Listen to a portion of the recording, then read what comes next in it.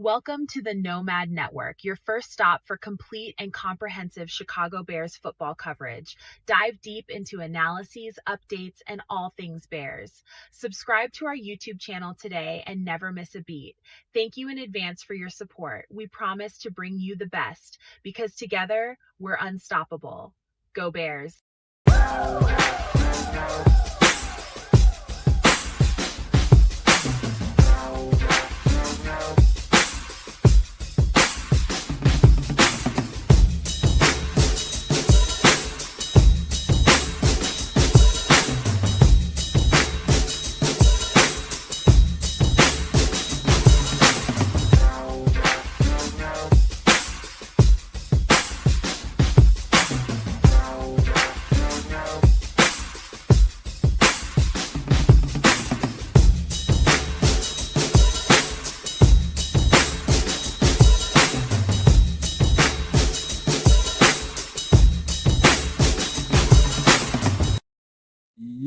Yo, no maniacs. The night is here. Draft time is here. We finally tired of waiting. I'm ready to see how these Bears are gonna come off, man. Who they're gonna grab. No more delaying, no more nothing, man. We about to find out here in about an hour or so, man. We're gonna find out exactly what the Bears are gonna do at number 25. If they're gonna do anything at 25, if they trade back, trade up, whatever they're gonna do, man. But we're about to see here shortly. I ain't gonna hold y'all too long, man, because we got a long night ahead of us, got a long weekend, and so I'm gonna kick it on over to my man in Canada and see what he got for me on a bounce pass. Merry Christmas, y'all! Merry grown man Christmas, ho ho ho, and all that. It's draft night, y'all, and I'm stoked. I know the Senators are hurting, bro. The Senators are hurting, but that's okay. That's all right. Because tonight we focus on the NFL, not the NHL. I'm super interested in what happens tonight. I'm stoked. I'm ready.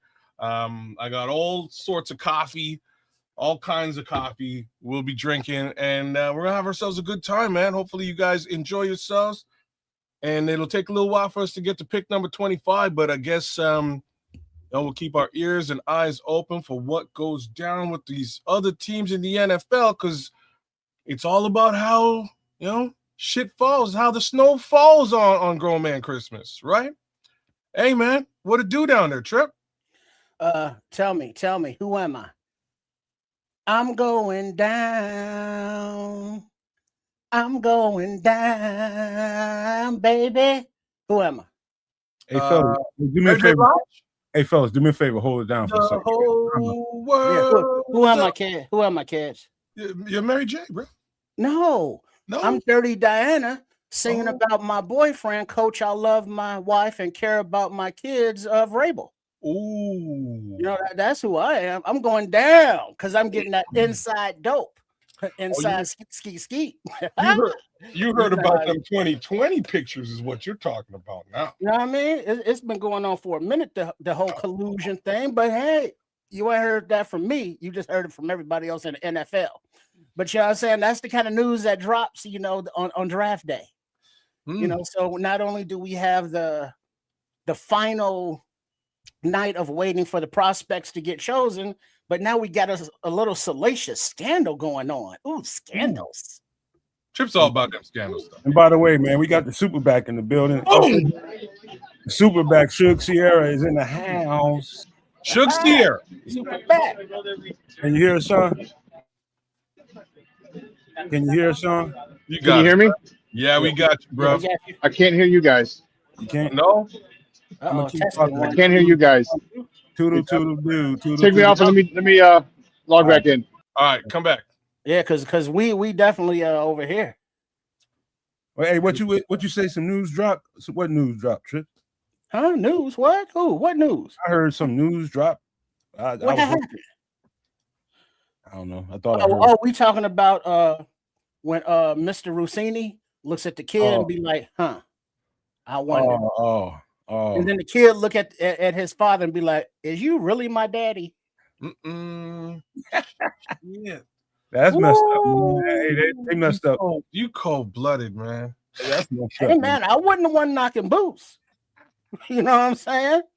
You know, at least a condom or something. But like, but the scandals. Oh, the scandals. Ain't nothing wrong. Hey, people cracking, man. They cracking, man. Ain't nothing to it.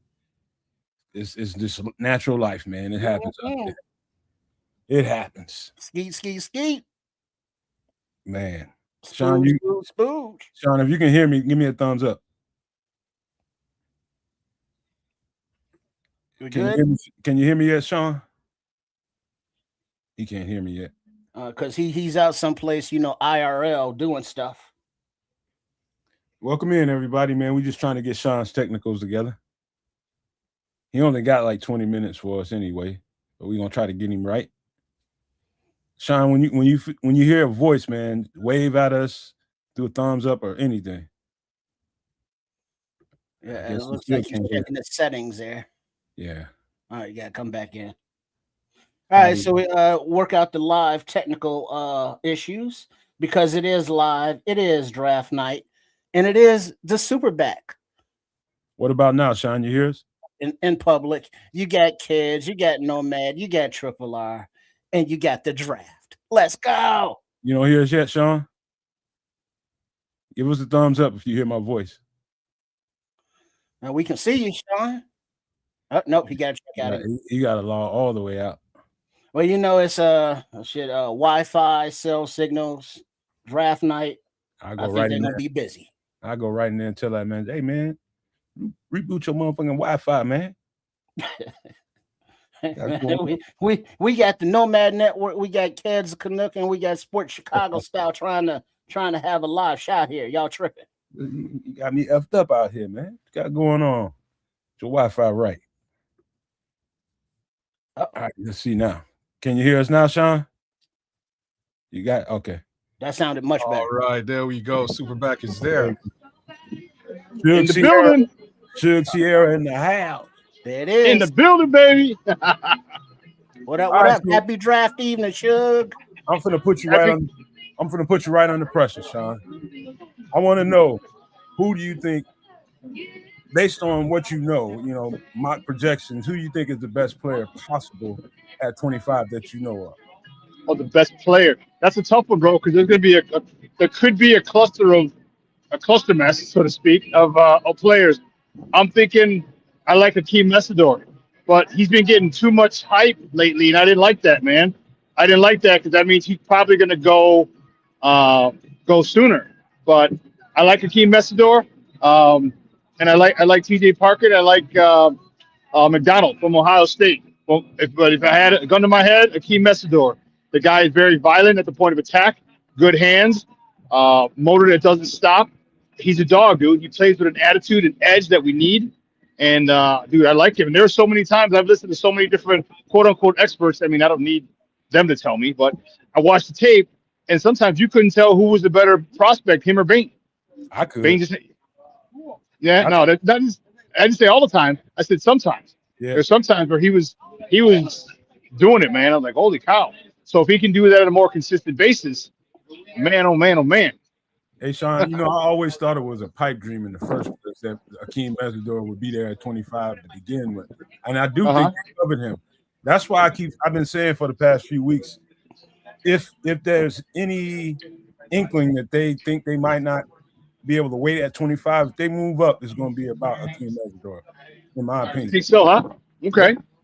Well, what do you think about this, though? What do you think about them moving back if my other guys are gone into the second round and get another second rounder next year? Because next year's draft is going to be better, and no first round pick this year would mean it gives us a little more money because second round contracts are much cheaper. And you're going to have to deal with Caleb's extension coming up probably after this season and some other people. Just save us, obviously we can manipulate the salary cap, but still. You don't have to give Caleb $80 million. You might have to give him 65 or 70. You want me to tell you the truth about what I think about that? Mm-hmm. Okay, I'm gonna lose my shit if they don't get a pick this year. First rounder? All right. No. Second rounder. Like I'm. So you're spitting. You're smelling what the kids is cooking, Sean. Like that's exactly what I've been preaching here. I want Akeem. So Akeem is from my town. I know the kid growing up. He used to play with my son. Special prospect, man. Hope he lands here. That's my hopes. A little hometown love for your boy.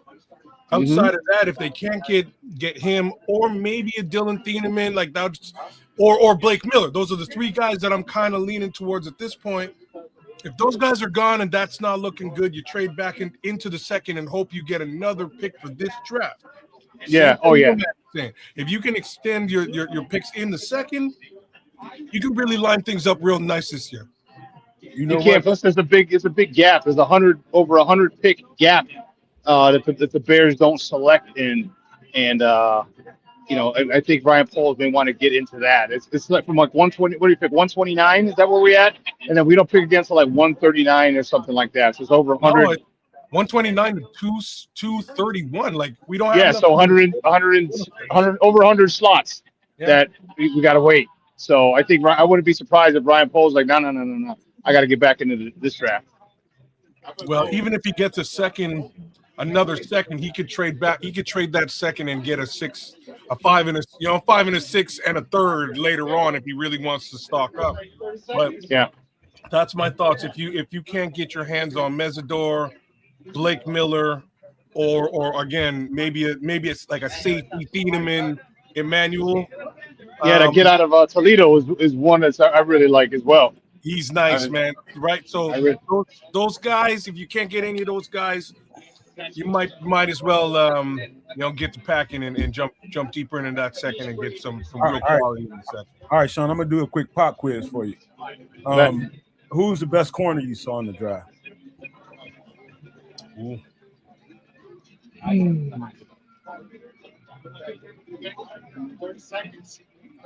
gonna jump this one for you. I'm gonna go with Traden Stoops from Arizona. Yeah, he was nice. I was a big fan of Keionte Scott, but not using him as a corner. I want him about moving him as a safety. Yeah. And now we got, because think about it. Some teams how many teams in the NFL have 2 good corners? Not very many. How many teams have 3 good corners? Even less. Yep. So you got Jaydn Johnson. Jaydn Johnson finally should be healthy, so he's going to be back to being a stud. Tyrese Stevenson is pretty much in a prove-it year. Don't forget you got Terrell Smith and Zoff Frazier who are going to be pushing him for that job. We got Spidey and Kyler Gordon. That's a hell of a guy. And then if you can get like Keionte Scott, there's your 4 corners right there. We got people covered. Yeah, we got people covered. So I liked him and to convert him to a safety because I don't want to see Christian Watson running away from C.J. Gardner-Johnson anymore. Well, that's not going to happen with Kyler on the field. But the cool thing about what you're suggesting is Keionte Scott could, like, if Kyler gets hurt, you bring him down into the nickel, right? You can play him as a nickel or back there in safety, keep him on the field in either situation. So we talked about that too. I think that's a real good look. Worst come to worst, you drop back a little bit. You see if you can get yourself some Traden Stoops or some Keionte Scott. And don't forget, remember they played T.J. Gardner-Johnson and Spidey together last year. You can play both of those guys on there together. And now you don't know where the hell pressure's coming. You know what? One of the scariest things I saw last year, but that I didn't expect, was how big the drop off happened. How big the drop off was when Tyler got hurt. And they didn't turn to the guys that I expected them to. They didn't put Josh Blackwell in there, or what's his name, Jalen Jones, who played well the year before with Tyler down, and they didn't turn to him at all. So obviously in practice, they wasn't proving nothing in practice. They had to go to the market to bring in C.J. Gardner-Johnson to fill in that role. I do think we need another nickel. Yeah. Well, I wouldn't get him in the first, but I can't argue with it. If you like Sean said, if the nickel you're getting will double as a safety, that's versatility in the secondary. So I'm not mad at that as an idea either. But not early in the draft. We don't need. You want to be no, not the first round. Hell no. But either 57 or 60. Yeah. Yeah, I think that might be even pushing it. Maybe 3rd, 4th round. So no, he'll be gone by then. He'll be gone. He's another one who's been getting a lot of pub in the last week or so. You talking about Keionte? Oh, I'd be surprised if he got out the 1st round. I don't think he will, man. I think he's right around where we're picking, and somebody will scoop him up. Corner, you know what? it always depends on when position groups start making a run. Some of that stuff, everything. Yep. Does anybody know if Matt Eberflus has a job in the NFL right now? I'm sorry, I'm asking a real question. No, because didn't he got hired someplace out west as like a defensive backs coach, yeah, he got like an analyst or something like that. I think he is I think he's an analyst or like a coordinator or something like that. But like, I'm just saying, wherever he landed, he might be suggesting a nickel like Keionte Scott. So just I was thinking for a minute, maybe over in Dallas, but he's no longer in Dallas, so I guess we don't have Leo to. saying 49ers. Yeah, that's right. He went to the Niners. Okay. Leo Factor, what's up, Papa? So I'm gonna do a premiere inaugural thing right now. I'm gonna do our first poll in the chat because there's something going on in the chat. So here we go. Boom. All right. So there's the original poll, the inaugural poll for the Nomad Network. Brackets the Canuck. Need some petty MFers, man. I swear to God. Diana Rossini hot. Hey, man. Let's see, it's yes, no, kind. I gotta go with kindness. She's aight.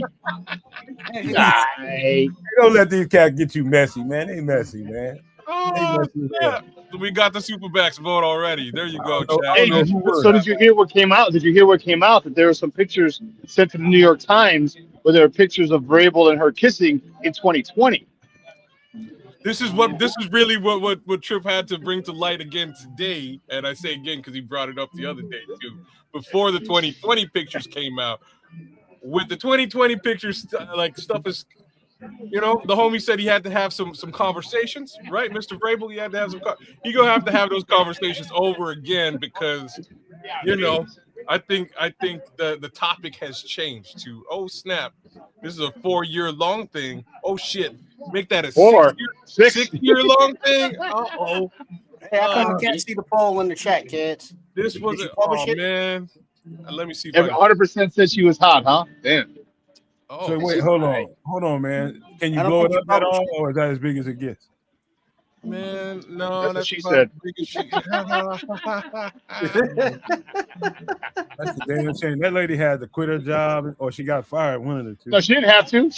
But she felt, and there are a lot of people talking about that too. Like, oh, the patriarchy now and Mike Vrabel doesn't have to quit his job, but she had to quit her job. She didn't have to quit her job. She didn't have to. So that was on her own volition. So she'll get a job somewhere else. Don't worry about it. She's gonna fail up. That's just the way it works. You think so? Oh yeah. She starts the podcast. Come on, man. Come on, look at all these recycled ass college coaches and shit, man. They lose everywhere and get a raise after they lose. Fail up.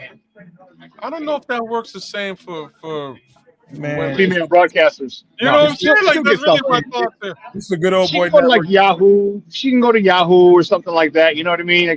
There's some other smaller. She might have to take a big time pay cut and work for a smaller organization. You know what I mean? And just kind of stay out of the way and just keep it. I was gonna say keep her head down, but I was like, yeah, that's not appropriate here. She's just got to stay quiet. You know what I mean? And just do her job. But you ain't right, Sean. You ain't right.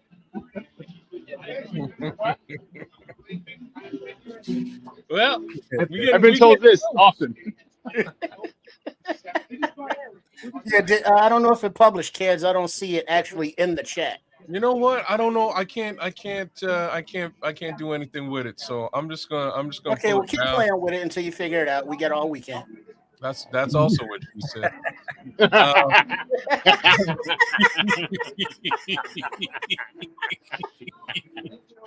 Oh snap! All right, I'm gonna stop the poll, man. Poll ain't rocking the right way. Pun intended. Awesome. That might have been what I said. But yeah.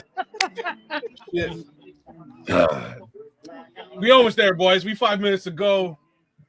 These pundits and pollsters are out there doing their thing, and man, I'm with it, man. I'm stoked, and this is like I've been saying the last couple of weeks, Sean, man. This is for the first time in a very long time. I have actual faith in this coaching staff. Like I don't. I'm not this coaching staff, etc. I'm really not that worried. Maybe it's possible. What does it say? Are Kez and Trips messy? See, it's not showing up in the chat though. It doesn't look like. No, it doesn't You're look like supposed to that. see it on the screen, but I guess it's kind of small. Most people on their phones and stuff. Well, no, but it's an actual poll that's supposed to show up in the chat. It's supposed to be in the chat so the Right, so folks they in can the chat take the poll. They can interact, but it ain't working the right way. Hey, did you try stage placement? Yeah, it's just gonna move it around the screen. Oh, okay. I don't see any way to really do Anything that this. says publish or share. No. It ain't no real way in here to do anything with it. Nah, it's real simple, man. I was hoping that it just kind of worked, but so much for that idea. Damn you, StreamYard. Yeah, that is messed up. I saw that the coach at Michigan, he got lost his job because of those accusations, and then it turned out that she lied or something. Oh shit! She lied? I didn't hear about that part. Yeah, so If she lied, he walked out with no charges, no accusations, no nothing against him, except now he's unemployed, of course. Oh no! You see, that's how this world works, man. Yeah, dude, it's guilty until proven innocent. In those cases, yeah, because he's their superior, so that's why, and then it's easy. And I hate to bring obviously the shades of each person plays a big role as well, but that's just as long as from the dawn of time they've been getting the people in color a little in trouble. Hey, so let me ask you, who do you think who's your favorite tackle in this draft? I'll jump ahead of you, and I'm gonna say Caleb Lomu from Utah. Oh, from Utah? Yeah, I think he's gonna be a problem. I like him. And I do like Proctor. The one thing that I'm really here's the cool part about it. Whoever we get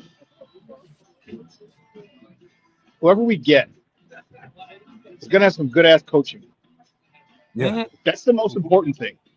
And I have my guy Steve-O clip it up, because did you hear what Caleb said the other day?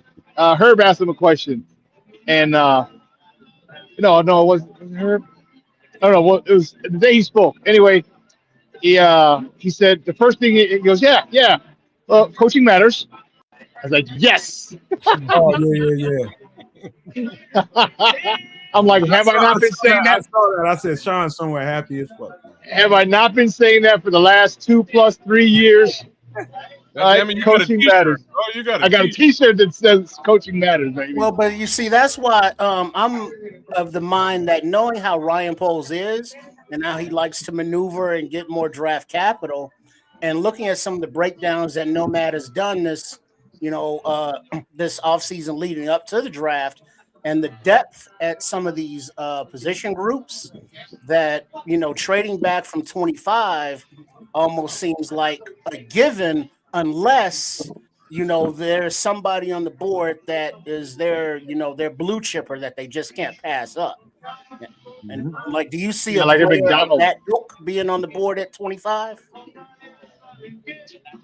Yeah, I think there's the cool part about it is, like, in this draft, when this is one of the I guess less talented drafts, but there's not a big difference from like 20 to 60 is what many of the prognosticators were saying. Many of the draft analysts were saying. So you can get a good pick. Like our first 3 picks can be really, really, really good. But again, the coaching is what excites me about it. You know what I mean? Like Antoine Randall L. and the wide receivers. All right, the Dan Rashard and the offensive line. Like those are, I love it. I love it. I just think that I'd love to stay in the first round. Okay, but if Messidor's gone and McDonald's gone and a lot of guys are gone, and maybe a couple safeties are gone, then maybe. I think it's. Are you cool with keeping some of the safeties? Or should say drafting one of the safeties in the first round? I think that might be too high for a safety, in my opinion. I kind of I don't agree, know, but man. That some of them goddamn are good. Dylan Thieneman is good, bro. Him and Emmanuel McNeil Warren. What's the guy from Ohio State? Like those three guys in particular could warrant a first round. I mean, a first round pick at safety if they're there. Okay. But also, Sean, I want to ask you because we've been monitoring the amount of roster spots they left open this offseason, and A lot of getting them. up the draft. I think the after draft class is going to be extremely rich, and I think that might be the reason why they left so many spots open. Oh, you mean the UDFAs, undrafted free They agents? need about 15 of those boys. And the cool part, and here's the awesome part about it. You know, this is so if the NBA follows this model, they won't, which is why their product sucks. But to not come out for the NBA, I mean, the NFL, I have to because of the physicality. Physically, people you just can't. You know, coming out of high school or 1 year in college, you can't deal with grown ass men. You just can't. There's no way physically. But with this NIL thing, now you can stay. You can get guys who will play 20, 30, or 40 games, maybe even 50 games, depending on the red shirts or whatever. And so when you step into the league, you're stepping in 50 games in a college. That's a big difference. That's a huge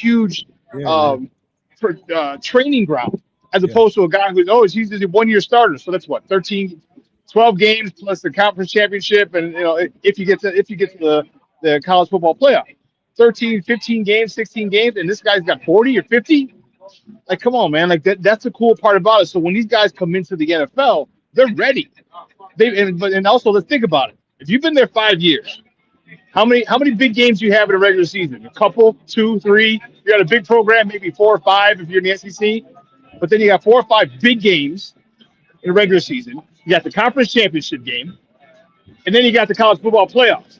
So you're dealing in big games. So that's 5 games a year. It's 5 times 5 is 25. The conference championship game, that's 5 more. That's another 30 if you get there. If you get to college football playoff, now you're talking 30 plus big time games that you played in. So when you get to the NFL, you're seasoned, man. You're seasoned. Hey, Sean, try telling that to Triple R who thinks you're old once you start growing baby teeth. Hey, he's an ageist, man. Father Time is undefeated, and once you Yes, get around that 3-0 number, the clock is ticking. All right, look. But it's also good because now you don't have to worry. You worry about a second contract. You don't have to worry about a third contract.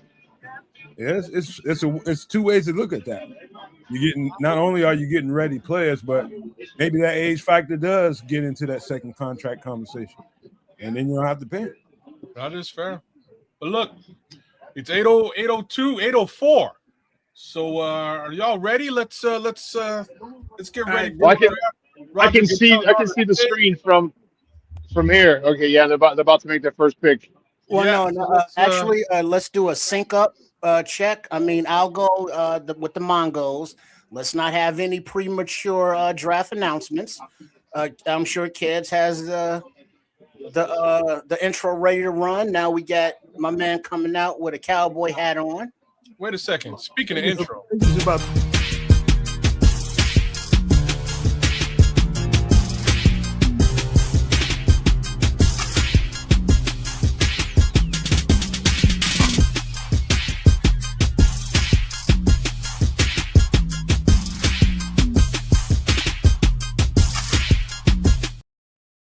Hey man, he's got an itchy finger. Whose music is that? That's one of yours. I'm pretty sure. Is it? That's one of yours from back from some time. So I threw that. Shout out Chef Trips. They're showing Raider Nation in the stands. No, they're showing Pittsburgh. They're waving the rally towels in Pittsburgh. Let's see Ben Roethlisberger coming onto the stage now. Is that what you all are seeing? I don't see Ben. Oh, are they announcing Ben? Okay, that's it. So it's Cam Hayward and TJ. Terry Bradshaw. Yeah. What about Jerome Bettis? Don't see him yet. They're gonna bring out all of them. Damn. I guess they're in Pittsburgh. Like, I guess. You know what I'm saying? Are you all in Pittsburgh? Yeah. Clearly. No, never mind. No Jerome Bettis. No, but they got Lynn Swan. Is that Lynn Swan out there? Yeah, that's Swanee. Yeah, that's What Swan. What about the DN? They about to roll Rooney's casket out there in a minute. How they gonna bring out Roethlisberger but not Bettis? It's messed up. What about that is messed up, actually. James, the defensive end. Harrison. But I think Harrison retired as something else, though. I think he retired as where did he go? He's gonna be forever remembered for that. 103-yard pick six in the Super Bowl. Rumble, bumble into the end zone. Rumbling, mumbling, stumbling. Yes. And I was like, just tackle him, dude. Just tackle him. No. The good luck tackling him though. Like he's a monster, that guy. Man. Bro, just get caught up in his legs, dude. I know it's gonna hurt, but yeah, it's gonna hurt. Yeah. You know it is too. You know it is, man. You're gonna regret that move, but at least save the touchdown. Hurt like an MF. I wouldn't want to touch his leg. Like what these people waiting on? You got 10 minutes to wait on this. You know, I'm looking at Pittsburgh, and I'm having the flashback of an era that I blocked out in Bears football when we brought in Corky Stewart as our quarterback. Oh, Cordell? Uh-huh. Slash. Oh my God. I kind of blanked out that whole era because it was so bad. So did Pittsburgh, actually.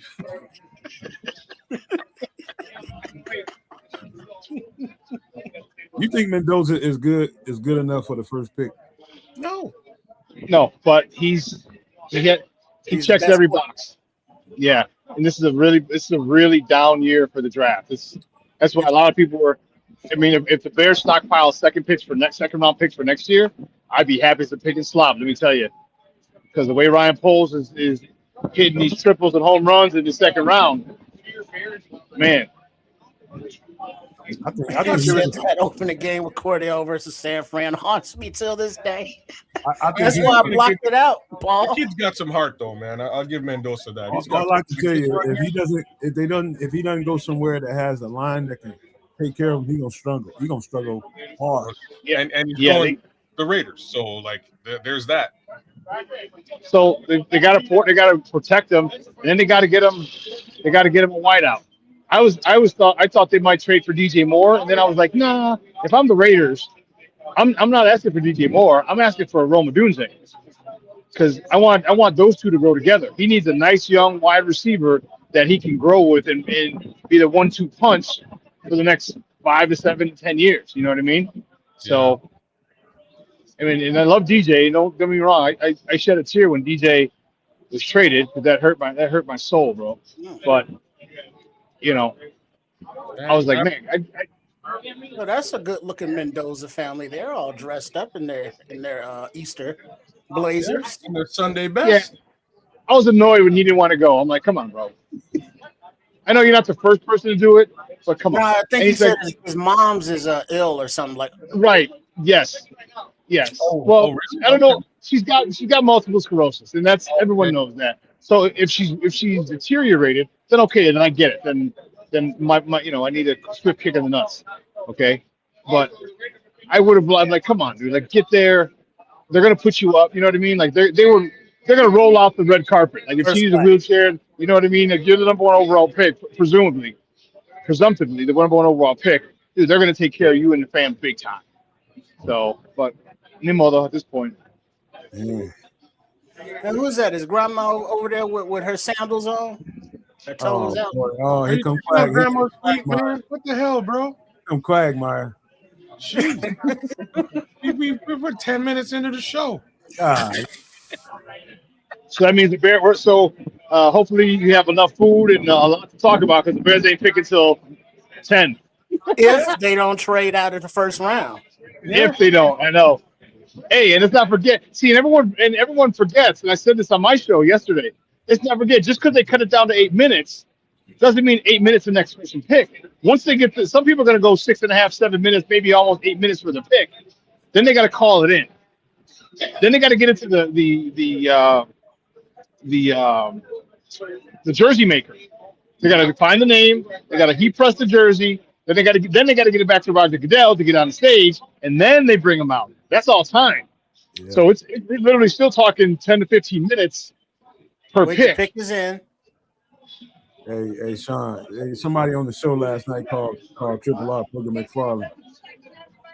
Why are you telling people that, man? That's cold blooded, man. I'm not as dark as Booger, but bald men, represent.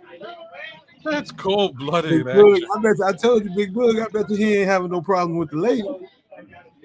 I'm just saying, like I said yesterday, man, I have a problem with a man who agrees to allow other people to call him Booger. I think, I think that's a little bit off color, man. That's my thoughts on the matter. You gotta live with but that's the kind of nickname you get in school because you put boogers on people. He probably got the job because of that. I wouldn't. This is what I'm trying to say, though. Would you want for the rest of your life to have people remember that you put buggers on people as a child? Well, if your name is Booger, I guess it's just a given. And if you're that damn big, who's gonna say anything to you? Absolutely. You know what I'm saying? Who's gonna say something? Because he'll be like, boom, and what? But that's what I would be saying when people call me Booger. It would be like body slam. Booger who? Body slam. Booger what? Booger who? Booger what? Booger what? Booger who? If I ever told y'all my nickname, y'all, I'd never live it down. Okay, where are we at? Never. Oh no. Pick us in. All right. We know who they want. Commissioner's coming out onto the stage, so I guess we'll go Mongo for the first time in 2026. The ring is. But we.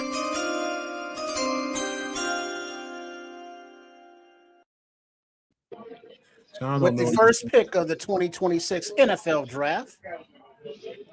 Ooh, Roger Goodell. Raiders select Fernando Mendoza, quarterback, Indiana. Oh, you got it? Okay, you're ahead of me of where I'm at. Tom Brady picking Tom Brady. Nah. Yeah. Oh, yeah, okay. Yeah. Yeah, they got it catered, nice. Fernando Mendoza goes number 1. The Raiders have a new franchise. I just got notification. The Raiders have a new franchise quarterback. Yeah. That was a shocker. Who's up next? Jets next. There's talk about some trades going on, so let's see what happens. What you hearing? Watch the Bears trade up to number 2. Well, that's the thing, though. You can't. We think that 25 or trade out of the first round. What if they trade up? Don't see it coming. Trade into number 2. They better get David Bailey, goddamn. Dude, hell yeah. Because you know what? I'm cool with. We have a stopgap at left tackle. We have a stopgap at defensive tackle, which will improve the run. And let's not forget.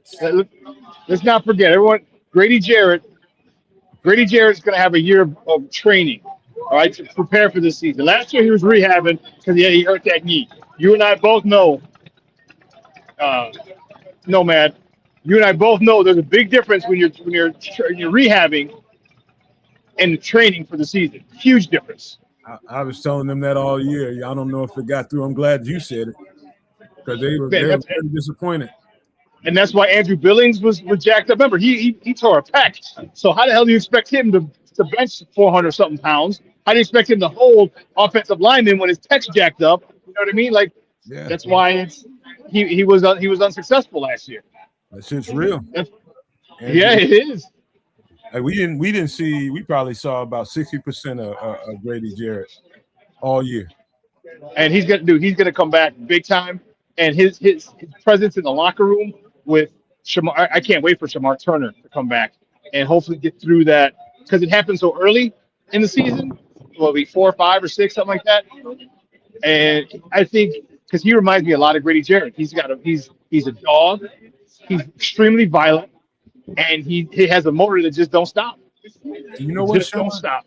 Listening to the reading the tea leaves, listening to Ben Johnson and Dennis Allen talk, it sounded to me like they liked him better at edge. I think Shamar Turner? Yeah. They kicked him in last year. They kicked him in. I would like him at edge, but you know what? And that's cool. Because if he can play edge, guess what? We can get a little NASCAR package going, bro. Whoever we drafted edge, slide Shamar Turner in there, have Grady Jarrett, and the guy who robbed the Bears. I shouldn't say robbed because they offered it, so we accepted. I'm not a big fan of Montez Sweat, bro. You know, to borrow a phrase from my old uncle Hawk Harrelson from the White Sox when it comes to home runs, I'm gonna correlate it to sacks. Don't tell me how many you get. Tell me when you get them. All right. Do you worry about Montez Sweat and third down if a team's trying to come back to take the lead? No. He gone. Do you worry about Micah Parsons on third down when you're trying to take the lead? Hell yeah. They got it. That's the type of presence you should command, attention you should command for $98 million. And he's not there. And he's not that dude. Sorry. I wish you could see the screen, man. David Bailey is a big freaking kid. And he weighs in at about 250, but he's going to be a lot bigger and stronger than 250. Yeah, 265, 270 he might get to. Yeah. Man, his hands are massive, man. Massive. And you can just look at somebody's frame, their facial structure, and you can tell, especially from the waist down, you can tell if somebody's going to get bigger. You can put on some weight, yeah. Yep. He's going to be easy 265 with no problem, like a trip to McDonald's and it's over with. Yeah, that or just a couple jars of creatine, he'll be good. Yeah. Get him one of them gym shoe sandwiches up in this month. He'll be all right.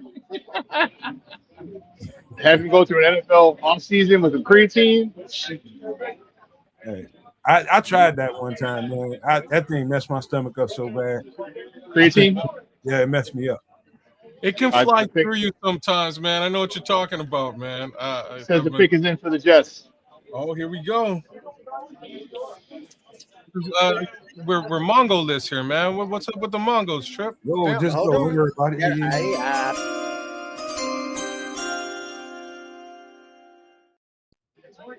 Well, I'm just seeing him walk out on the stage now, so. All right. Oh no, you're a little premature with the Mongo there, but you'll be all right. You've been ahead. All right, the Jets, number 2 pick. Select David Bailey. Okay. Linebacker, Texas Tech. I'm telling you, man, that's probably, he might be all around the best player in this draft. David Bailey? Yeah, he might be. I think he's gonna be a star. I wouldn't land it on thick when I was doing his breakdown. I was not. He's gonna be a problem, man. The Jets hope so. He's gonna be the best player. He's gonna be the best defender in the league for a long time. He's just so dynamic. Hey, I hear you. I hope Akeem Messidor does, dude. I hope dude. When you watch, did you not see the violence that he plays with? Oh yeah. Like that, dude. The hair on my arm was stood up when I watched his tape. I'm like, this dude, like he's like damn near a fist fight. Hey, Sean, I was telling these guys, I was like, there's not a cleaner, more polished edge rusher in the draft than Akeem Messidor. And guess who he's getting coached by? Freaking Jason Taylor. That's right. He looked like a pro in college, man. His hand work is so spectacular. I was just go ahead. Yeah, his hand placement is awesome. His again, the violence with his hands, the quickness with his hands. And I know he's older, but now you're getting. I mean, let's keep it a buck. Like you're getting pros drafted into the pros now. You know what I mean? Like he's going to be 24. He's being trained and coached by a Hall of Famer. Dude, this guy can come in day one. Akeem Messidor, Ruben Bain as well. Come in day one and start wrecking shop. Yeah. You know. Yeah. I think he's pro ready. They kicked him. I think he'd have been pro ready last year, but they had to kick him inside because they had a need. They kicked him inside and made him play 3 tech. But I mean, then he had to drop 15, 20 something pounds to get back out there at the edge. So his body's been through a lot too. That's why I love the kid. Yeah, but he's 24, 25, bro. He'll bounce back. We can put him in that position. Triple R, what'd you say? Father time's undefeated. Yeah. When you're 24, 25, you bounce back like a son of a gun. Quick, fast, and a hurry. Don't worry. Level vision ain't blurry. Get away with all kind of shit you ain't got no business doing. Yes, you can at 25. 24, 25, yes. Hey, Back in the day when I was young, I'm not a kid anymore. who's around you that want to get a headshot and get on TV, Sean? Yeah, nobody I want to. Scallywags. Hey, Only time I've ever heard Scallywag was Robin Williams and Mrs. Doubtfire when he was drunk in the restaurant. He's like, Scallywag. that man just dated himself, didn't he? No. Raiders. What's good? Hey, Bishop, what y'all guys come up in here and look in a What little up, Bishop? bit. You and FFG. Yeah, we got a long night, man, because we ain't getting anything done till 25, and that is if we get something done at 25. So we'll see. That's 9:30, 10 o'clock, bro. I'm telling you. Yeah, we got some time to kill. Man, It's going a speaking little of, quicker than I thought it would, though. I'm gonna have like 7, 8 glasses of water with lemon. Is that what you're drinking over there? Yep. Okay, well, I was expecting you to say keep nope. hydrated. Uh-oh. That man- We that lost man- him. He's got gout. He's supposed to drink like that. Who's got gout? Sean? Yeah. Oops. Okay. Yeah, I might Hey, not- Bishop, what a drink at? Oh, good. I got it too, man. It comes and goes. Let me pull Sean out until he's ready. It comes and goes, that thing. What, the gout? Mm-hmm. Oh, that's not good. Hey, man. You drinking that? If you're eating a lot of fish, you're drinking a lot of booze. It has been known to kick into gear. Well, don't eat no fish or drink no booze. But I love fish and booze. Well, you also love the gout then. Hey, man, I'll live with a little pain. You know what I mean? I'll take a little. Fish and booze. That's telling Jamaican. That's like telling Jesus not to be Jesus. You know what I'm saying? Like, come on now. That's who I am. Bishop at work. Oh, okay. All right. All right. Now the Cardinals, the pick is in, but they're still running off at the jibs at the table. Not yet. You good, Sean? Wait, I didn't hear the beep when he came in. Sean, let me know if you're good throwing that thumb up. Yeah, he's good. He's good at it. Let's get him up. Let's get him up. There we go. Can we hear you? Your mic on, Sean? Test 1, 2. No, we can't hear you, bro. Nope, can't hear you. He's got to turn his mic settings on. That's probably what to make that boop sound when he came in. That would make a little bit of sense. Cardinals got to get a running back here, but they might not. So that would be Love then if they got to get a running back. He's supposed to be the first. Why does everybody say they got to get a running back? They need one. Who are the backs in Again, they got Connor. They got Connor. They just re-signed him. They got somebody else behind Connor though. Who that? Came out of Florida State a couple years ago. Sermon? No. Can we hear you, Sean? Damn. No, we can't hear you, Sean. Mm-mm. No, jump back in. No love, no joy, no joy. All right, Mongo. Oh, there's that beautiful sound.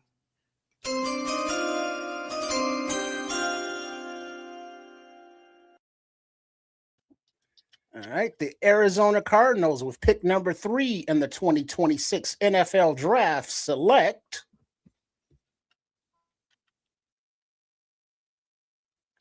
Jeremiah Love, running back, Notre Dame. Not surprising at all. James Conner's injury must be worse than we thought. Or you just can't pass up on Love. Yeah.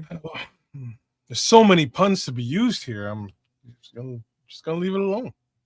Super tough. Super duper tough.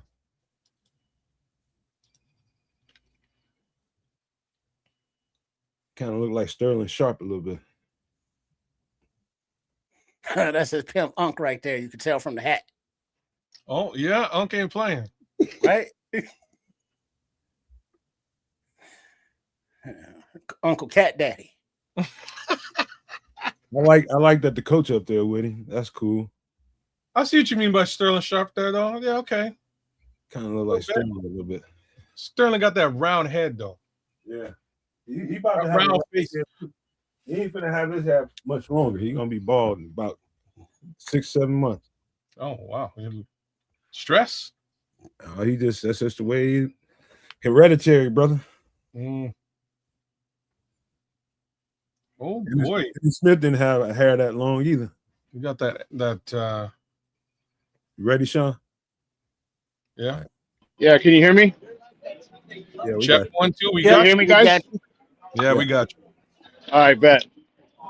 So I guess if I get another call or something, I got to come back out and out of the studio and hit the link again and come back in. So, hey, don't worry about it. We here all night. You saw the pick, right? Yeah, Jeremiah Love going to the Cardinals. To the AZ. I like him. I really like him. Oh, Where do you think Jadarian Price is going to go? Because most people were saying, first of all, watching the tape, that dude's no joke either. That dude's no joke either. He won't get picked up until later, much later. I wonder. Like, I would love the Bears to grab a good running back, but not till the third, till later. Yeah. You know what I mean? Yeah. Because selection. Yeah. God damn. Because keep it a buck. Because you got, DeAndre Swift will probably be his last year with us here. Cal Malunga has a year, so you get a rookie running back here this year, and now you got a three-headed monster. DeAndre Swift, they let him go at the end of this season, and now you got two young stud running backs under crazy control. Crazy control. You sound like me doing a mock draft right there, man. That's I like a lot of running backs in this draft, man. I got about a 15. Yeah, the kid from Arkansas as well. Robinson, is it? No, that's Washington. Washington. Hey, Mama Love made an interesting choice in her attire. I didn't see Mama Love. What she look like? All right, man, sit your freak ass down, man. You see her sandals? No, I saw everything. It's like she was going to the beach. No, freak your ass. Go somewhere and rub your nipples or something somewhere. Get off the camera. Oh, I'm rubbing them right now. Why you bullshit? Wow, this draft coverage just turned into the movie Waterboy. Oh, that's the Nomad Network for you, Sean. But you see, what they don't understand, Sean and Kez, is that we're of the age where these players' mamas is our wheelhouse. Oh yeah, baby. It is. These are the girls who didn't want that Freaknik video coming out. Mm-hmm. But we was there. We seen it. I'm surprised that hasn't turned down a couple of these draft picks over the years. Just your mama Freaknik video come out on. Hey, you remember when they had who was that offensive lineman that Laramie Tunsil with his girlfriend put the video of him smoking weed? Remember that? Yeah. On the draft. And just think that they put one of the kids' moms on Freaknik. That's what I'm dropping saying. it like it's hot. That's some that'd be so effed up. That's some blackmail shit right there, man.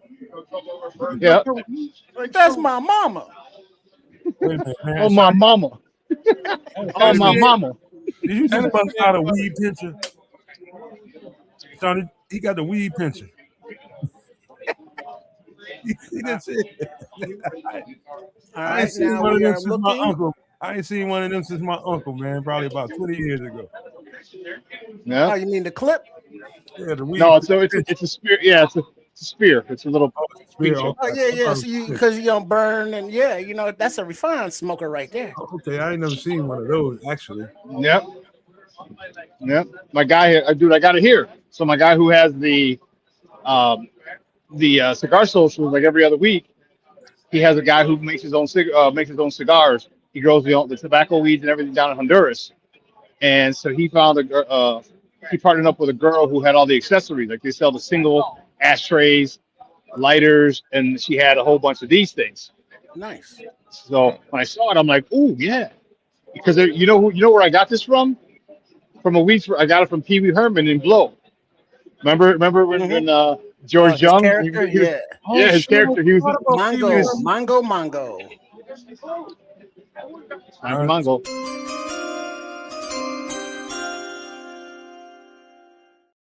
The Tennessee Titans select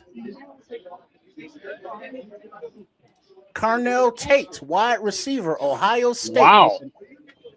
See, now there's a crazy one. Now I think that threw everything off. I didn't think he was going that high, bro.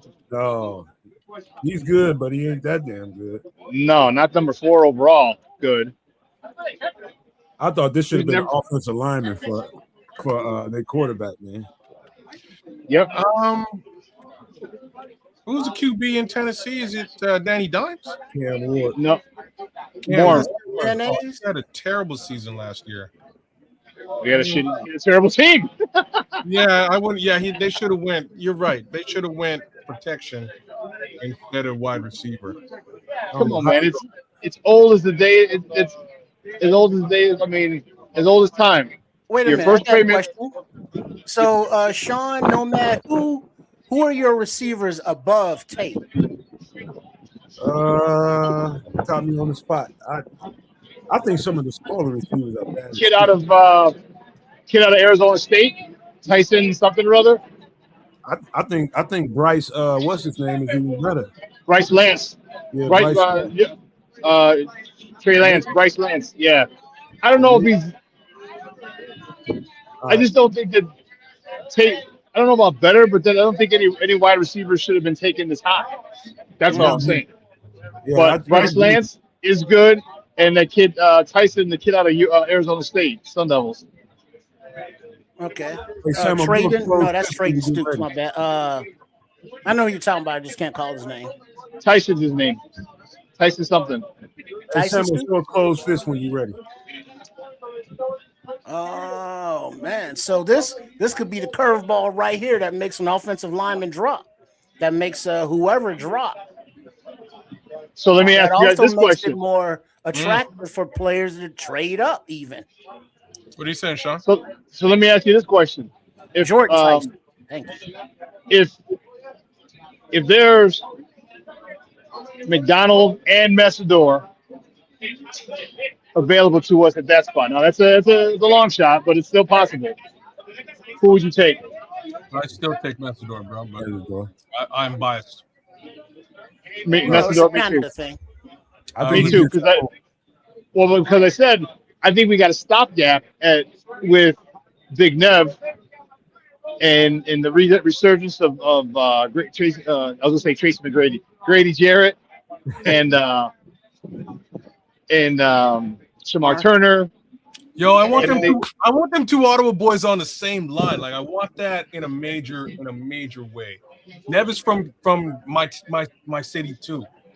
These kids, I'll be surprised if they didn't play against each other at some point when they were kids. I just think Messidor is so pro ready. Yeah. Oh hell yeah. No man. Hell yeah.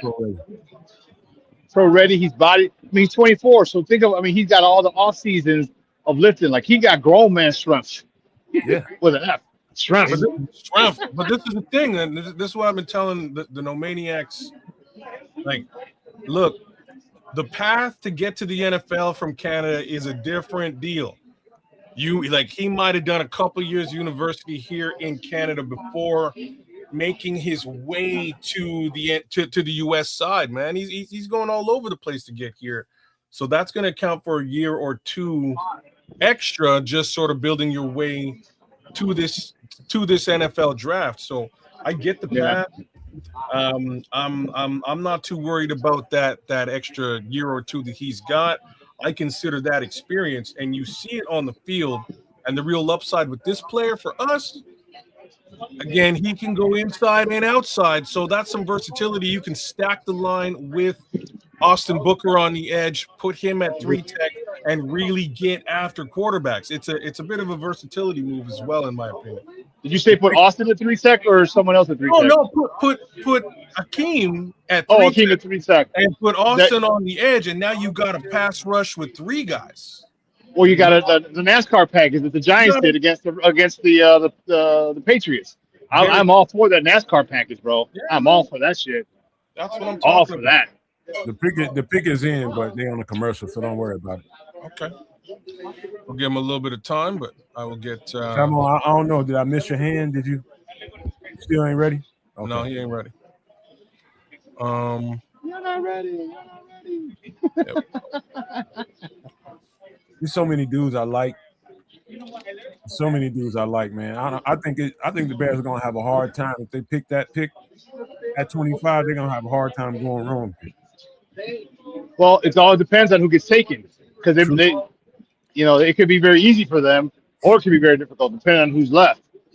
If there's like I said, if there's McDonald, if there's Messidor, or Messidor's gone, and you got T.J. Parker and Zion Young, now you're like, ooh, man, which way do I go? Which way do I go? You know what I mean? At that point. Oh, Paul is saying KC traded up and got the 6, but I'm not seeing it yet. Well, if they have it, it hasn't been announced on the main broadcast yet. So I mean, that could be some Twitter information right there. What the hell did they trade to get up here? Yeah, that's right. Let's figure out someone if you can find a Twitter account of someone who's at the draft, because they're way ahead of us, probably like 2 or 3 minutes ahead of us. Oh, that's a good call, Sean. Yeah. Thank you. Glass number 2. I'm still not seeing it, man. Glass? What'd you say? Glass of water? Yeah, with lemon. I got crazy and had lemon. Ooh, look at you! Oh, you call it fancy. I just now fancy. I just now seeing it, y'all. Seeing what? The Chiefs trading up? Yeah. Oh shit! Damn. So what, number 6? Yeah. Damn. Who do they want? Oh no. It's probably another 3 technique. What kind of an idiot would even take this trade? A team that don't really need to pick. Who was in number 6? It was a Giants pick. No, Giants. That's what take the trade. There you go. I take that back. It was Cleveland's pick. Cleveland. Even worse. Cleveland's stupid. Dude, we should have gone. No, they're not. No, they're not. No, they're not. They're not. Right? Because this team, the Browns are cooked for a couple of years with that. Deshaun Watson. You know what I mean? With Deshaun, like they're in a bad way. They need to stockpile picks, not for this year, but for next year when they can possibly get out of that contract. If they can get out of that contract, the pick is in. The pick is in. Well, hold on. Before they announce it, though, they got people, and then they're gonna come out and talk about something. Please clean up your garbage here in the facility. No, I think the Teamsters or whoever the hell. The team. So who knows how long it'll be before they actually announce a damn pick. So who do they think? Oh yeah. Good causes. Yeah. There's a haul they get for it. Cleveland gets pick number 9, pick number 74, and pick 148. So they move down 3 spots and pick up 74 and 148. That's actually brilliant. Now they can they can field a football team full of rookies, and everybody. There's only 2 people getting paid on that football team, right? So those guys. Let Shador go to work. That's it. Shador we trust. We fill the rest of the team with rookies we don't have to pay, because every dollar in that organization is going to 2 people. So do you get a wide receiver, or do you get a lineman, offensive lineman, or defense? Mongo. That's a good question, bro.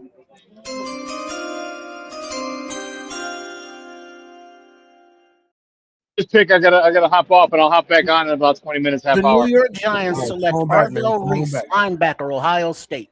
Arvell Reese. I like that for them. They needed him. I hate that because one of my guys at the Smoke Fellows is the only one of the Smoke Fellows who's a Giants fan. Mm-hmm. And he talks all that ish. I got a Giants podcaster for you if you ever want to meet him. No.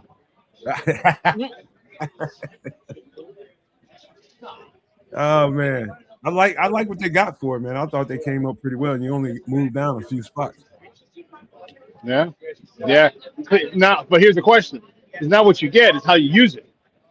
You know what I mean? Who are you going to get? And that they got to come up with. They got to get an impact player They got ain't an impact player. they ain't got no problem drafting good players. They always drafting good players. Just putting it all together. Yeah, that's true. Hey guys, I'm gonna hop off. I'll come back in a half hour or so. Right All on. right, back, brother. Suge. Enjoy Come the back. festivities out there, man. Come Bear on down. back, Suge. All right, guys. All Hey, if you don't want your video, you don't want a producer in your videos, come over here Come to on. death row. All All right, guys. I'll holler at you a little bit. All right, brother. Peace. There goes Sean Sierra, the superback, y'all. Always good to have Sean on the show. Been a minute, too long. I got a feeling. Let me think who they might want to get here. It's either an offensive tackle or they might want to get a 3 technique. Might be big old boy from Clemson or something. I honestly don't know where they went wrong. It's got to be an offensive lineman, bro. It's got to be an offensive lineman, maybe a wide receiver, but got to be an offensive lineman. My thought. Offensive lineman or a defensive lineman. The reason I'm saying that is because they got a running back upgrade, right? I forgot Didn't who they it is. just trade away a cornerback? They got Kenneth Walker. Oh, they sure did, didn't they? Yeah, they got Kenneth Walker. So It's maybe definitely going to be an offensive lineman. that's my thoughts, man. You get yourself an O-lineman here. You protect your precious quarterback. You're paying big money, superstar Patrick Mahomes. You also, make lanes for that running back, man. I would think an offensive guard right here would be a brilliant move, depending on where they're really hurting on the line. I honestly don't know where the pain is on the line, but maybe it's a left tackle, maybe it's a right tackle. Didn't Simmons leave, or is he come back? Is he still there? Jeffrey, left tackle. I think he's still there. No, they re-signed him. They re-signed him and let go. It's Taylor, Jawan Taylor. That's the one that left. Yeah, This might be the Caleb Lomu pick. I think you're bang on. I think that's who it is too. Mike says O-line for his money. Yeah, that's my thoughts there too, Mike. That's a good bet. Once. You gotta keep your quarterback clean. Yeah, and again, you also want to make hay in that run game now that you've paid a couple of bucks for that top end running back, right? So, yeah, you can get a wide receiver here for sure, but I think you do exactly what we're talking about, and you protect that quarterback and you create them lanes. Also, another thing to think about, they did trade their top corner, McDuffie. Yeah, I don't know if you trade up for a corner here, Doc. Yeah, you might. I don't know about. I would maybe even trade back to get a corner like Stooks or Scott. You know what I mean? Like that's my thoughts there. Well, the number one cornerback on the board is Mansour Delane from LSU right now. So the Chiefs have traded the Browns. They received the 6th overall pick. The Browns received the 9th overall pick, 3rd round pick number 74, and 5th rounder number, I don't know because it went off the screen too quickly. But yeah, that's a real talk. It's a really good move by the Browns. Like I hate to say this as much as I'm not a fan of almost anything the Browns have ever done. This is a really good move. You pay these guys much less. You're not beholden to a top round selection and his salary in time either. This is a really good move. Trade back. The pick is in. The Chiefs clock. Goodell's coming out onto the stage now. Mongo.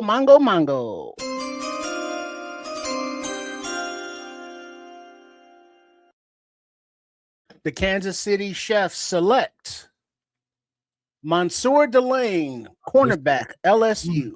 Cornerback, eh? Wow. Yeah. I would not have traded their best cornerback. They got to replace him. Would not have traded up here for a corner. That's for sure, man. That's my 2 cents. Good to go, Samuel? All right. Get you up. Big Sam. Rothstein up in here. What up? You see the Chiefs just traded up for a corner? Yeah, bro. Your feed We got you. Your feed catching up. It's catching up. You there, Samuel? Yeah, it's just catching up. All It'll right, jump I'm right ready. in. All right, cool. Yeah, I'm back. I'm back. I saw it do the little spin or whatever. Man, it just took me what, an hour to get on? Hour to get on, man. That's how rusty I am, man. My system was tripping. I got a new laptop here. Man, my bad, fellas. What you got? I don't even know nice. what's happened in the draft. I haven't even been paying attention. The last I heard was kids talking about the trade the Chiefs made. Then I saw it to my phone. They got a Mansour. You got a fresh The haircut, man. I'll give you for cornerback. that.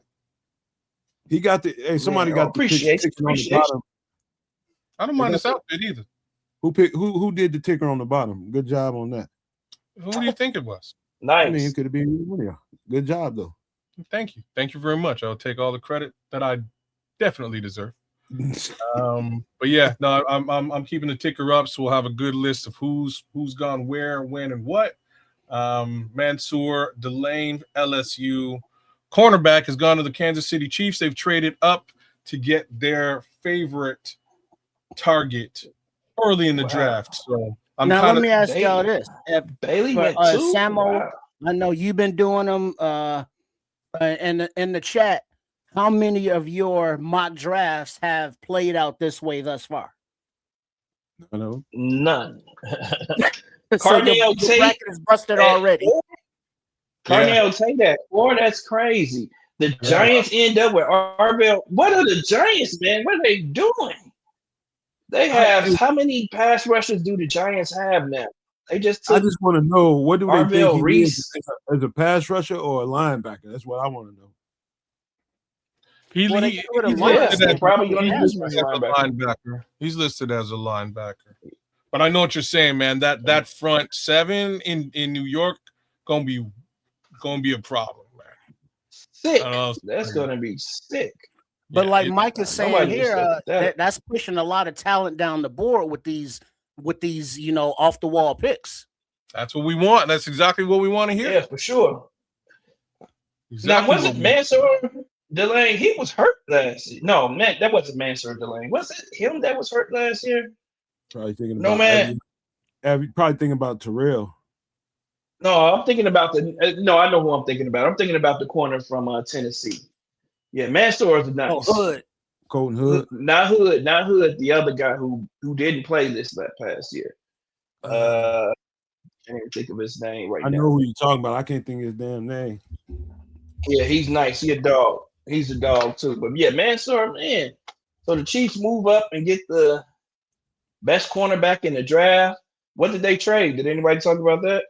Yeah, they traded away pick number 9, pick number I don't know, like 47 and something rounder and a 5th rounder. That much I can tell you.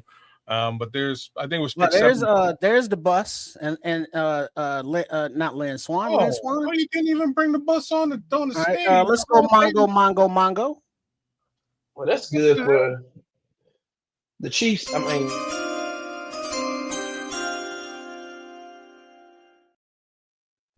all right, with the 7th pick of the 2026 NFL Draft, the Commanders pick is in. But right now, they are announcing the Walter Payton Man of the Year award. Former winner Lynn Swan and Jerome Bettis. thinking this Sonny Styles, man. That's my guess. I can't believe Sonny hasn't gone yet. They do need linebacker help. Yeah. They like to have a good linebacker. On behalf of the Payton family. Hey, you know what? All is right, man. Some of these picks is pushing a lot of talent back. Yeah. That's exactly. We couldn't ask for a better. Okay, here we go. With the 7th pick, the Commies select Sonny Styles. Good call, Sam. Linebacker, Ohio State. Boom. Yeah. Sonny good, but I didn't think he was going to go this early.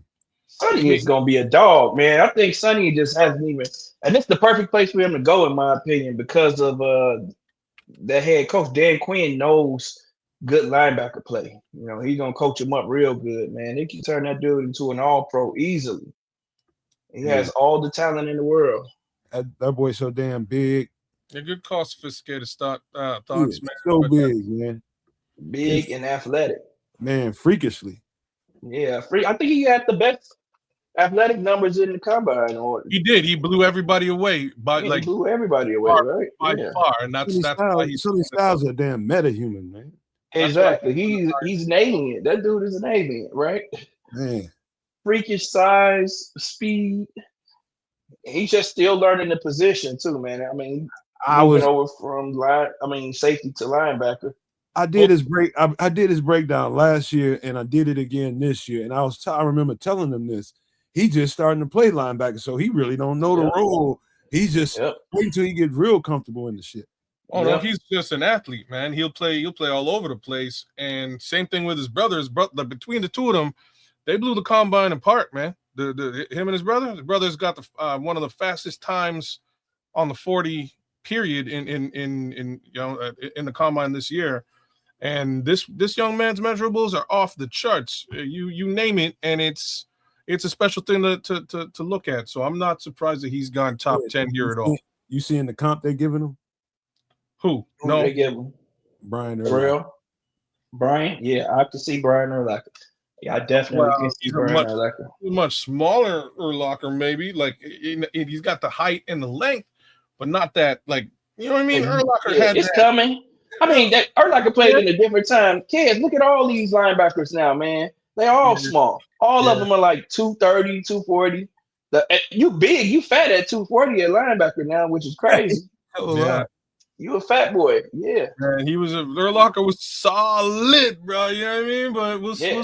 Give him a year or two in the NFL, and we'll see what it looks like, man. Maybe my comics will be absolutely useless here, but big ups to Sonny Styles. Boy, Jack.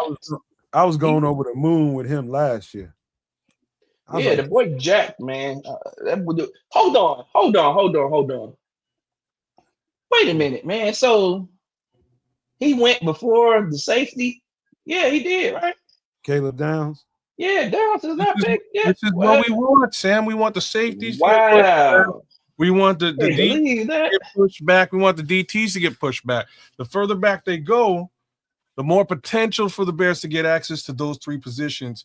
And let's also talk about the tackle position as well. As much as I don't want to talk about the tackle position so far, there ain't no tackles in the top 10 yet. So these teams done went pretty much all. Jets gonna take the tackle. Every pick so far is playmaker. The Jets, you think so? Yep.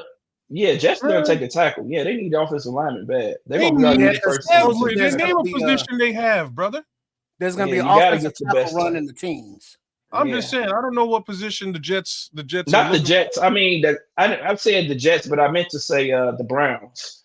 I don't know why I just said the Jets. I meant to say the Browns. My bad. Okay. The New York Jets already went and they got an edge rush. Are y'all noticing this? Every pick so far is playmaker. Yep. Well, yeah, man, but Caleb Downs is the best player in the draft, man. To be honest, other than Jeremiah Love, after Jeremiah Love, it's Caleb Downs, man. I argue with you about that now. Who you think is better than those two? Who you think better than those two? You say Caleb Downs and who? Love. Love is probably the best player in the draft. I think Caleb Lomu is a goddamn beast. Caleb Lomu. Oh, Caleb Lomu is nice. Yeah, he's nice. I like Caleb Lomu. I think he's a plug and play. He's a plug and play guy for sure. Probably Caleb Lomu and probably David Bailey. Bailey. I think Bailey could be a hit or miss, man. That's why I'm surprised the Jets took him. I think he could be a hit or a miss just because of his size. But I don't know what front do they play. I don't even know what front they play in. They're in a 3-4. 3-4. That's what he needs to be in. He gonna kill there. I think he a dog in a 3-4, but I question him, and I don't think he was a fit for our defense at all. Dylan Thieneman, man, I think he's the best free safety. Now, Thieneman is not getting past the Vikings, though, man. Think about it. Just think about it. He is not getting past the Vikings. So that's a good call, man. That's a good call. He is not getting past the Vikings. He is, and we would have to move up to get Thieneman. Thieneman a dog too. You're right. I think Caleb might be the better combo safety. Yeah, he is. I don't think Caleb has any flaws in this game, man. He can do everything. You can ask him to do everything. I think he can get out there on slot receivers, and he has. Man, yeah. I think he's really smart. He just shows how smart he is, man. He fluid, man. He's solid, man.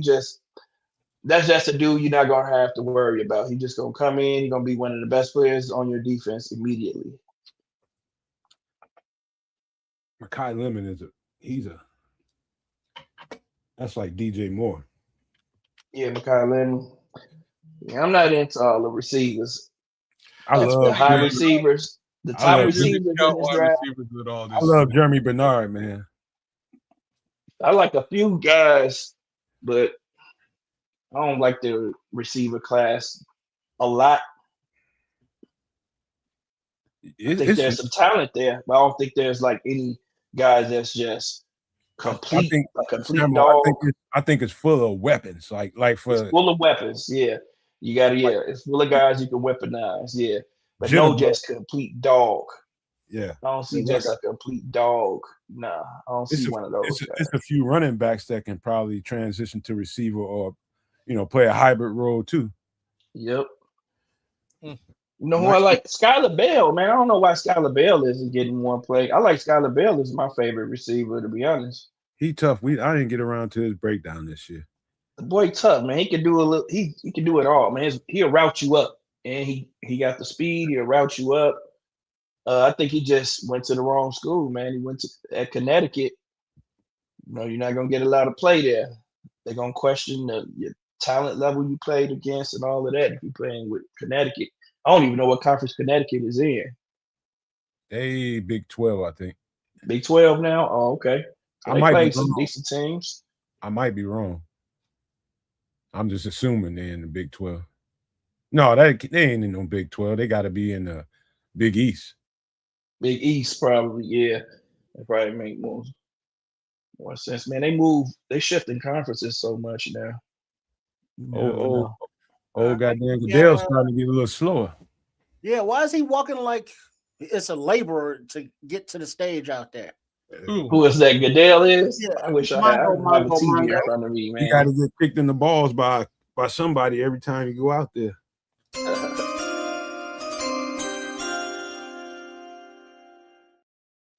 All right, on the clock, the pick is in for the New Orleans Saints at pick number 8. As Roger Goodell lumbers to the podium, the selection is Jordan Tyson, wide receiver, Arizona State. Oh, no, he getting drafted way too early. Wow. Tackles Jordan Tyson. Way too early. Both of them receivers got drafted. Why are you drafting a wide receiver when you don't have a quarterback? Who's the quarterback? Who's the quarterback? They got Tyler Slug. That's their quarterback. Yeah, like I was saying there, no? Him or the other dude. What was the dude that played with Caleb at Oklahoma? I know who you're talking about, but they bumped him for the other young man who ain't all that great either. So I'm just saying, I don't know why you going offense here when you don't have your quarterback situation squared away. All right. Hey, Patrick is putting us on the spot. I know we haven't done that yet, but we'll do it now that Samo here. He says each of you taking your guess of who we're gonna get at 25. Let's start with Kez and see what happens. You know, man. So go to Sam. I don't think he's gonna be there. Let's say who you think we gonna get and who you wish we gonna get. So let me say it again.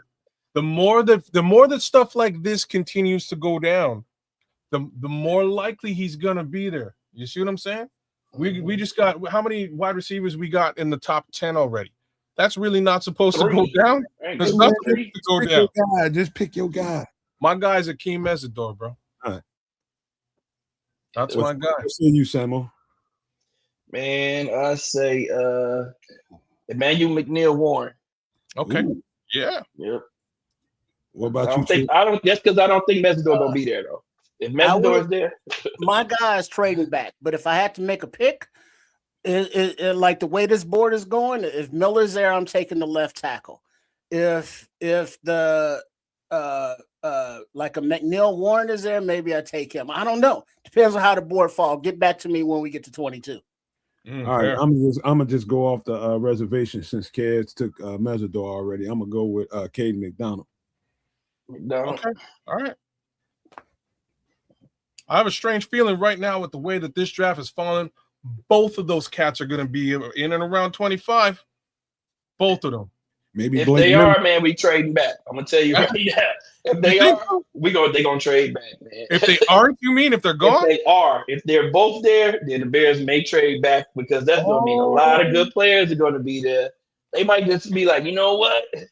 We can probably get something really good. Somebody's gonna give them an offer. Yeah. Because you think about it, man, we have almost 20-something spots left on our roster, man, that we have to fill. Yeah. So I expect us to do a little willing and dealing, and we're going to be active in the free agency market or the unsigned free agents market this season. We roll the dice. That is an interesting move, man. That is an interesting move in a situation like that. I would hate to pass up on a good player, but, man. It's got to be a run on tackles pretty soon. Yeah. It's probably it's probably right about now because we got Cleveland next, and then we got New York Giants next. So we can probably speculate now that the Giants are likely not going to go front seven defense, maybe secondary. You know what I mean? Maybe secondary or offensive line. That's my assumption. They got wide receivers. I think and Odell Beckham just joined the fold again, I believe. So I think they're okay. Wide receiver. You got Cam Scatterbo over there. You got a quarterback. So now really all you need is offensive line support, and again maybe secondary love. So I love the fact that they're up here where they are, because that should help us in a major way. If there haven't been a bunch of edge rushers taken, y'all, if there haven't been a bunch of edge rushers taken now, we got Miami, then we got Dallas. Dallas going to take an edge rusher. My worry was that Dallas would be the team to take Akeem before us. They're only going to take one edge here. It's a shame what happened to that edge they just drafted. I love that player. What happened? I forget. He unalived himself. Oh no! What's his name, man? I know what you're talking Western about. Michigan. He came out of Western Michigan. That man was a monster. Damn! I remember talking to Bear Lisi. Yeah, you're right. Yeah, we talked about him. Marshawn Lattimore. Marshawn. No, not Lattimore. Nealon. Marshawn Nealon. Yeah, Nealon. Yeah, Marshawn Nealon. Yeah, I forgot about him, man. That sucked, man. Yeah, that hurt my heart, man. Yeah, all right, Mongo.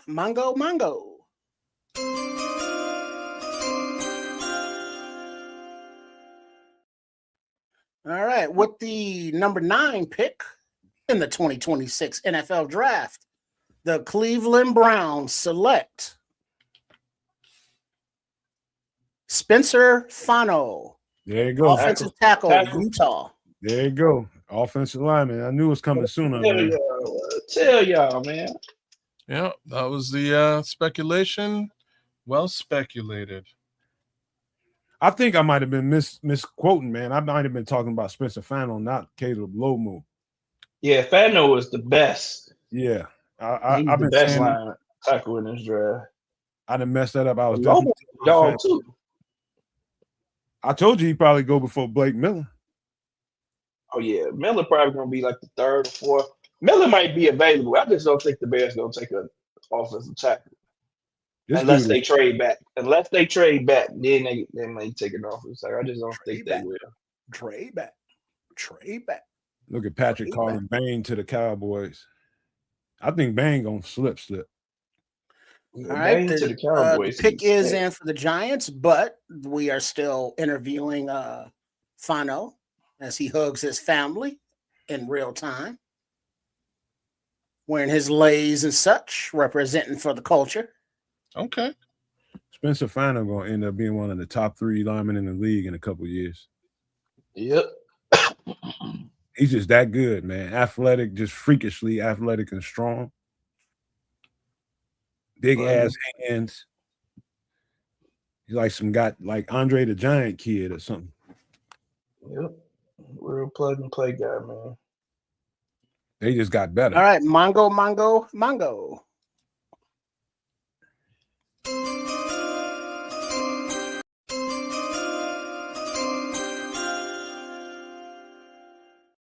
With the 10th pick, the Giants select Francis Maui-Goa, offensive tackle, Miami. Boy, they getting them damn Islanders, boy. I swear by them, Samuel. I swear by them damn Islanders, boy. I swear by them. I love them. Some massive dudes. You can't go wrong with these cats. They tenacious, some of the most tenacious human beings alive, right? Man, these dudes have no quit in them. Like I told y'all, man, I wanted to fight that dude, but I knew better.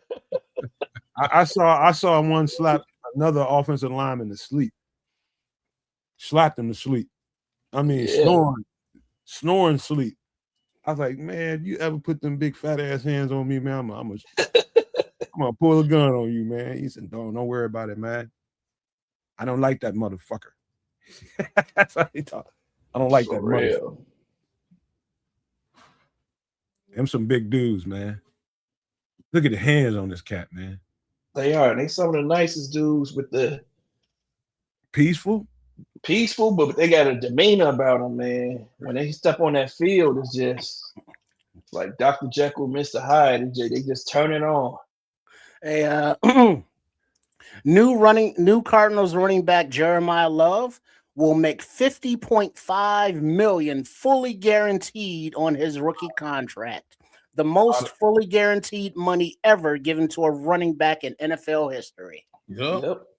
That's automatically the highest paid running back ever, man. He just changed the market for running backs. Changed the market, period. And watch what happens when he gets to his contract year. Watch what happens. Yep. Just that.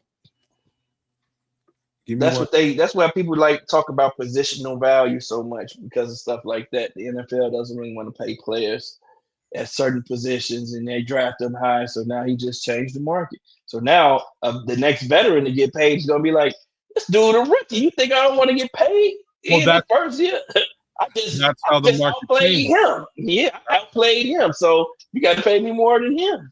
Wait till Jahmyr. Did Jahmyr Gibbs get his contract yet? Oh, Gibbs, that's gonna be the guy. Nope. He didn't. Yeah, Jahmyr Gibbs will be the guy. You're right. Detroit. You're about to pay out the nose. Wazoo. Yeah, you're gonna need 65. You're gonna need 65 guaranteed. Mm-hmm. Or he's gone. He's ready to get it too. Yeah. Or he's gone. That's right. Good call. They ain't got no choice. They ain't shit without Jahmyr Gibbs. Nope. Jahmyr Gibbs, that whole team right now, barring Amon-Ra St. Brown, but you know what I mean? Hey, Paul said Dallas traded up. For what, Paul? Well, the pick is in for the Cowboys, but gotta be not announced as of yet. Gotta be Bane, man. Think about it. You getting Bane after getting rid of Parsons, and you go get Bane. That's how you say, fuck you, Parsons. We make the right deal. We make the right move. Right? That's making the right move right there. If you go get Bane. It might be Mesidor, man. Man, I hope they don't take Mesidor. Don't say that. I'm knock on wood. Don't say that. Don't, man. They need another safety too, man. I know that. It might. Oh yeah, they could go get. Yeah, they could get. It could be Downs. It could be Caleb Downs. Oh, Dallas traded with Miami. It wouldn't surprise me if there's a safety. So the 11th overall pick damn it.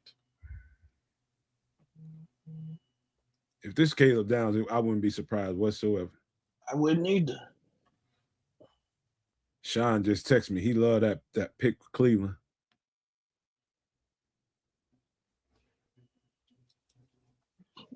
He loved that pick. Yeah, Cleveland got a dog. I think Bane gonna slip you. I think Bane's a 3 technique. Yeah, you're right about that. Short arms.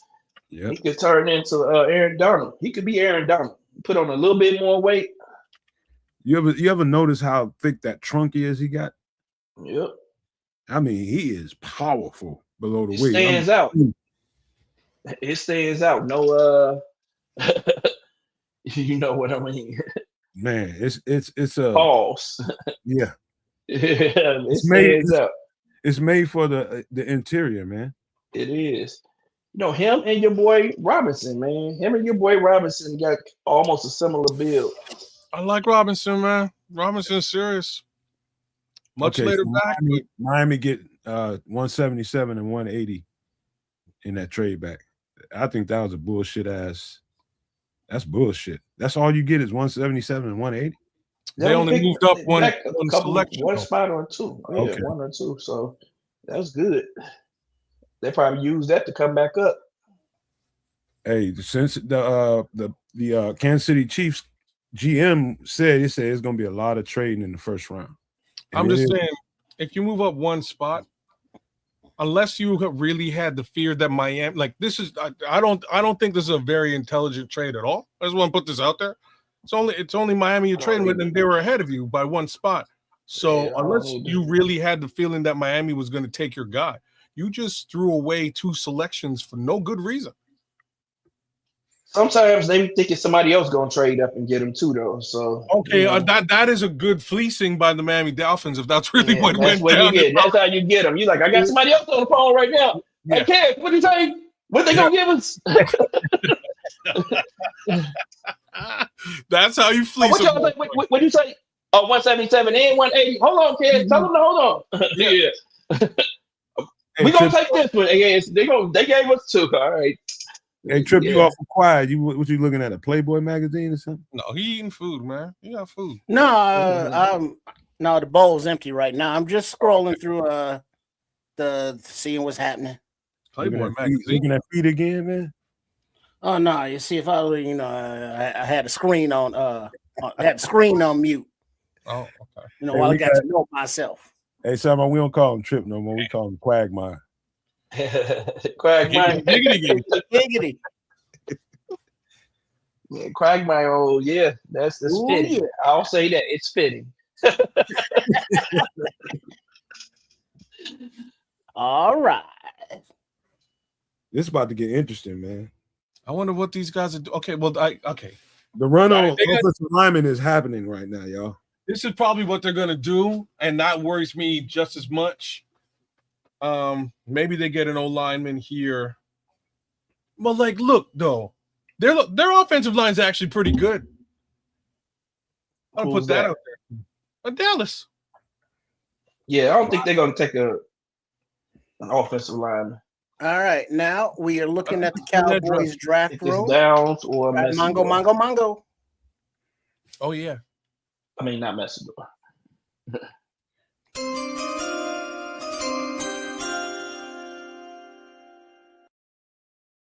With the 11th pick in the 2026 draft, the Dallas Cowboys select Caleb Downs, safety, Ohio State. Crazy work. That dude is that neck on that cat, man. Yeah, I gotta say, he probably got one of the best players in the draft to me. Yeah, I agree.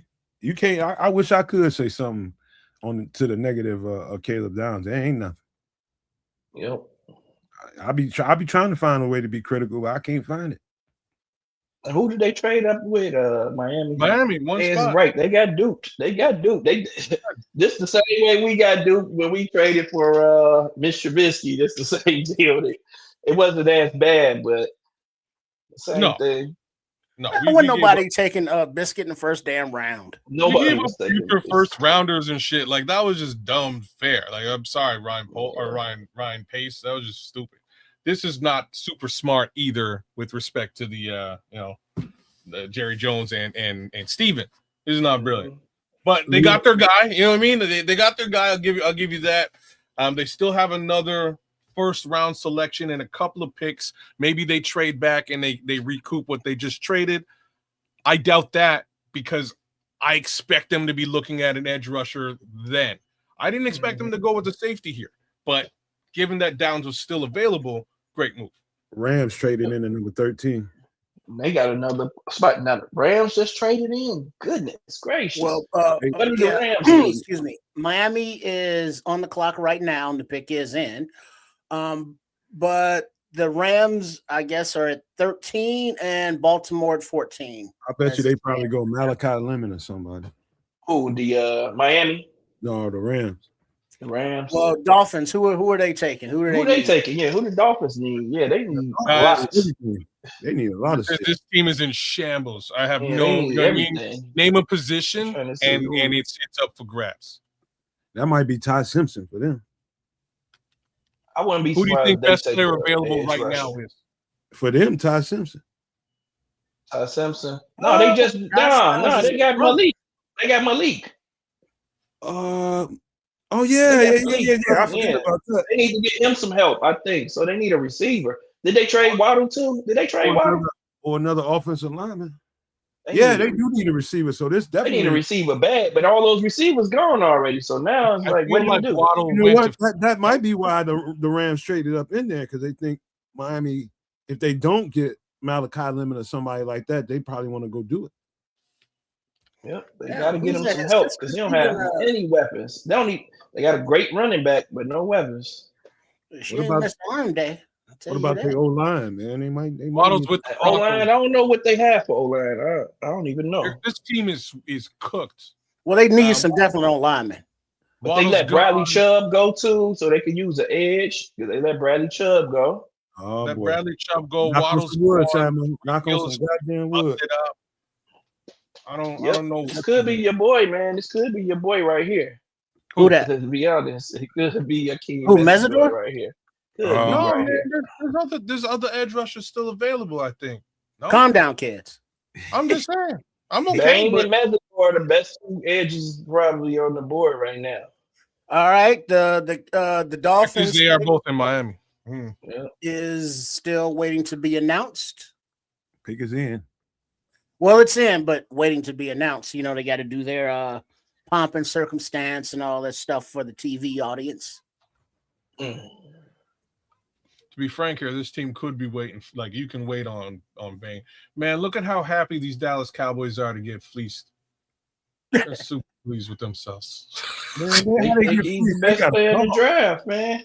I'm just saying. They got fleeced, though. They got fleeced. Super pleased. They got fleeced. Kids. Oh, here we go. There we go.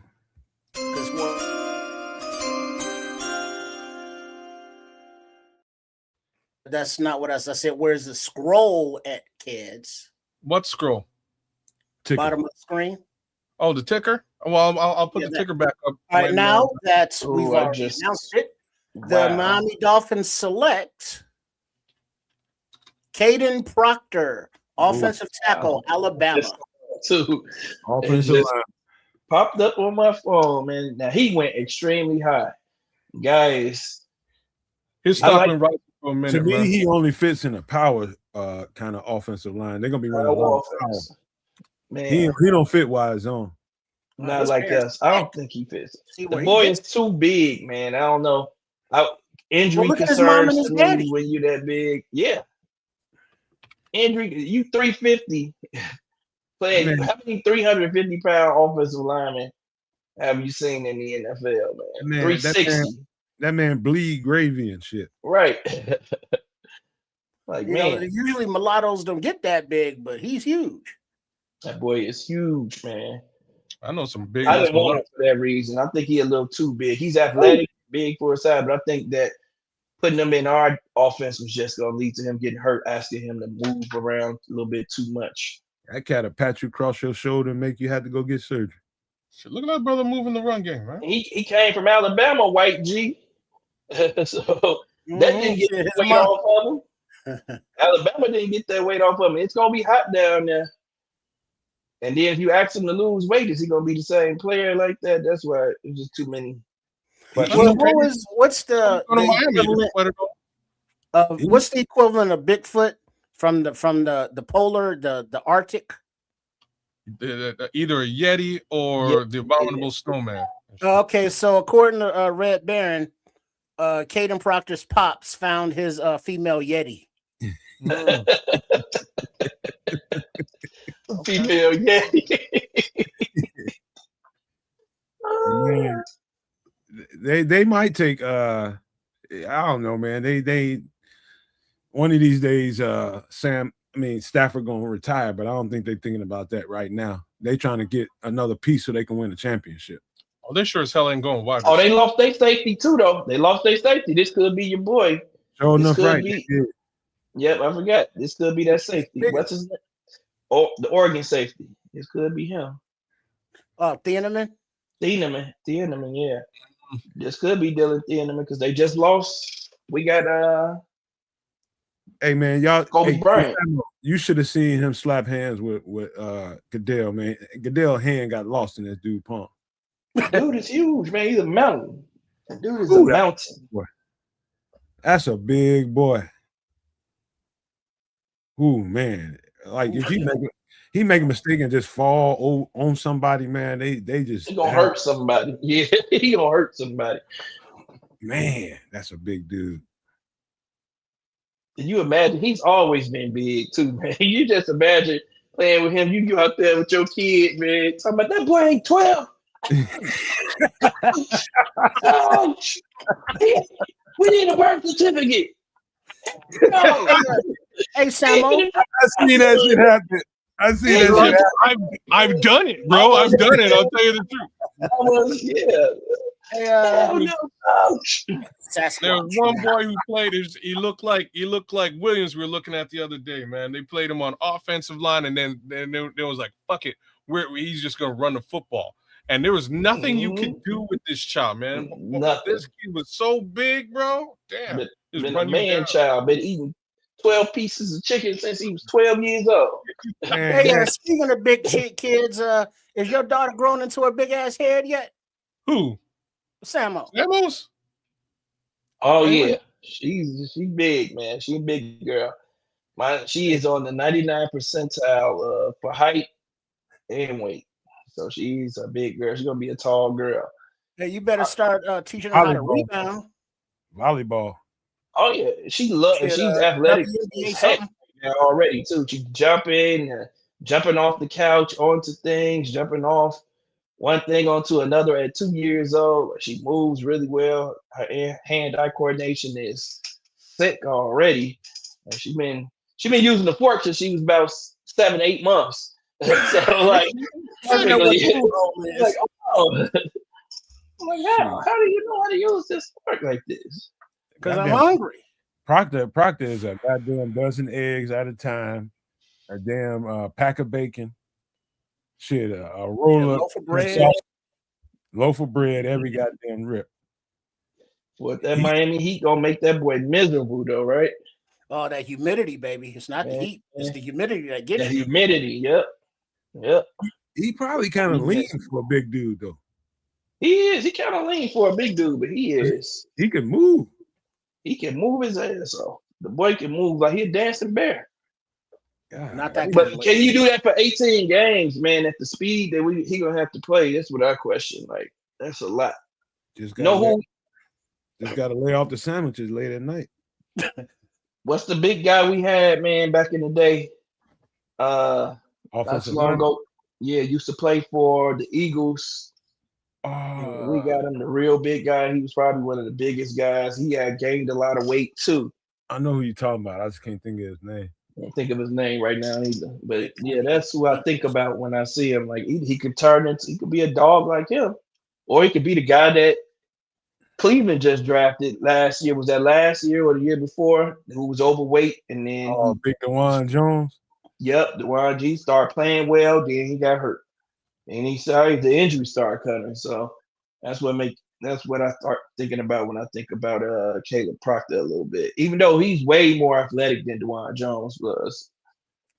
You ever been around big people that enjoy food so much it make you hungry? People that just eat all day, they got to be eating something all day. Man, I had teammates like that, man. They was like, Sam, you got to gain weight, man. Coach keep telling you to gain weight, man. You got to start eating, man. Here, you want some of this? Like, dude, when you got a pizza in the afternoon, man, you don't order Domino's You just 11:30. look, it's 3 o'clock in the afternoon. You walk into class with a damn pizza, man. Come on, man. Hey man, it was some dudes, man. We used to like Papa John's used to deliver to my freshman dorm like round the clock. It was constantly and you know, a lot of times people be pranking them and having pizzas delivered up there. And so the drivers used to they got wise to it, man. So they sell you a pizza for like $5, $2, $3 and shit, man. The offensive linemen used to be down there scooping them pizzas by 3 and 4 of them at a time. Just smash. Little Caesars pizza, 2 for $5. Back in the day, probably. Papa John's, man, they just really they had so many. It was too many pizzas on there. I mean, I used to come in there sometimes be like 12 pizzas sitting there on a registrar desk. I'm just like, man, I don't want that shit. It was Domino's at my school. They were $6 for a medium pizza, one topping pizza. So, and order wings was I think also $6 or $8 or something like that. And, man, they were just running back and forth all day. It's gonna be.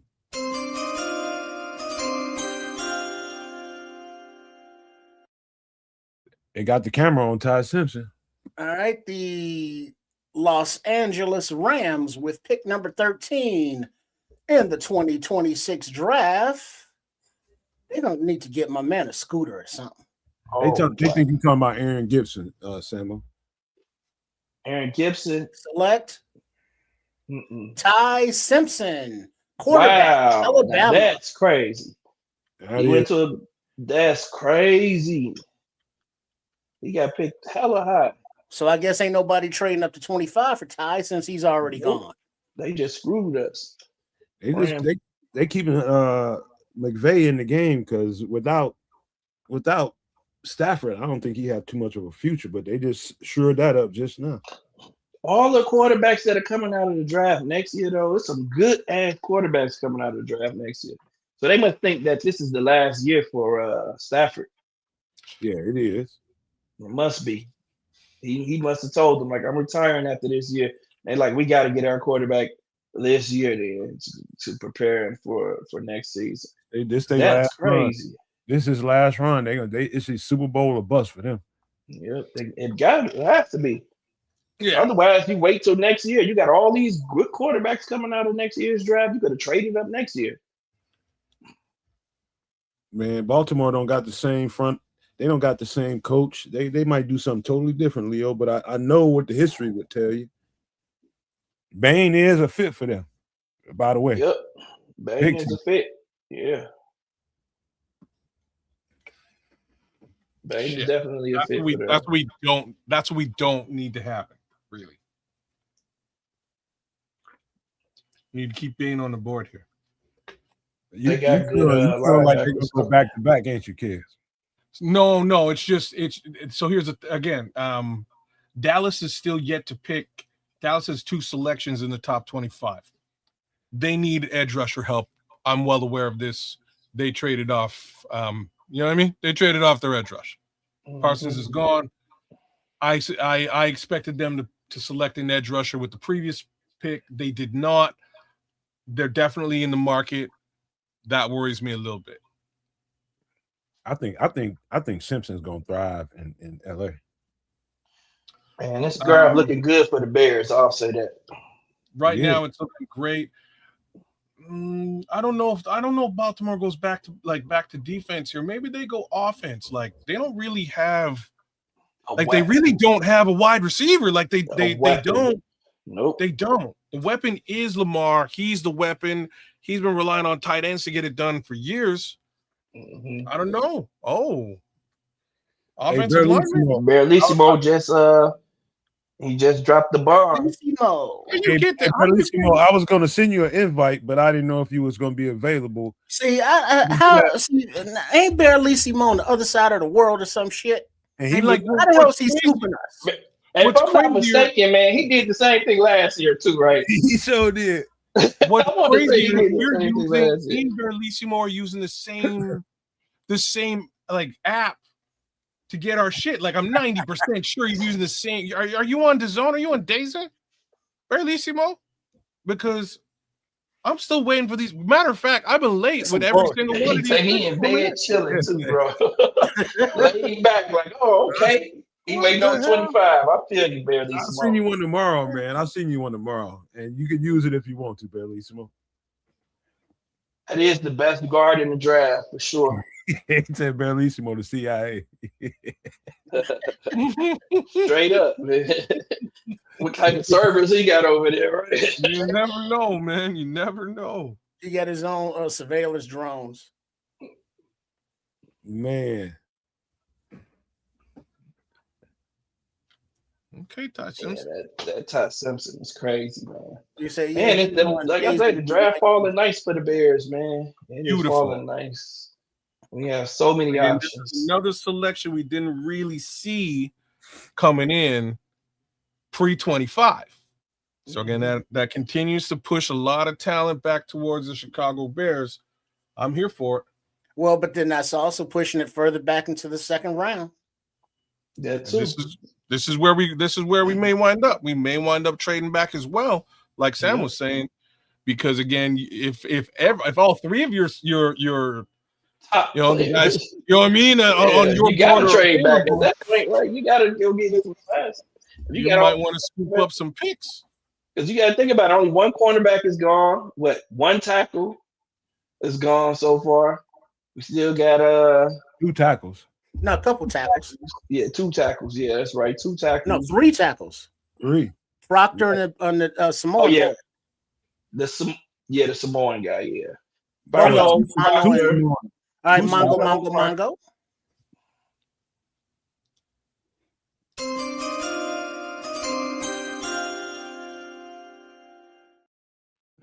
The Baltimore Ravens select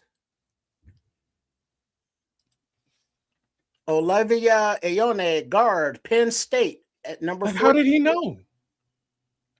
Because I don't even understand it. He's in the CIA. He said he's seen it already, man. He already saw it. Hey, kids. You know, so this is the third dude with a lay that's been drafted. Nice. Mm-hmm. Hey, Barrelissimo, if I ever see you in a dark parking lot, just know I'm running like a motherfucker. Barrelissimo just called the next pick. Look. I'm running. Hey man, I'm gonna have to start. What are next week's lottery numbers, Barrelissimo? You know what I mean? He's telling the whole draft, man. Mm-hmm. He's telling the whole draft. This is some sorcery here. I'm still waiting for this damn pick to come in. Barrelissimo's a sorcerer. Go to sleep, Barrelissimo. We over there with them Harry Potheads in them. He's a wizard. He's a Harry Pothead. I see Barrelissimo anywhere. I'm hauling ass. Tell him your Jojo Loco. And Ione is another Polynesian. Yeah, another layaway. I told y'all they taking over. Yeah. Penn State dude, right? Yeah, best lineman in the draft. 3 Polynesians in the first 15. That should tell you something. That's why I've been hell about them dudes the past couple of years. I can see it. Mm-hmm. He's got Jordan Schultz. I guess that's who we referencing here. Oh, okay, yeah. Well, yeah. I'm still 44 seconds ago, and then he's Jordan Schultz is saying who the 15th pick is. So he definitely is posting, I guess, from the draft, and they got to show the interviews, the commercial aspects of it before they get to it. Mm-hmm. Hey, Barrelissimo, I'm still afraid of you. Very called it. Very afraid.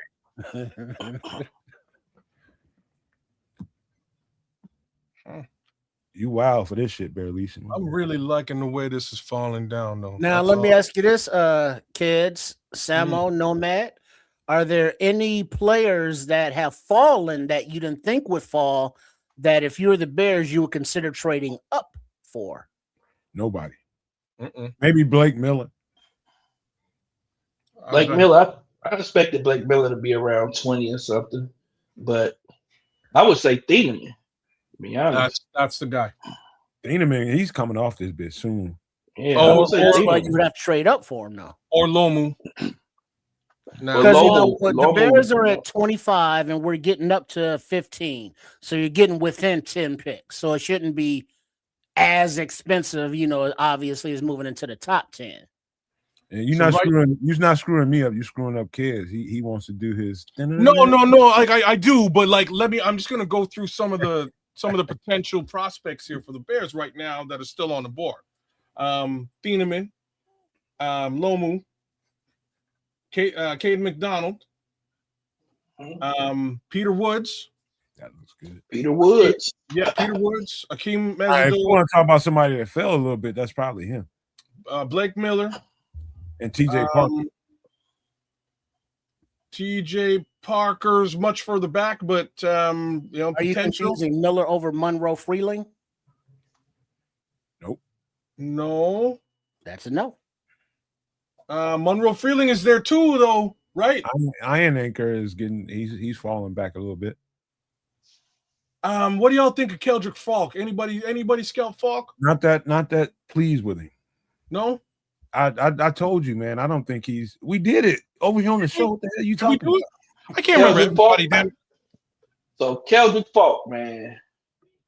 That's the dude I struggle with. What'd you think about it? What'd you think about it, though, man? I struggle with Keldrick. Overrated. Falk. Overrated. Thank you. He is overrated. Don't have Hell of a run defender, strong as hell, big as hell, but he has no polish to him, man. He's young as hell. He's young as hell too. We gave Keldrick Falk, man. We looking at three years before he probably develops. You draft him, you just drafting traits. You just drafting traits. You drafting traits, exactly. And then the fact that we never developed a pass rusher also scares me. Like I want somebody with a little polish, I want you to have. JoJo's right. He is only 20 years old. Only 20 years old. That's the ups. That's the thing about it. So he's only going to get bigger too. He's so it is the big ass baby. He ain't gonna be until his second contract before he Mesidor size. Don't tell kids what Bellissimo said. What do you say? Yeah. Don't worry about it. Don't look. Don't worry about it. If he's gone, he's gone. I'll have to live with it. Well, just don't look. And you're gonna look. I'm looking. Yeah, I like that Paul Rodriguez. I like that pick for them. It'll suck. Or Lomu. They could take Lomu too, though. Yeah, so now we are officially like 2 picks behind on the television broadcast versus real life, IRL, as the kids say. Mm-hmm. Oh. Okay. All right. Damn, Bellissimo. Nobody took Bane. I'm telling you, he's gonna fall. All right. Well, we shall see. Well, he's saying Bane just came off the board. No? Well, kids. Yeah, I thought he said Bane. We're gonna find out. Nobody took Bane. We're gonna find out. We're not gonna be spreading this false propaganda, bro. Okay. What are they doing? Mongo.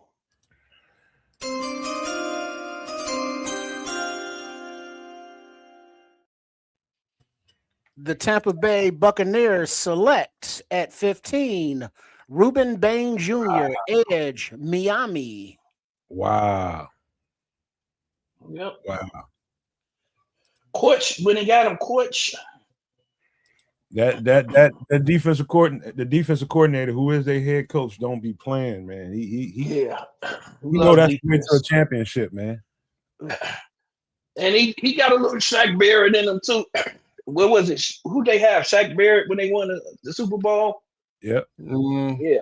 Why the Bane they like the same build, right? Funeral? They got about the same build. Hey man, why the Bane clan look like they going to a funeral? Because I know this. He don't believe in that arm length shit. I know that about him. He don't believe in who? In that arm length shit. They don't believe in that down in Tampa Bay because they also took Kalijah Cansey, right? So they like the short man. Short arm shit. They don't care about that. They like the you short can play, you can play. Man. I'm gonna tell you right now, I think Akeem Mesidor is a better player. I do too.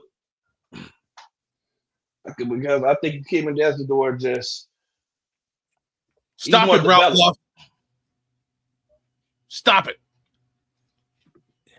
Ralph. Yeah, I hope not, Ralph. I don't want to. I'll put it like this. Hey, Sam, I'll put it like this. If I air quote if the Bears select a left tackle with their first pick, then obviously they have more information about medical reports than we have. Yeah, I don't expect to see Ozzy this year at all, but I like Braxton and I like what's the guy that got from Cleveland? Jedrick Wills. If he's healthy, he's gonna be a bully, bro. Yeah, I think if he's healthy, that dude was a dog. Man. Yeah, he was a top 10 pick. Yeah. And he's a bully when he's he healthy. Took a year off and got his body healthy. Injury, I mean, basically his hip joint or bone or some Yeah, shit. when he's right, he's throwing cats around with one arm, man. Yep. Well, hope we ain't got to do that one leg though. So that's the He issue. got Braxton working with Dan Rochar. No, he's not working with Dan Rochar. He's working with Armstead. What's his name? Who? The guy from the guy used to be the tackle of the Saints, who has the podcast right now. Talking about Teron Armstead. Armstead, yeah, Teron Armstead. Braxton's working with him this off season. He's saying Braxton looks kind of good. They saying he looks built a little muscle. As long as he got a butt lift, he all right. Is that a big ass Adidas symbol? Is that sponsored by Adidas? I take it. Who was that? LaShanda Thompson, Bane's mama. Bane got some monstrosities for hands, man. His hands are real strong. I mean, just powerful. Who got pop, man? He played with great leverage. He got a lot of pop. They need a tackle, Barlissimo. Oh my goodness, man! I'm seeing all of these. Man, I just saw something else. Shit. Damn it. What you talking about? I just saw a pic just came to my phone. I don't know if it's real or not. I'm all the way on 17. I just saw number 17. I saw I just saw 17th pick, and if that's true, I got 16 is already through, but not announced. I just saw 17, and it's gonna suck. Hey man, so we gonna get what's my man Roger Goodell, get him a Segway or a scooter, because he's slowing shit up trying to make it to the microphone every pick. Right. I'm just saying, just give him a chair and tell him to sit his ass down. Walking like he gotta take a shit. Right. You know, I know he was loving that COVID draft. Mongo.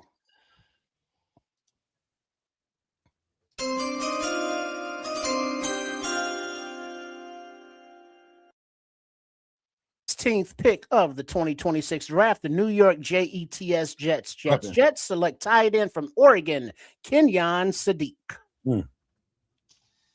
Don't like it. I don't know how that's helping the situation, but that's what I'm saying. How is that going to help? They need so much, and they decided to take the tight end. Well, they needed one of them too, though. So no, they really didn't. They got a damn good wide tight end. They had Taylor last year. Mason Taylor was balling last year. Tight end. He played very well last year. Hey, we're getting close, y'all. We're getting close. Peanut butter skin. We're getting close. Peanut butter. Getting real close. Lions gonna always piss me off what they pick. Yeah, they're about to. Yeah, they about to piss you off. Really about to piss you off. This one, what I saw is legit. It is. It is. I don't know, Bellissimo. Just ask the chat. They the ones. Ask the chat, not me. I'm cool with whatever you're doing. Fucking sucks, man. Yeah, it does. That one sucks. They always pick a player I want. They're about to, bro. They had the Jets. I just saw a meme. The Jets select Spencer James. You know Spencer James from what was that football show? Okay, now I see pick number 17. You know, it's probably Blake Miller. Shut up, Nomad. What are you doing? Because I'm just being honest. I mean, it makes the most sense. It does, doesn't it? Wouldn't that piss you off? Well, it's just somebody for Austin Definitely Booker piss me to beat up on. That's all that is. They still ain't gonna help because their quarterback is shit. Blake is a Well, dog, it's man. help them because that's what they need. They need to protect. They need to protect his old ass as much as they can. So, Blake is nasty, dog. I picked mulatto. Right on. Oh, but at least Mo say he already posted. I missed it, but I seen it on my phone. We know you posted it. Damn it! We're just trying to Blake be. Is fucking nasty. Yeah, I turned ears on to him last night. He was tripping on it. Man, I was like, this is some of the best. I'm not, like I say, I'm not a big fan of watching offensive tackle tape. It's not my favorite thing to watch. But like watching Blake Miller, whoo boy, it's some of the best offensive tackle tape I've ever seen, man. Clean, athletic, nasty, clean motherfucker. Fast. I was kind of blown away when I watched this film. He fits what they do, man. Damn. They gonna piss me off. I'm gonna be mad. I ain't gonna lie. And he nasty too. That's what's crazy. But I like that's the first. Yeah, that's the first the past 7 years, they ain't missed. In the past 7 years, they ain't missed with them draft picks. Nah. No, they get good offensive linemen, man. They really do. They shore up the trenches, man. They draft the trenches well. I don't say that about them, man. They don't play about the trenches. They ain't missed, bro, in 7 years. No, every one of their selections in the first round has been very, very well scouted. Ooh, what if it's TJ? What if it is TJ Parker? How do we have a best available list we can share? No, but I can. Hey, you know what? Also, I want this a thought about Detroit. Number 32 went down with the ACL. And who knows if he's gonna be right? The safety or quarterback? Yeah, who knows if he's gonna be right? Maybe they go there. Who? The 32. Oh yeah. Wasn't it Kirby? Kirby Joseph? No. Yeah, no. Kirby Joseph was hurt too. But I'm talking about who's on the clock? Detroit. The Kitties. Detroit is on the clock right now. Yeah, there you go, Branch. Yeah, Branch. That's who went down. Thank you, White G. Let me refresh this shit. So just a quick go again. Come on, Donovan Mitchell. What you trying to do, Samuel? No, I was just looking at my my parlay. Checking on his money. Oh, you got it bad. What are you playing? NBA? Donovan Mitchell, yeah, dude. The playoffs been winning me some money lately, man.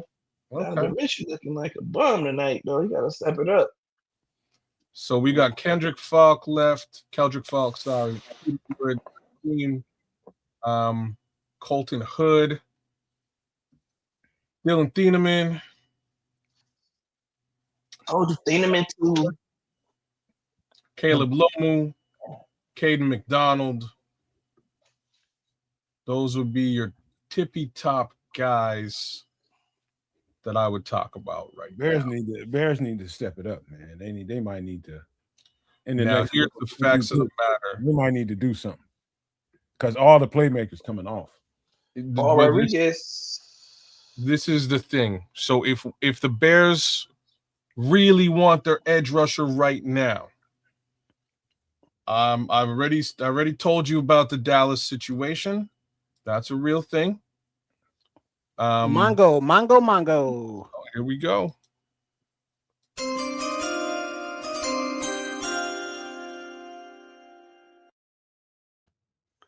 With the Make-A-Wish pick, the commissioner and I guess the Make-A-Wish kid are announcing the number 17 pick in the 2026 NFL draft. The Detroit Kitties selection will be announced momentarily after the Make-A-Wish announcement. Whoa, barely small. I saw it. Yep. I think he's overrated. I think he's overrated. Is that who they got? Man. Is that who they got? Yep. Who they get? He is overrated. Settle down. I told them that, Samo. I told these guys. I don't like him like that, man. I think he doesn't All play. right, Easton, Make a Wish. Detroit Kitties. Oh, Select. I'm happy for this pick if that's what it is.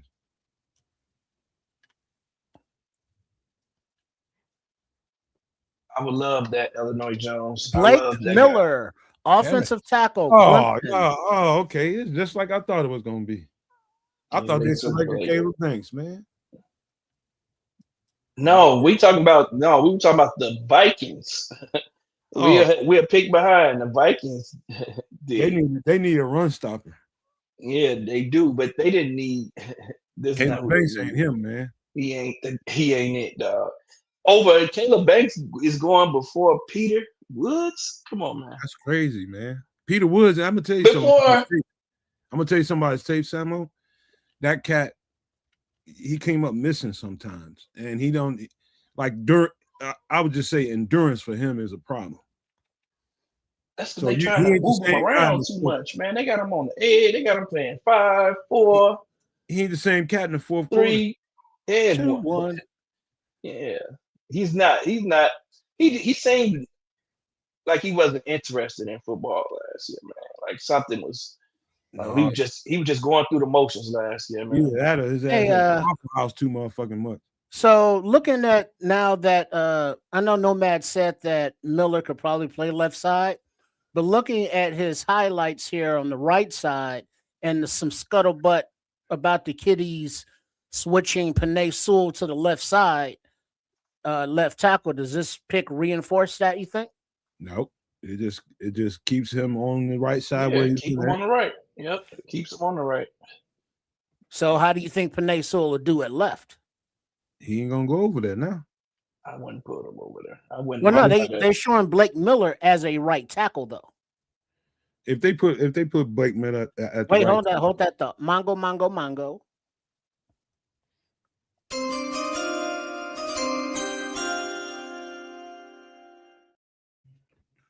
The Minnesota Vikings select Caleb Banks, defensive tackle, Florida, with the 18th pick in the 2026 NFL Draft. Sam on them seeing this shit 10 minutes before us. Yeah, I just see that. Yeah. Don't say who it is, y'all. We know who it is, obviously, but don't So folks in the draft in the chat are talking about the Bears possibly selected Malachi Lawrence. I wouldn't be mad at that pick. I think Malachi Lawrence is going to be a dog. I think he has a lot to him as a pass rusher, but that's another one we did on the show. Kez was like, "Oh shit." I like Malachi Lawrence too. I would trade back for a Malachi Lawrence. I'll be honest. I'll be honest. Wait, do you like a Malachi Lawrence over Ndamukong Tucker though? No. Hold up, y'all. Bellissimo say the Eagles traded up. They number 19 on the clock now. That don't mean nothing because right now, wait, hold on. Time out, y'all. Hold on. Right now, they are showing that the pick is in for the Carolina Panthers at number 19. Mm-hmm. You ain't seeing it yet. Well, I'm looking at what is being broadcast right now. I'm not in the future like Bellissimo. Yeah, you know what I'm saying? I can only go by what us regular earthbound humans. Bellissimo J. Fox. So unless they traded up at 19, the Panthers are on the clock right now. Eagles might be, they're getting rid of number 11, so they probably is going to take Makai Lemon. Then they got 2 smaller receivers though. Makai Lemon is a weapon, bro. They want to load up for the young QB. I mean, this makes more sense than Saints getting a wide receiver earlier. Bryce Young. What? They want to load up for that. Wait, that's their quarterback, right? Bryce Young. You thinking about the Panthers, man? What are you saying, Corny? No, he's talking about that. He's talking about the Eagles. Oh, yeah. Eagles. Yeah, the Eagles. Oh, yeah, aren't they supposed to be losing AJ Brown or some shit? Yeah, he good as They gone. said they're gonna trade him. People saying he might get traded tonight. Makai Lemon, But you never know. You don't know the future of his boy anymore, Mike Vrabel.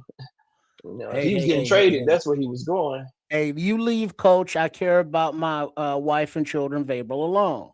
Right. It's not his fault he can't control his nether region. He's only a man.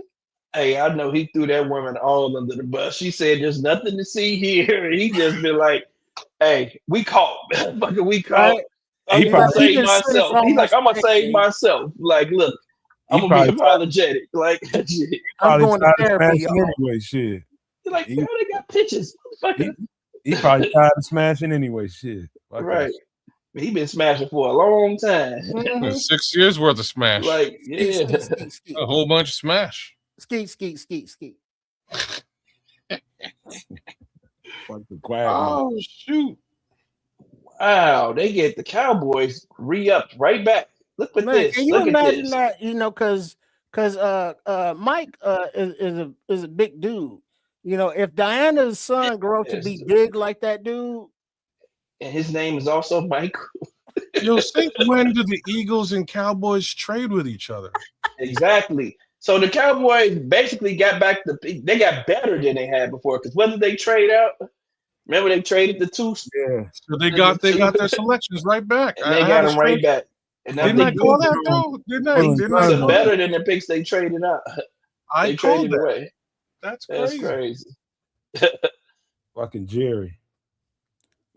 Willing and dealing. I ain't mad at him. Man, you see that press conference when the Cowboys was talking and Bill Bubba Clinton came in and Jerry almost wiped out trying to go over there and shake his hand?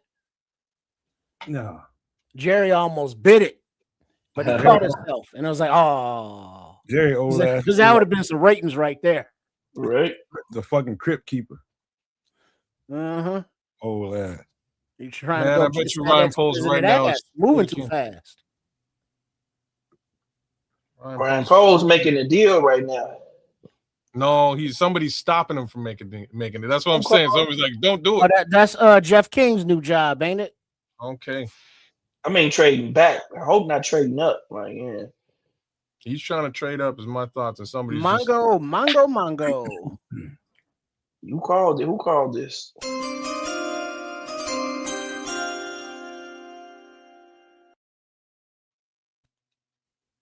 With the 19th pick of the 2026 NFL Draft, the Carolina Panthers select Monroe Freeling, offensive tackle. That's Georgia. Good. That's good for them. Get them a protector. Yeah. Yep. Monroe Freeling is nice too. Oh, is that Monroe's girlfriend? Oh, I see you, Monroe. You got a nice one. Hawaiian. Oh, I see you, Monroe. The Hawaiian son. Okay. Got a little something, a little natural tan to her. Oh, he's getting laid. I mean, LA. Yeah. Well, his mama's a yoga instructor. I did not see that motherfucker on payday.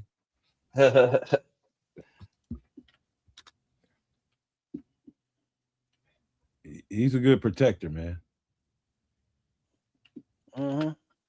Yeah, but that's his mama right there in that red dress. Look at her. All flexible and shit. All right, mister. They all flexible and shit. Okay, Quagmire. There you go. Wilding out, boy. Hey, you called it, man. Nomad Ward. Yeah, you called it. Yeah. You called it, Nomad. You said it. What? Makai Lemon. Yeah, man, that makes sense. If they're gonna trade so he's definitely gone in. He's definitely getting traded tonight. He's gone. He is gone. So the 30th pick, then the Eagles will probably get picked 30. Wait, settle down, Samo, you're getting ahead there. Samo. Yeah, we don't know. Mongo.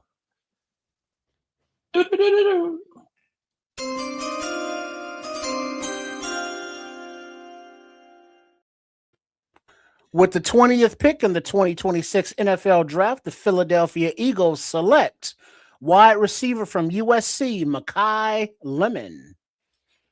turns into a running back instantly when he gets the ball in his hands, and he's hard to tackle. Yeah, the boy nice.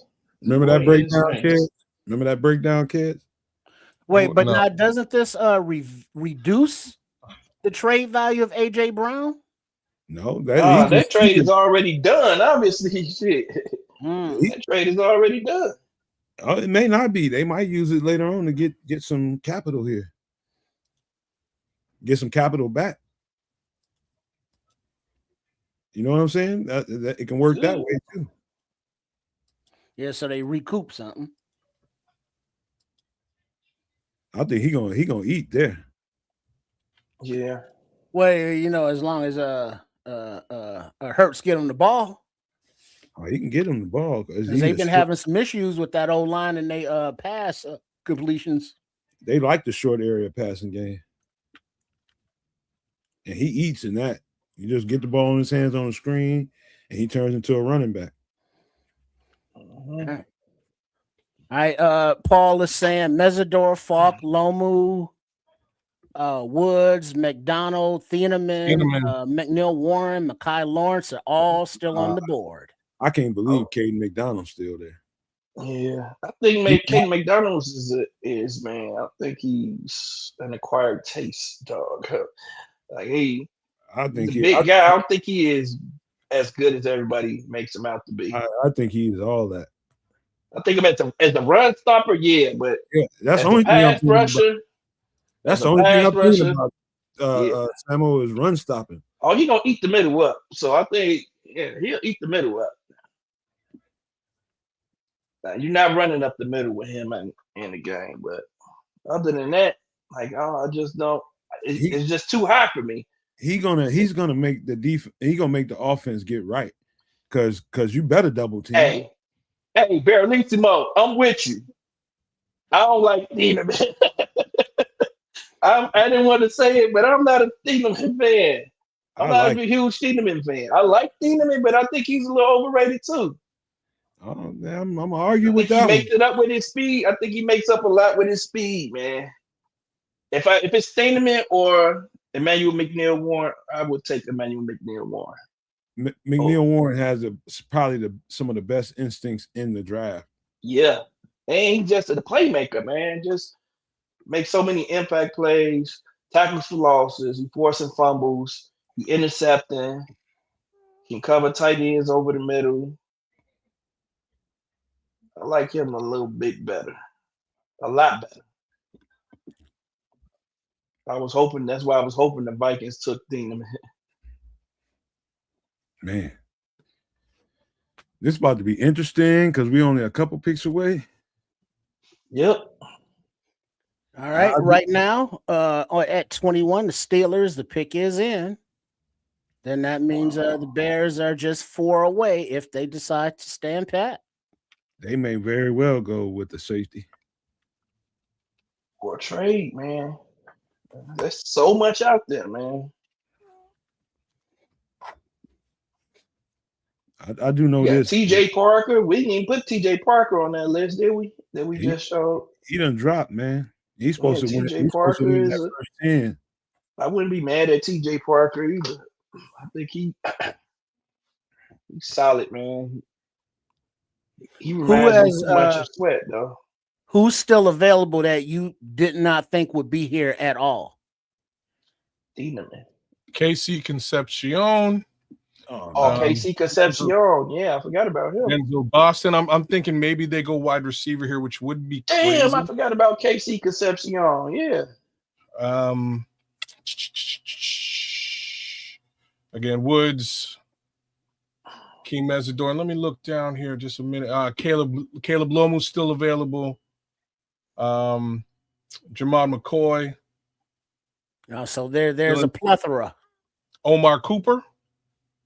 There's some wide receivers. Cooper's a damn good receiver too. I like Omar. Yeah, he's good. He's nice. There's some wide receivers here, y'all, that might fit the bill. Who's Boston? That Illy's talking about, Illy Jones. Yeah, Denzel Boston, wide receiver. Another wide receiver, yeah. I think he's a little overrated. Yeah, I think he's more of a second rounder than me. I like him though. He's decent. He's decent now. Well, we getting there, ain't we? Yeah, Man, we it's moving. we Moving, real right? close. It's moving tonight. We real close, and really, I can see Oh snap! one of them came off the board. Is what he's saying. I like this guy too, man, a lot. Okay. Oh, It's up, it's up, and trying to look down on me. Somebody gonna drop it there. I marked him to the Bears. I think when we did this next guy. When Tripp get done having his moment. Yeah. What you humming? I don't know Who was that? Warner? What song was that you was humming? It's whatever they got on the draft thing. It's the Pittsburgh pick is coming, so they were amping the crowd up. Is that Journey, Foreigner? One of those rock bands. what song? Listen to it. Oh, mama, I can feel long arm of the law. Old school rock song. Hangman is coming down from the gallows, and I don't have very long. I don't like. What kind of shit is that? Maybe there's a song I don't know. What's the name of this But damn if song, it's- chat? What kind of shit is that? Though? Hangman coming down There's from the gallows. Renegade by Styx. Thank you. That's the shit I don't want to listen to. Renegade You know by what? Styx. I like some Sticks, man. I feel bad. Sticks got a couple of songs. Yeah, well, Renegade is one of them. Okay. You know, but it's hard to carry that tune when they sing into the high string guitar and it's not really, you know, like, yeah, you know what I mean. All right, Sticks so on the clock. Well, they're having an announcement real quick. They got high school kids and Jerome Bettis on the stage. All right, Mongo. Don't be surprised if this a linebacker.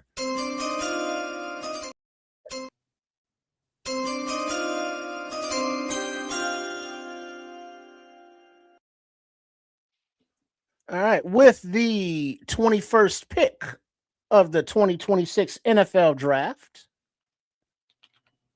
the Pittsburgh Steelers select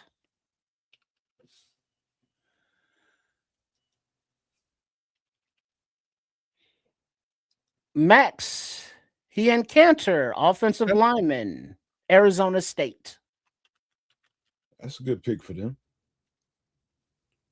They've been struggling. Yep, Iannature is a dog to me, man. They've been needing a tackle for a while. Left tackle, as a matter of fact. Yeah, he's just raw, man. And I think he's only played right tackle, but I think he is the left tackle. The dude can move. He's big, athletic as hell, strong as fuck. He's a stud. Iannature, yep. And I couldn't butcher this Iannature. last name worse Iron than I'm Anchor. doing right now. It's Iannature. I thought it was Iannature. Iron Anchor, I think. Iannature. All right. Iannature. Well, what these guys are saying. Oh, Iannature. No, that's Iannature. Is what He's from Nigeria? Yeah, he's talking Nigeria. Iannature from Nigeria. He's only played football for like 3 or 4 years, man. He's a big bastard. I know that. Big. But hey, I just saw something on Twitter. The Bears have restructured the contracts of Jonah Jackson and Cole Kmet to free up $10.3 million in cap space. The Bears had the least amount of cap space in the NFL prior to the move. They were well under $1 million. So this is just a move so that they can be able to pay all of their rookies, basically. Their rookies today. Yeah. Yeah, they're going to need it. Shit.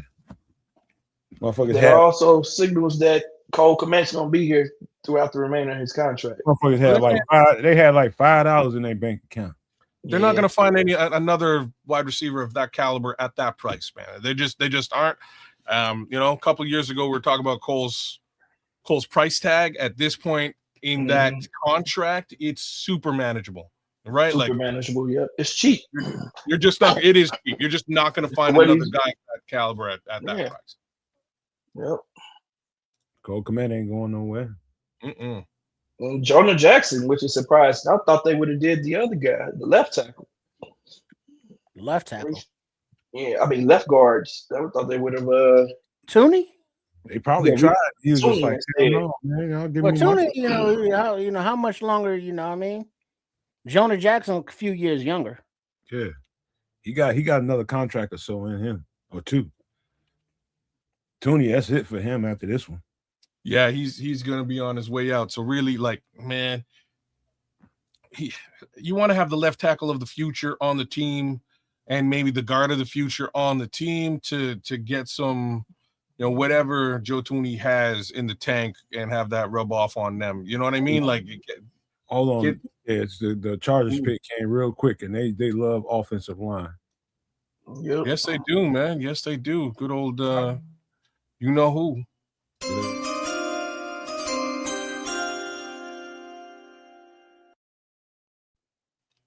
Good old Jim. Did I miss something? I didn't see they got anybody yet. They didn't. I don't even see the pick in yet. Well, no, the pick is in for the Chargers, but it's They not probably being need a receiver. They probably need a receiver because Keenan Allen, that's it for him. Yeah, they eating sandwiches or something on the stage. So there's 3 receivers here. There's still JC Caleb Concepcion. Okay, here we go. Your wide receiver. Oh, nope. Mongo. There he is. I heard that they liked him. All right, too. with the 22nd pick of the 2026 draft, the Chargers select Hakeem Mesidor, edge, Miami. You mother. I heard they liked him, man. I heard they liked him. You Sorry. I didn't think he'd be available. I just said it. He's gone, y'all. He's gone. The guy is good, man. He was the best edge The rusher. native of Ottawa, Ontario. He's gone, y'all. Yeah. Bears, how y'all let this happen, man? Bill Harbaugh, like 25. I don't give a fuck if he was 28. Motherfucking play. Bring his ass on. And now it wouldn't surprise me if Dylan Thieneman gets off the board. Who's next? Who's picking next? Right now, Dallas will be at 23, Cleveland at 24. Dallas, they already took a safety. Dallas already took a safety. So I'm talking about for us, Dylan Thieneman. No, man, I don't want Thieneman. I'll be mad as hell. I'll be mad as hell if it's Thieneman. He said that quick, boy. Oh, no. I don't want Thieneman, man. Not Thieneman. Damn it. I hate this shit, though. I hate this one. Damn it. You hate this one? You saw it already? No, I'm talking about Hakeem Mesidor. Hakeem Mesidor. Man, I told you he wasn't going to be there, kids. I've been telling you the whole time. I thought it was light green the whole time, man. Shit, now. Damn you remember last year when Genty got picked and Kez was done for the rest of the draft? Yep. That's where we at now. He got that resting bit. He got that resting. He got that look on his face too, like fuck. They call that the resting bitch face. I just think that, hey, easy.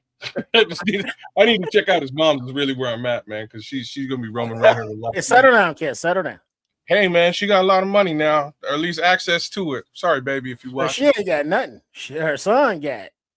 But hey, man, you know what I mean? Like, he got paid. By proxy. He a good child. By proxy. Good child. Yeah. Kid's about to slang some mangina. We got paid. No, we ain't got shit. He got paid. Yeah. All that talk about, oh, you don't take a 25-year-old player.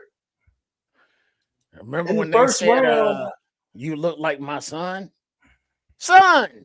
Watch out for TJ Parker. Watch out for big boy, the 3-tech. Watch out for Thieneman. All 3 of those guys. Peter Woods, TJ.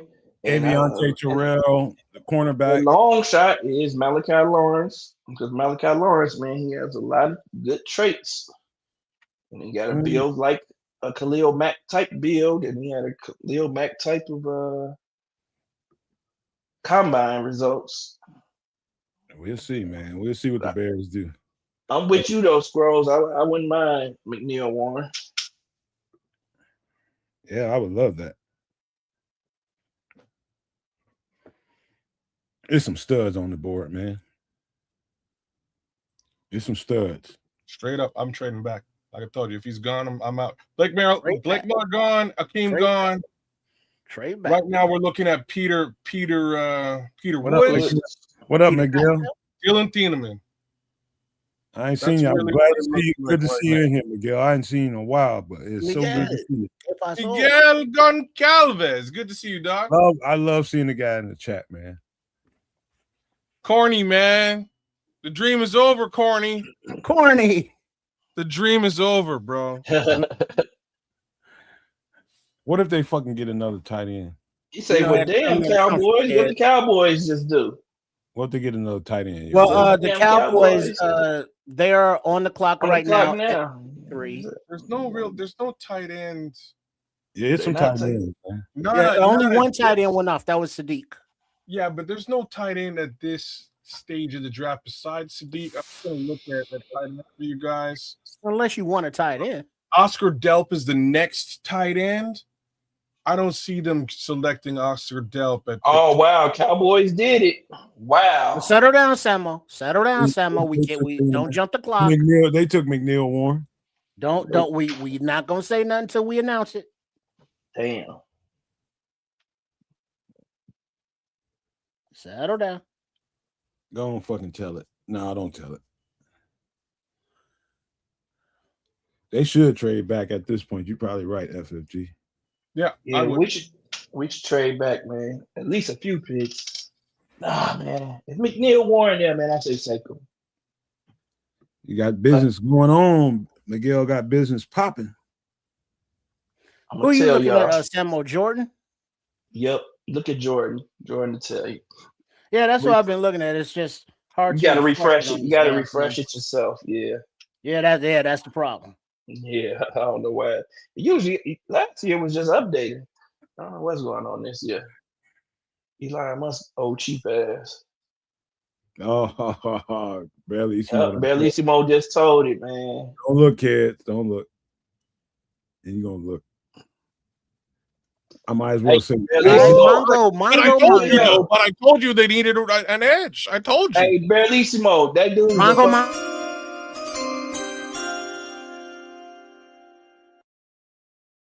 I told y'all they needed an edge. 2026 NFL Draft. The Dallas Cowboys select Malachi Lawrence, edge, UCF. I remember that breakdown, and I remember Kids' face when he was looking at them highlights. That boy is a fucking animal, man. I'm telling you. Oh shit. That boy has it. Hands, feet, speed, power. They drafted Micah Parsons, is what they just did. Strength. Yeah, they drafted. I think he's gonna be like a Khalil fucking Mack, man. Once he gets a little strength, he gets a little bigger. There goes the edge rush. That guy's gonna be a 10-sack guy. A little bit bigger Micah Parsons. Bigger Micah Parsons. Yep. The kid is and he got so many moves, man, and counter moves. I was real impressed with him. He was one of my. I love that kid too. Outside of Bailey, he's probably the fastest to the ball I've seen. He's a freak. I like him, but at the same time, I would not be selecting him up this high. I'm gonna say that out loud. No, I think he's going to. He could end up being the best pass rusher in this draft. You think so?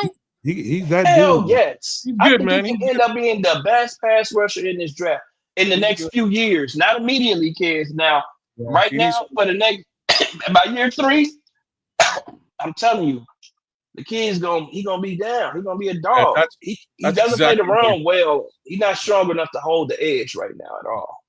That's exactly how he can definitely be that dude, man. But as a pass rusher, man, he got it. He got it as a pass rusher. He got it. Everybody's good, Miguel. Thank you, man. Everybody's healthy, man. Happy, and that's a good place to be. I hope you are too, and your fam, bro. Yeah, salute to you. But all right, man. We are just to update right now. We are broadcasting on the Nomad Network on at Keds the Canuck and Sport Chicago Style, also known as Triple R SCS. That's how you find it on the YouTube. As we are here on night number 1 of the 2026 NFL Draft. So make sure you are subscribed to all 3 channels and have those noties on, as we will be going live tomorrow, Friday, and all day Saturday for every pick, live and direct.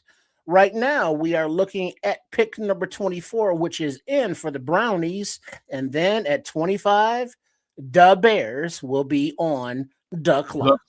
Cornelius, I agree with you. Gabe Atkins is a much better player than Falk. Falk. Keldrick Falk. For real. Look, I like Falk, but like I said, man, Falk gonna need a few years to develop into what he could be, and he is the better fit. Now, I agree with Barlissimo. He is the best fit, but I wouldn't take him there right now. I'm gonna be honest with you. The pass rusher I want right now is Dennis-Sutton, who's gonna be in the second round. I don't even want to take a pass rusher right here. Yeah, I don't like him either. I'll be straight up. If we're talking about a pass rusher at this point, it's gonna be guys that I'm looking at, it's gonna be TJ Parker at this point. Parker, I would take Parker before I take. Yeah, I would take Parker. If we're gonna take one, I'm taking Parker. I'm looking at Ndame Tucker way later. Yeah, Tucker could be later. That's just me, but I'd go after other things. In my opinion, the edge rush game is over until. Me too. Yeah, thank you for that, Barlissimo. Just hold your britches, yeah. Hold your britches. I know you're gonna know way. But I will react. I appreciate that, Barlissimo. That is appreciated. It's Christmas. It's draft, man. I understand the excitement. I just can't wait. Goodness, man. You like R. Mason Thomas? I know we're gonna get better no matter what. Yeah, R. Mason Thompson was bigger. Shit. R. Mason Thomas not a fit. That dude is a dog too. Most of these guys, like I'm saying, in this, like after Lawrence, like maybe Gabe Akis, but like after Gabe Akis, I'll also throw Cassius Howell in there. Most of these edge rushers are developmental talents, and I mean truly developmental. What if they decide to replace DJ Moore with like Jeremy Bernard? What if they decide to replace DJ Moore? Look, that's the only reason why that's not crazy is because we've got an offensive genius as a head coach. Like that's the only reason that's not crazy. It's crazy though. They've already selected 2 wide receivers in the top 10 in the past 2 drafts. Why you'd be getting another, and one in the second round, right? Sorry, yeah. I think Jeremy Bernard and the Indiana receiver is studs that way. They can bring what DJ Moore brings to the table. Omar Cooper. Yeah, I don't know. Like I say, not crazy for a Ben Johnson, not crazy. But personally, I would be going down. Mongo.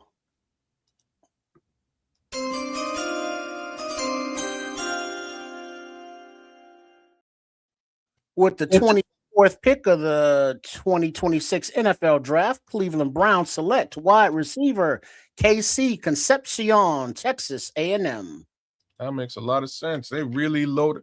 Man, whoever the new coach is, I guess he believes in Sanders, right? Well, what other options are there? There are zero. You got a healthy Deshaun Watson. That's the other option. Well, that's not an option. Ooh. Well, he getting paid like exactly.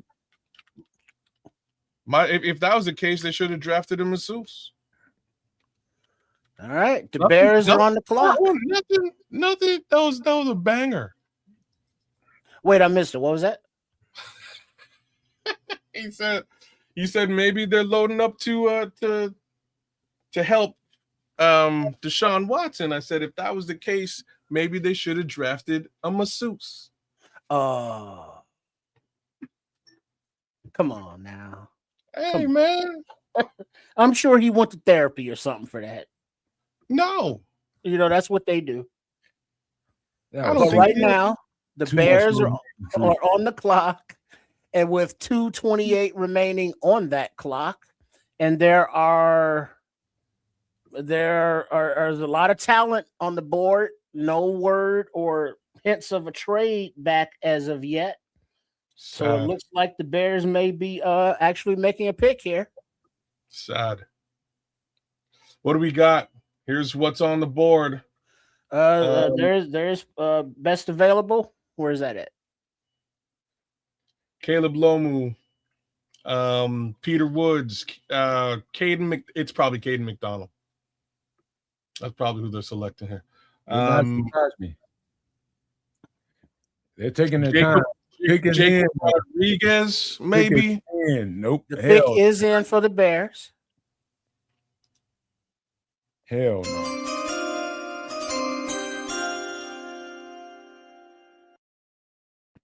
I mean, it's in, but it's not being announced yet. They look semi-pleased, but not ecstatic. Samo, you ready? You ready? Let me know when you're ready, Samo. We've gotten a commercial break. I'm talking. I'm thinking I'm on the screen, man. Yeah, the you probably Bears know some already, don't you? The Bears I haven't seen it yet. But we are going to TV commercial on the broadcast. Yep, I haven't seen it yet. I want Emmanuel McNeil Warren, man. That's what I think it should be. I'm gonna go take me a commercial break too. I'll be right back. So you think oh shit, McNeil Warren ahead of Thieneman? Yeah, I like him better than Thieneman. I'm not a big Thieneman fan at all. I like Thieneman, but not like that. Not like that. You know, you wouldn't sport him in the daytime or nothing. Nah, he's fast. He's not very instinctive, man. He can move, but I'm not overly impressed. He's not as physically imposing as Emmanuel McNeil Warren, man. He offers so much, man. He a tone setter. He gonna hit everything coming over through the middle. He laying folks out. He burning down the house. Coming down in the box, tackles for loss. In the back, he dropping back, picking the ball off. Go ahead, refresh that, Samo. Is there? Don't say nothing. No. Don't say nothing. No. Motherfucker. I said, don't say nothing. No. Oh.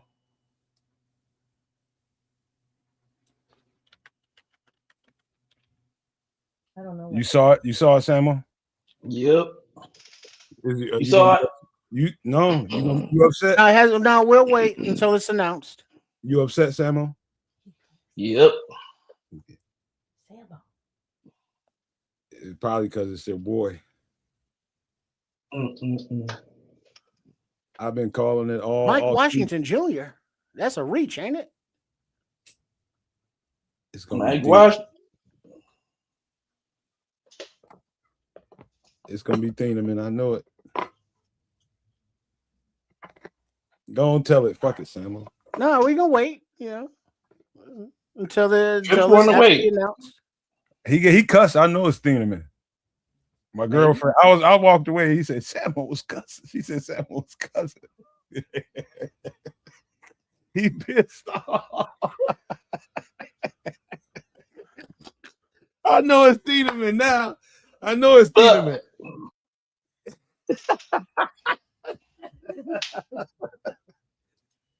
No, is it a cornerback? Man, yeah. I waited all this time for this shit. Yeah, for this offensive tackle. Damn, man.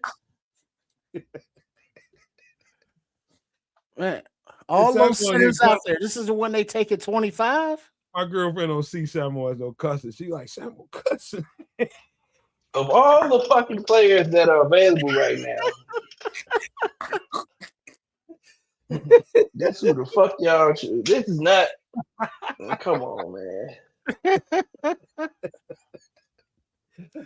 All right, as we are joining back from the broadcast, showing the Bills traded up. No, The Texas. fans out there, you got some Bears fans, you got some Texas just traded up. colorful I'm outfits scared that to they're actually know wearing who for it some is, man. reason. I'm scared to know who it is. Texas just All right, traded up and to so now 26. we are Am I the gonna be pick is happy, in. Samo? Mongo. You gonna be happy.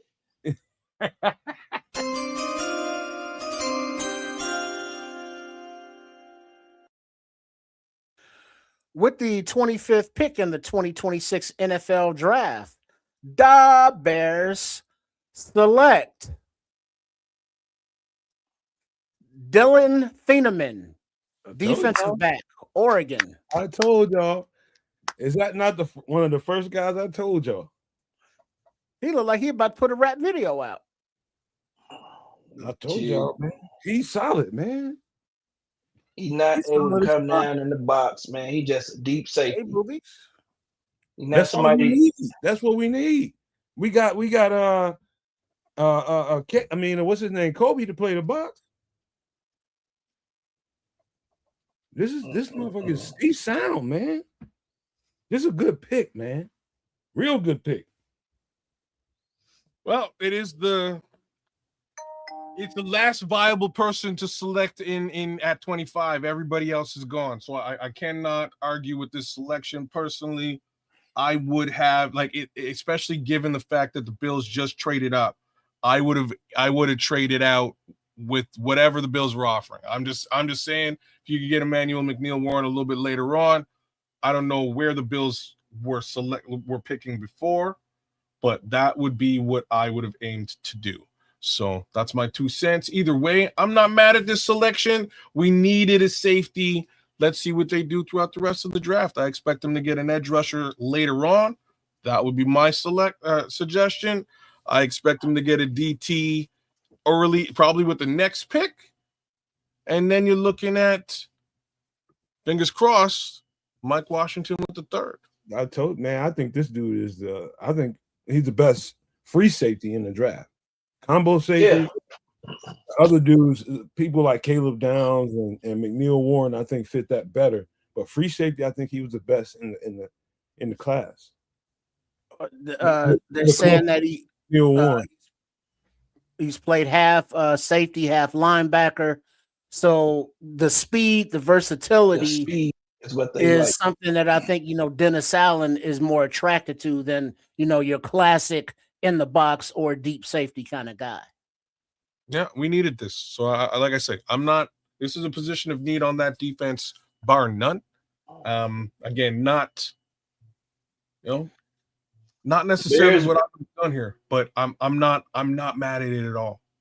And he built for it too, man. It's a big kid. They wanted speed, man. They want to upgrade the defense with speed. They want to upgrade the entire team with speed.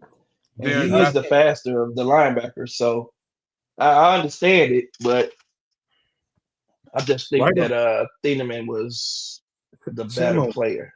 Time will tell. We'll see. Early in my breakdowns, I see this cat. And Oregon was one of the teams I circled. I watched their players early. And right away, that's one of your teams. Yeah, you like their safeties. I just like the talent they got on the team. They got a deep talent. Sure. And just watching that, as soon as I turn on the tape, I'm just like, holy shit. That's 100 tackles in his first 2 seasons. That is nothing to sneeze at, y'all. He's one of the first guys I hung my hat on in this draft process. Did I not, y'all? Well, I think I'll be honest. I think everybody identified Dylan Thieneman at that position at that time as a very obvious selection for the Chicago Bears. Very, very obvious. He fits the bill, which is why I'm not really surprised or shocked or happy or mad about this pick. End of the day, do we need a safety in a major way? Yeah. Hell yeah, we got rid of all our safeties and brought one in. We still needed somebody else to be a starter at that position, and we just got him. Look at his measurables. He's a big kid. Bro, he's not just his measurables. His tenure is pretty. Again, at free safety position, you don't expect a guy to pull 100 tackles. You know what I mean? That's a lot of tackles for a free safety, man. That's a lot of tackles for free safety. Hey, my lady said, "Sam, I'm gonna quit cussing." That's not you. Well, but you got Pat Barron talking about another Dennis Allen type over the better player of McNeil Warren, in his opinion. That's a good argument, man. And FC talking about that's a terrible. It's a solid argument, man. Wait, what was the argument? I didn't hear it. Say it argument again. About a McNeil Warren being a better player. It's a solid argument, man. Yeah, I think he's.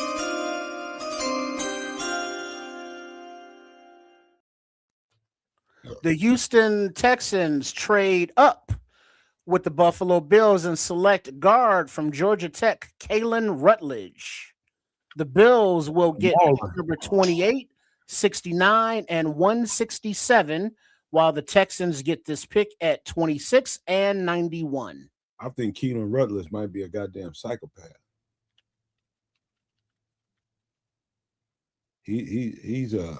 He might be a serial killer at some point. 49ers are on the clock. There has been a trade. The 49ers trade their pick to Miami. Miami is now on the clock. For the first time since we've been doing this, the Bears went and did exactly what we thought. It's true. Yeah. I ain't mad at the pick, but I am mad at the pick at the same time. I think he's a good player. He's just not better than the other guy. Well, Samuel, is Thieneman a dog? Can he play? He can play. The guy can play. Is he a dog? Is he a dog? I don't know. I don't know. And that's what I think about. I get the Chris Conte feeling a little bit, man. I don't know, man. We got to see. I love the speed. Like I said, and the Bears, that's what they're coveting this year. They want to lead fast, a faster defense. They want to be a faster overall team. So, given the fact that McNeil Warren ran a 4.57 or something like that, and you got Thieneman running a 4.35, I mean, they like. Well, hey. according to Jordan Schultz here, the insider or whatever he is, Dylan Thieneman flew up draft boards the last couple of weeks. The Bears are thrilled to get him at 25 and view him as a day one difference maker. Yeah, he will be. He will be. He's not only physically built for the job, but technically, and I see some cerebral, professional. It looked pro. Yeah, he knows what he's doing. Right. I mean, he just moved different than everybody else out there. When he made a decision and saw something, boom, he's on it. He triggered, and he's closing on that shit. I'm telling you, you're going to see him pop out right away for us. It's like you got a veteran kind of in college. I'm serious. Yeah. I thought his tape was some of the more impressive shit I've seen all this offseason. There's lots of upsides to this particular player, Sam. I do agree with you. If it was me, I would have traded back and gotten picks and Warren. But I'm not mad at this situation at all. This really fits that position of need with a high caliber player, man, high caliber player. So I'm pleased with I'm not mad at it. I'm not at all. This is fine. Yeah, I'm not mad at it. Yeah, this is all right. It's just not my cup of tea. I'm gonna go watch him again. I mean, he's got really good. I gotta hype myself up about it. Just y'all go to the channel and look up. Just type in the words on the Nomad Network homepage. Type in Dylan Thieneman and see the breakdown we did on him. Yeah, and play it. Let's play it. Yeah, it's worth a look. I should pull it up, but man, we did a great breakdown on him, man. It was to me, it was surefire. I came away from that tape. Got a good one. I came away from that tape knowing like a mother. If we get him, we just upgraded. We got young, and we replaced somebody like Kevin Byard, who I didn't see leaving at the time, but I had to break down the safeties anyway because he was in contract year, and that's the way it was. But when I seen that tape, I was super impressed.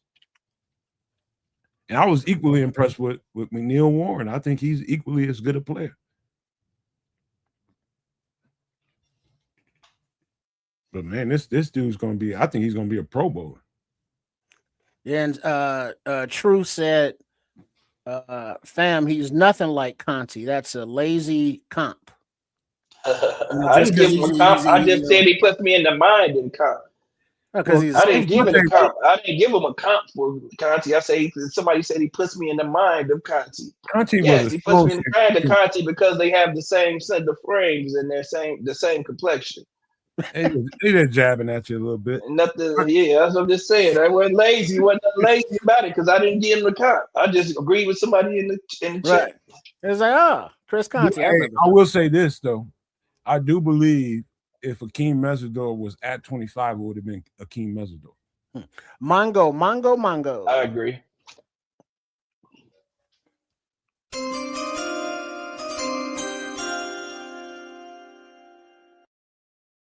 With the 27th pick of the 2026 NFL Draft, the Miami Dolphins select Chris Johnson, cornerback, San Diego State. Oh, he's tough. Yep, that boy is tough. I wouldn't have minded the Bears getting him. I didn't do it. I didn't get to his breakdown, but he's tough. That boy is a dog, man. That boy is a dog. He's tough. Is this the first corner to come on? Besides Mansour Delane? Yep, he is the first since Mansour. Yep. He's tough now. There will be a run on corners. You'll see Colton Hood coming off soon. And that boy can roll, man. Yeah, that boy can roll. You ain't lying. I think his best role is at slot. I think he can play slot and the outside. And the dude is nice. I stick him in the slot.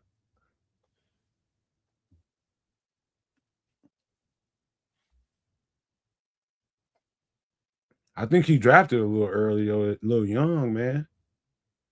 I wouldn't have picked him now. But I'm not in their building. I like that guy though. That's the Packers ex defensive coordinator who's down there, head coach down there. I can't remember his name, but Avion Terrell hasn't been selected yet, right? Avion Terrell. That's Rob McCoy. Colton Hood. I like Colton Hood a lot. But he's a fit. Samo, we got better, man. We got better. I'm not saying we didn't get better. I'm not upset about it like that, man. I just like another guy better. Like I said, I'm hoping we get the now dennis-sutton in the second. The thing is that I'm actually kind of comforted by is as many prospects as we looked into, safety wasn't that deep. So, grabbing your day one, play one starter at a position of need, and he's the BPA, you can't be mad at it. Now, if it's a difference between, I like McNeil Warren versus Thieneman, that's personal preference. But for a position of need, BPA, perfect pick. Mongo. Yeah, you got a guy.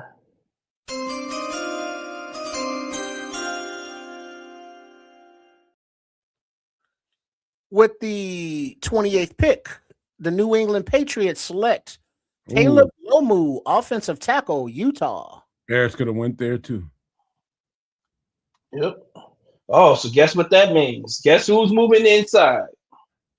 Mr. Campbell. Will Campbell is moving inside. You don't draft Caleb Lomu if you're not moving them inside. if you don't have a left tackle problem.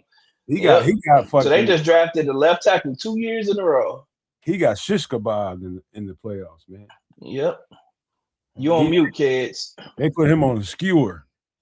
Yeah, he had problems last year for sure, man. That's he got exposed.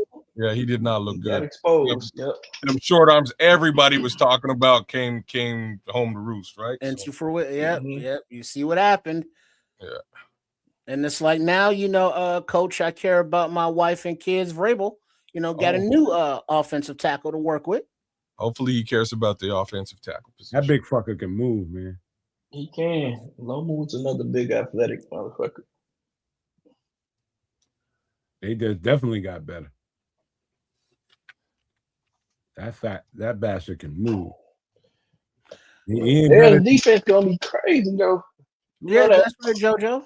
It's like we filled a need, and according to best BPA, a left tackle is like, nah, we got bodies to throw there. Hopefully Ozzy comes back. The top edge is off the board, top corner is off the board, defensive tackle. Wasn't Thieneman, was he the second safety off after Downs? Yep. Yeah. Yeah, so that's a perfect spot for him right there. Look, the Chiefs about to come up again. Like they needed it. They about to come up again. They finna get either TJ Parker or the defensive tackle. They trade up again, bro? They trade up? That's just where they was. So what the hell did they trade to get to where they were? Yeah, this was their original pick, right? That's trade the original pick to get down to. Well, no, remember they traded away to the Rams at cornerback, so they had extra picks. They about to get a good ass. They got a good ass player. Yep, that's what they did. Oh shit! They don't get a wide receiver now. Maybe not. They don't need no receiver. They need a weapon. What do you think they need, Nomad? Defensive guy. Defensive weapon? Probably D tackle or linebacker. All right, Kid, you said wide receiver, huh? Maybe okay. So there's Jacob. They may go edge rusher here too. They ain't no edges left. Really, they can. You tripping? I guess they don't have to trade up. Like at 29, I suppose there are, but you know what I mean. Oh, there's some good edges left. What was that? That's how I feel about the edges from here to like the fifth round. Like real talk. Everybody until you get to Ndamukong Tucker. That's the one selection that I'll sit back and say look like he's football ready to me.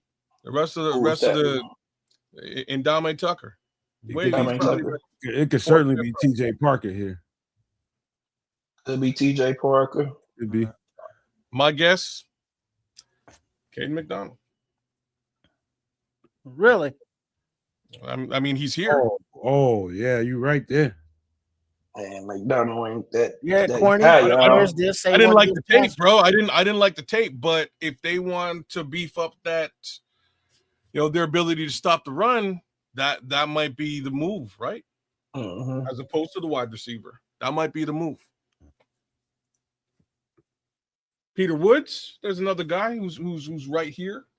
He getting. Man, he's supposed to been gone according to all the so-called experts. I like Peter Woods. I like that tape. He got a lazy ass tape if you watch a lot of it. Yeah. Yeah. That's probably why he ain't on the board because he ain't consistent. Maybe that's what happened. Lee Hunter he shows up in a flash, and then this next thing you don't know he's there. That's some discipline shit going on. He ain't taking care of himself. He ain't, maybe he's got endurance problems, and that's something to do with, conditioning. I mean, that guy should have been off the board with his talent. He got high level talent. Who was that? Big Woods. Woods, yeah, that dude is Peter Pumpkin Eater. But he just shows up when it shows up, and other times he's not even there. They might draft him anyway. I think it's going to be a Clemson player. Woods, TJ Parker here. All right. They got the corner, so they don't need Terrell. At pick number 29. Wait. Let's see. Wait. Hold on, kids. At pick 29 here, San Fran up next at 30, Buffalo at 31. Mongo.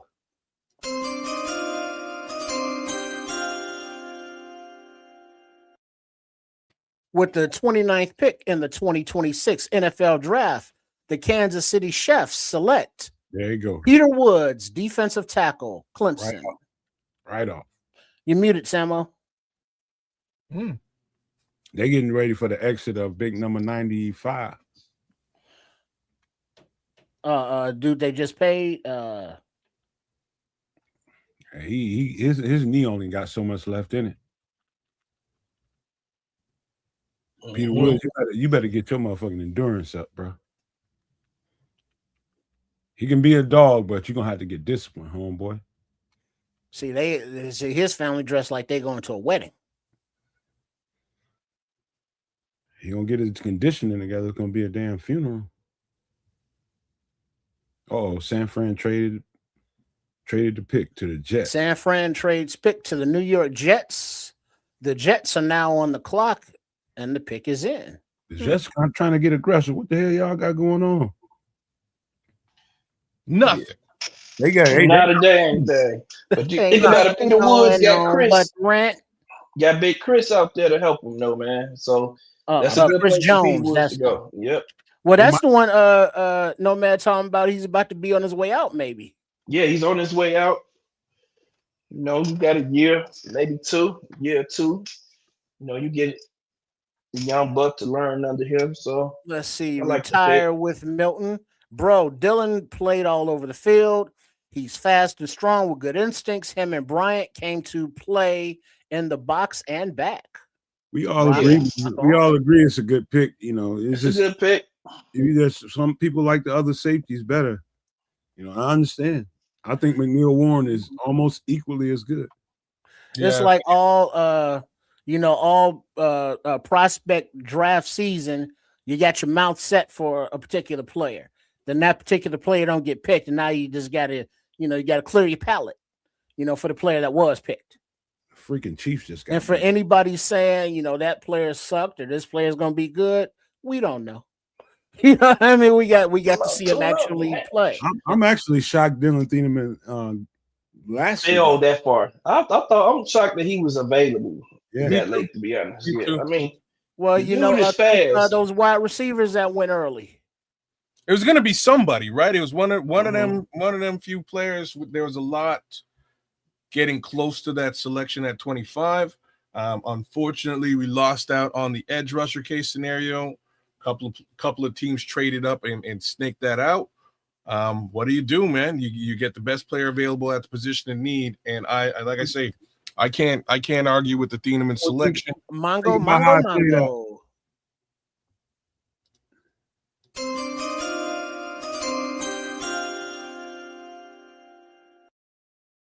With the 30th pick in the 2026 NFL Draft, the Jets select Omar Cooper, wide receiver, Indiana. They trying to lace old Gino up, ain't they? And Omar Cooper is nice. They're like what a this they're not a good organization, bro. I just did Omar Cooper last week, y'all. Remember that? We just did that last week. What the hell are you drafting a wide receiver for? They need him, man.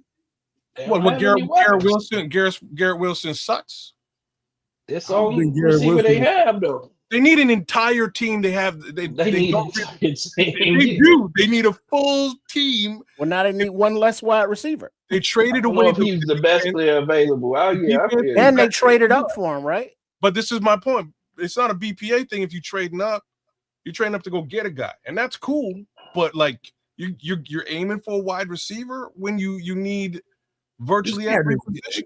Kids, I think you underestimating how good this cat is. Okay. He's got out of all the receivers in the draft, I don't know another one. You might be overestimating how good Geno Smith is. No, I think Geno is as good as the people you put around him. Another one that what did you say? He's got the best. He's got the best, contact balance of any receiver in the draft. Yes, yeah. Now I'm not taking anything away from Omar Cooper now. Don't get me wrong. I'm just talking about requirements on a team, where you are in the draft, what you're willing to trade up for. I'm not so sure wide receiver is it for the New York Jets, who just traded away their. You got to remember this, kids. The Jets has been at the bottom of the barrel for a long time. They've been drafting they got a lot of good football players on that team. No, bro. No, they just traded them away is what I'm trying to tell you. They traded away Sauce. They traded away Quinnen Williams. They traded away Sauce. That's it. That's it. That's the defense.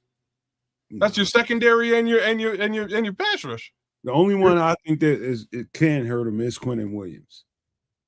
I think I think Sauce is overrated. I'm talking about. I agree, but he was a high-end selection for them. They put an investment there. They got capital for him, and they're using it. Wait, so here it is. The Jets come up from 33 to trade with the 49ers at 30. And so they end up with 3 first-rounders tonight. Who ends up with 3 first-rounders? The Jets? The Jets. Yeah. Okay. That's their so third. In a few years, they're going to have some contracts to pay up, or they're going to be trading some fools again. So what did they pick here? So they picked a wide receiver. They selected. Let's look here. Trade alert. Buffalo trades to pick to Tennessee. So the Titans are now on the clock. I wonder what they do here. They got rid of the big boy in the middle. So this is probably Caden McDonald.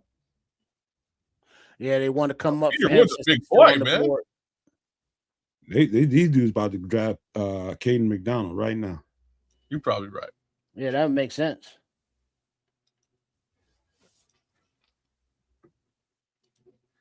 They about to come up. Lord, I cannot help but say. Get that. He gonna get the double teams and big number. What's the 3 technique? Number 98 about that. He about to eat. Simmons. Yeah. Justin Simmons. Jeffrey Simmons. Jeffrey Simmons. And there's Robert Saleh in the Titans war room. He about to get that 1 tech.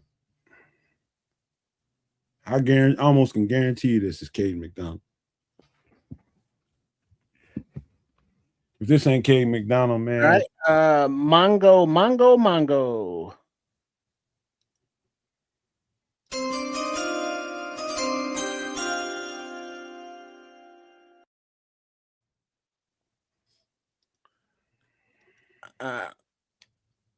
All right. Record for the first night in the draft, 320,000 people in Pittsburgh. All right. So the pick at number 31, the Tennessee Titans select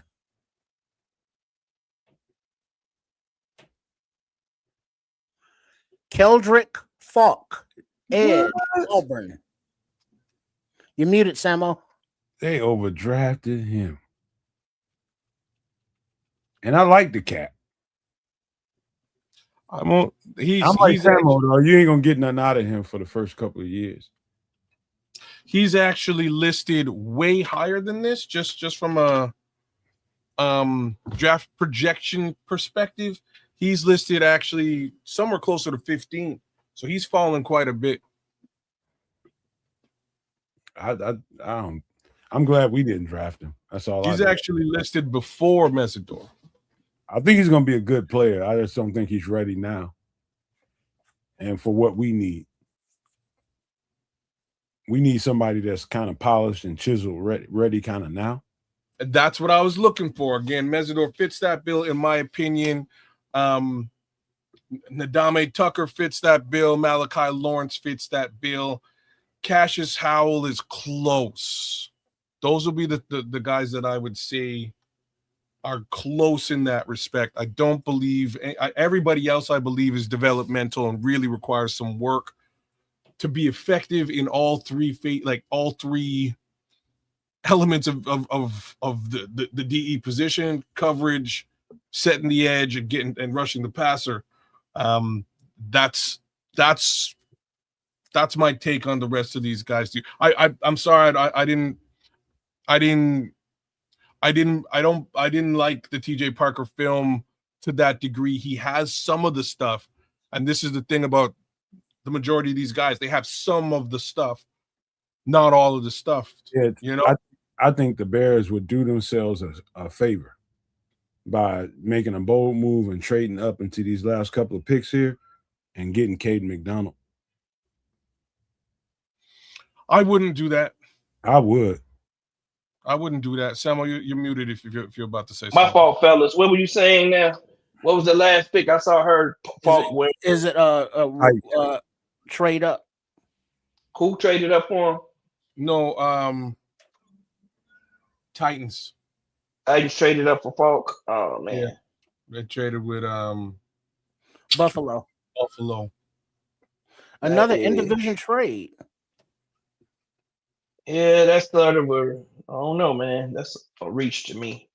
I think you could have waited for that dude, man. Young guy. He needs a lot of coaching, like I said, man. He doesn't know how to use his hands.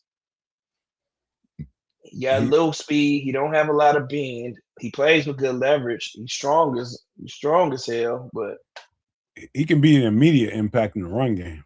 Oh yeah, in the run game, he's solid. He's setting the edge because he's strong as hell.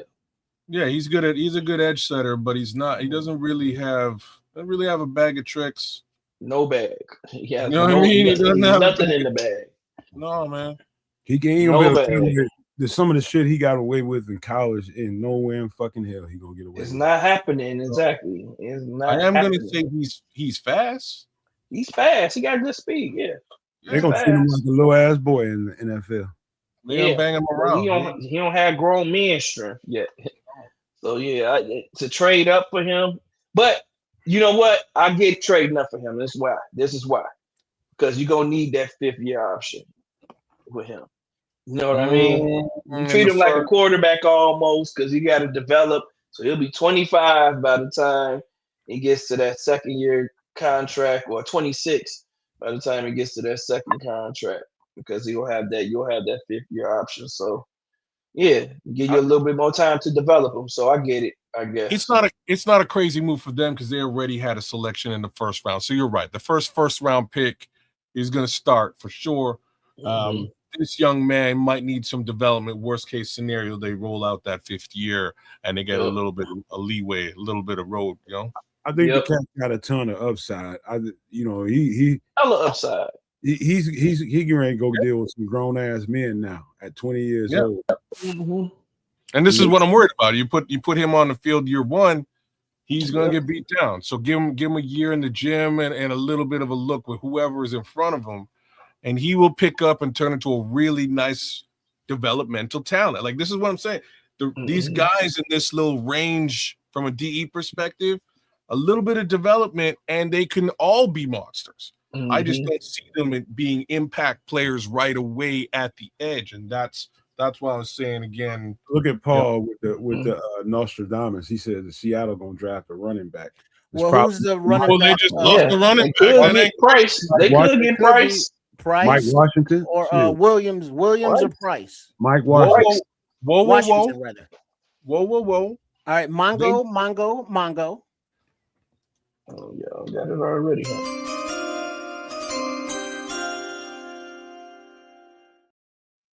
All right, announcing the final pick, number 32 for the 1st round of the 2020-26 NFL Draft. We have a Make-A-Wish recipient. This might be safety Emmanuel McNeil Warren, all right? Just because they lost Kobe Bryant. Yeah, you got that.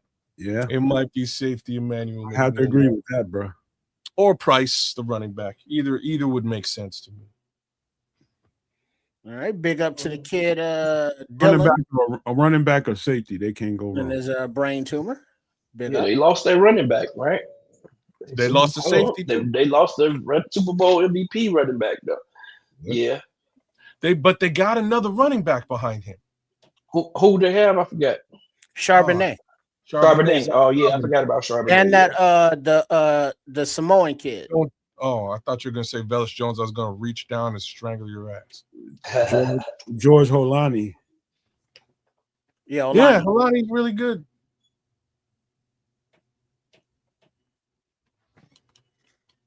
They did good drafting running backs lately.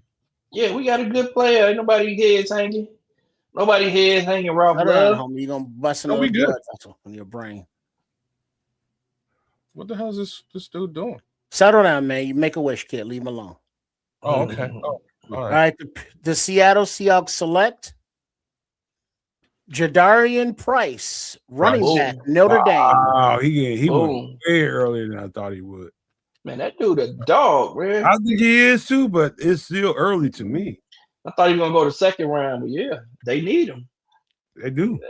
Either they guys trying to fill a need. So both Notre Dame running backs go in the first round. That's crazy. It could have been a back or a safety. They went back. Yep. Because there's a lot of good safeties left in the draft. You think about it. You got Halsey, you got guys like Stoops you can put back there. You got so many good safeties. I'm gonna just tell you right now, man. All us Bears fans, they're gonna be hard to deal with. Who? The Seattle Seahawks? Fuck yeah. Shit, they already hard. Yeah, they just won I mean, I'm just telling you, I like the matchup. I like our matchup, but because they got such a forceful running game, that's gonna, we're gonna have to really put our fucking, cleats down in the ground against them. They just did what every NFL team wants to do, is set the game up so that your run game look beautiful. Get rid of your top end running backs. You don't have to pay them and replace them with a top end running back. Like that, every team wants to do this, and here they are. They ready to run. He ain't as good as they got a damn good running back. To be honest with you, he ain't nowhere near as good as Kenneth Walker. I'm not saying he's as good as Kenneth Walker. What I am saying I think he can be. I think he got some wiggle to him. I think he got some power. Though he don't have the power Kenneth Walker has. You definitely want to got some thunder thighs, boy. Yeah, they him got the top end running back with a top end running back that you don't have to pay. Yeah, I think that's a good trade off, man. I think he got a little bit more speed than Walker has some speed. So he get out open. You ain't catching his ass. Yeah, you're not catching Walker in the open field. I think it's a good trade off, man. It's good to see. I tell you what, the Bears, it's about to get mad interesting because they got a couple of picks in this next round. 2 or 3. Yep, 2 picks. 2 picks in the second, 1 in the third. 57 and 60, and then 89. That's right. They stand to get a lot. They already got better. Just bringing Thieneman on the team, the safety room just got better. So here's the one little problem that I'll throw out for the world now. It's a little obvious problem. For those of you, much like me, who were mocking Mike Washington Jr. to the Chicago Bears as a potential running back selection. Highly doubtful now. Just saying. Why you say that? Because he's the next top running back available, period. Okay, so who's the next picks before us?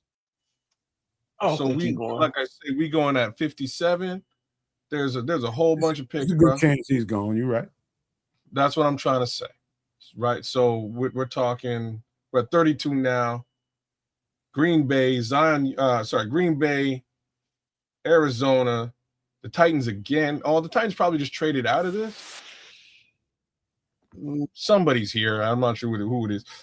Houston, New York Giants, the Rays, the Browns, Kansas City, who's probably not really here either because of the trade. Probably the Browns. Kansas City could take them. No, I think they traded out of this selection. I'm just assuming because of what went down earlier on, but maybe. Bengals, Saints could take them. Saints could definitely take them. Miami, Jets, Baltimore. No, they don't need. Baltimore could, because shit. I mean, he retiring soon. Well, they've been paid him. You know what I mean? They paid him, so you might want to respect that little dollars and cents there. I don't know. Tampa Bay.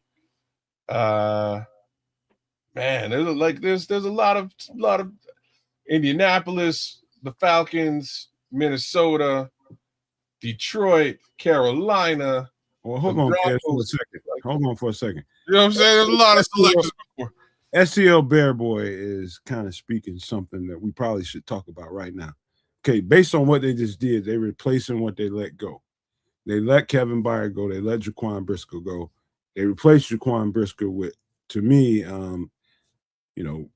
it could be Thieneman, it could be Kobe Bryant. So either with your upgrade, it's fine. Either way, they replace his safeties. And so now Mm-hmm. he's asking, is tomorrow when we get another defensive lineman or a wide receiver? We let go of DJ Moore. Now, to me, I think that's a good question to ask right now. I don't think so. I mean, based on what I saw today, it could be just that. D-line for sure. Yeah, I could see a wide receiver in the third. At 89, maybe. Or like that, to me, 89 is the luxury pick, right? That's my 2 cents there. 89 is the luxury pick. Either you go with a wide receiver or a running back there. My hope was maybe Mike Washington Jr. might be around close to that, maybe at 60. You might want to make a selection there. At this point, I don't think that's going to be the case at all. So maybe a wide receiver a bit later on, a Bryce Lance or maybe Stribling at 129. Jeremy Bernard. But hey, kid, do me a favor. Go to your ChatGPT too, dog. Huh? Can you do me a favor and go to ChatGPT or whatever AI you use and ask ChatGPT what are the Bears? Who will the Bears most likely target? What particular players will the Bears most likely target as UDFAs? Oh, just ask them that, and you'd be surprised what they come up with. I'm not going to do that. I'll do it right now. The only reason I'm not going to do that is because we don't know who the UDFAs are yet until the draft is over. Right? They can speculate on 500 selections right now, and maybe, but you know what I'm saying? Like seventh round. I'm going to do it right now. Don't worry about it. Little early.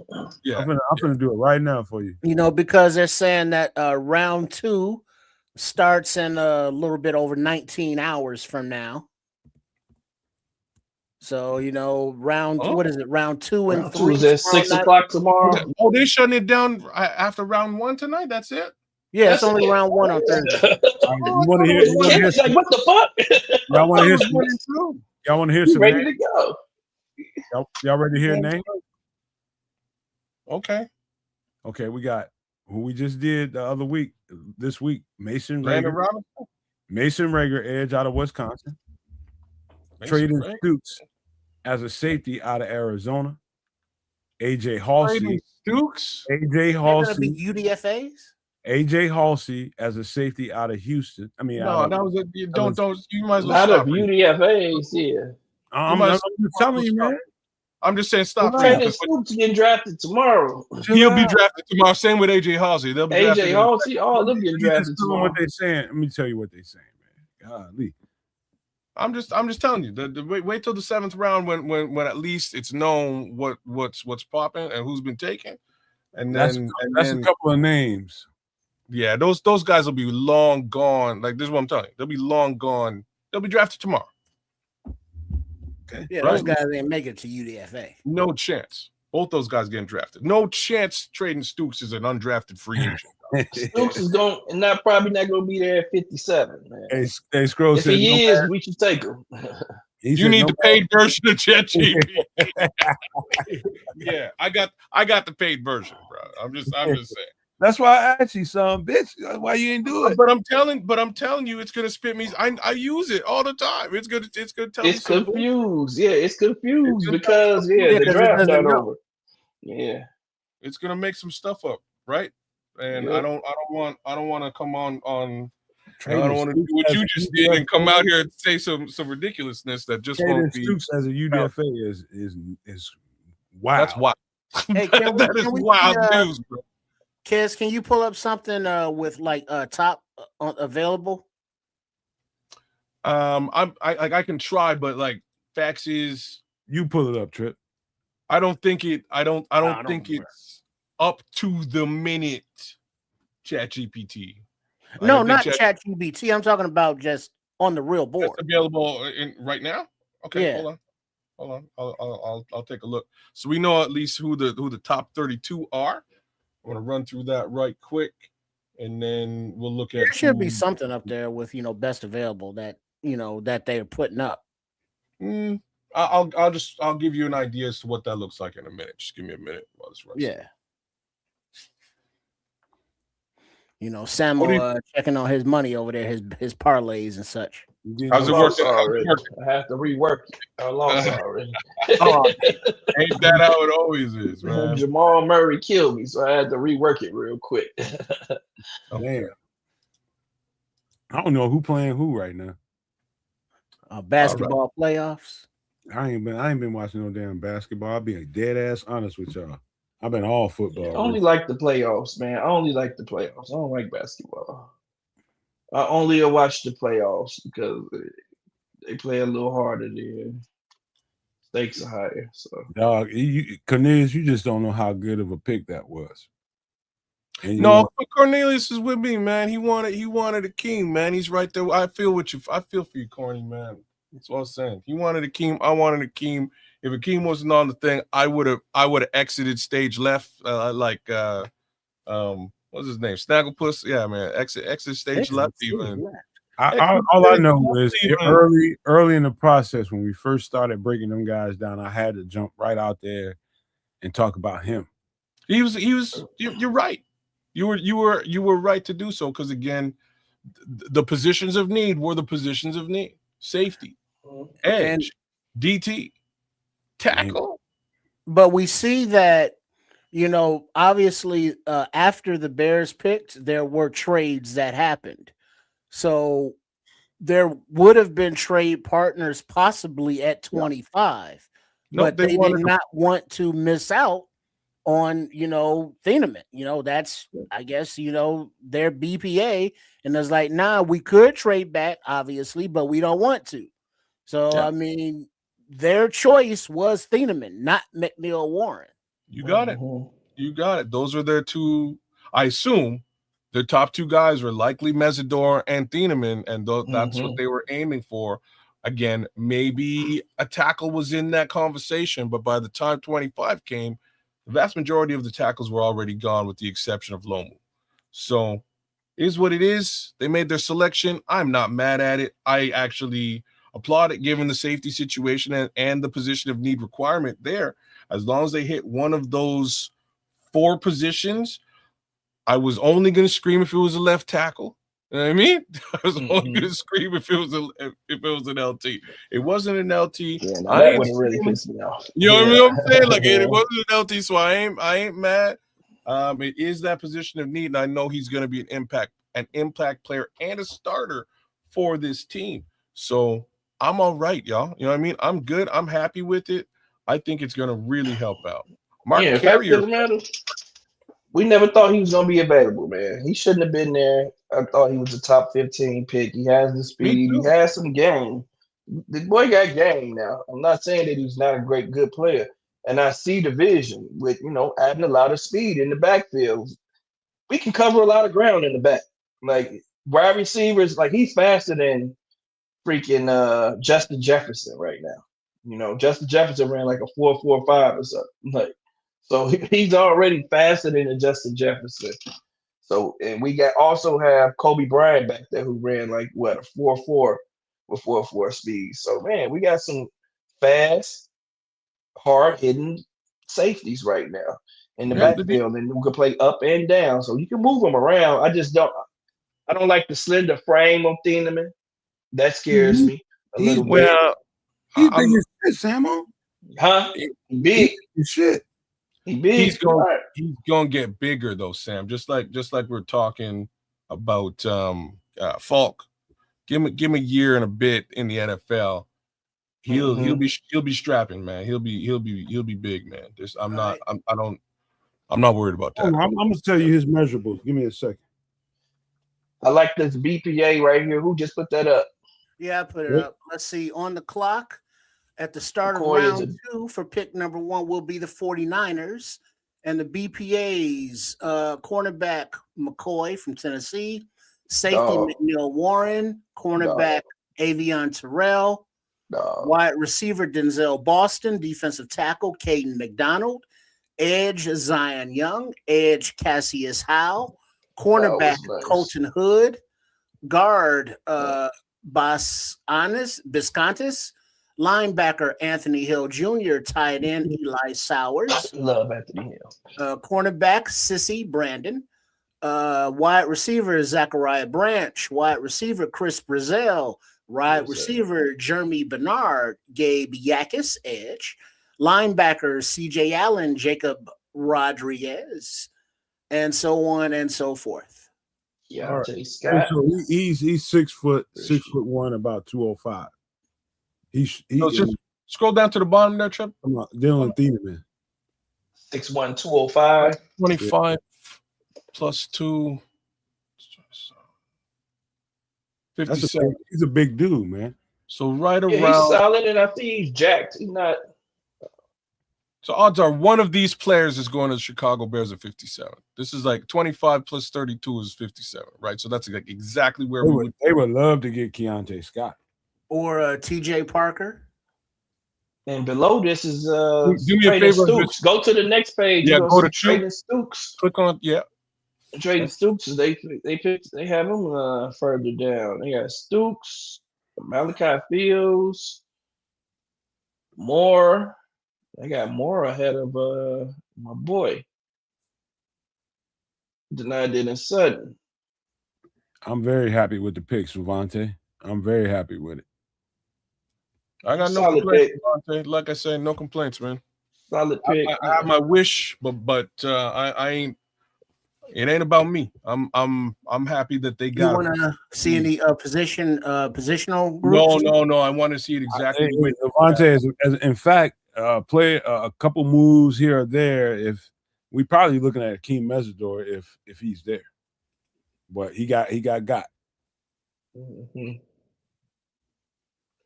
There's a Richard guy down here, Sambo. I got him as the 10. Yeah. I doubt that he's the 10th taken. I think Romello Height has got a lot of what Malachi Lawrence brings to the table. I didn't mind him either. He's calm. Oh yeah, he's just smaller. He's just not a fit for our defense. That's where I'm at with that. You nailed that boy is Romello Height is nice. I like Ronaldo. But Caden, I told people, man, everybody been saying Caden was gonna go high, man. Figure out what you don't like about him. About who? Caden? Yeah. I love Caden. I just don't like that I just think he's good for what he is. I don't see the pass rusher in him. That's my problem. I don't think that he's one-dimensional right now. So I wouldn't have drafted him at 25 because he was one-dimensional. That's why he's not in the first rounder. Yeah. We kind of need him to be one-dimensional to grab them double teams and let other guys get one-on-ones. Now, do you feel that that's like, how do I say this? Like, do you feel that he's the only guy who's good at managing the run in this draft? Hell no. This is my point. Like, so you blow pick number 25 on a guy you could potentially get run stopper snaps out of way later in the draft. Yeah, that was my. They might be banking on that. Like Capehart. I like Capehart as much as I like. Go to D tackles, Trip. Yeah, D tackle is deep. People are not talking about D tackle. D tackle deep. Super deep. This is a deep draft, man. So way down here. Big citrus. So way down. Keep going down. Grayson I love it. Like Grayson Halton. Darrell Jackson is a big athletic motherfucker. Yeah, man. Yeah. Chris McClellan, nice. It's a lot of run pluggers in here. That's a 310. Rayshawn Benny, I would have probably, if we had another week, I'd have been talking about him this week. Albert Regis, about Albert Regis. He's nice too. Yep. Nick Barrett out of South Carolina. Barrett is nice. Cameron Ball is nice. I love Caleb Proctor. Caleb Proctor's awesome. It's another dude, man. What's Cam? Corleone, the Godfather. Love Corleone, man. That would be my run stuff if I had to pick one. That would be my Godfather. I like David Gusta is nice, man. Skylar Gill Howard. Like there's so many deep. The DT position. Marshall. Cam Rice ain't even on this list. Cam Rice is nice. This is why they left all of them goddamn on roster spots open. Because brother, you only got so many selections though. You know what I mean? Like it's not like they've got unlimited selections. Look, and to make matters Robinson. worse. Hey, hold up, Trip. Pull it down. Dog, I'm gonna go to Twitter and see if the Bears doing a press conference. Let me see. It's coming. Yeah, I love Proctor, man. I like Proctor a lot.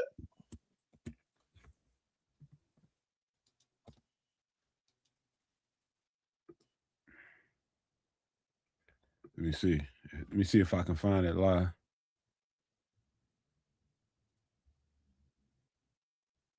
I'm not seeing it. Wait a minute. I found it, but I don't think it's live yet. I'll tell you in a second. No, it's not live yet. Okay. You gotta love Bears social media. They'll put it up. Do me a favor and we're live for like 40 minutes. Share your screen. We're gonna broadcast it? Well, share your screen. I'll put an overlay over top of it. All right, well, you do what you gotta do. Let's do it. Okay. As soon as it kicks in, I'll flip it over. That's a lot of speed on the defense. Yeah, that secondary is looking fast. I cannot. Oh, people are mad. I'm looking at this Bears chat, and they're wow, fire polls. That's crazy. I like having bad pick.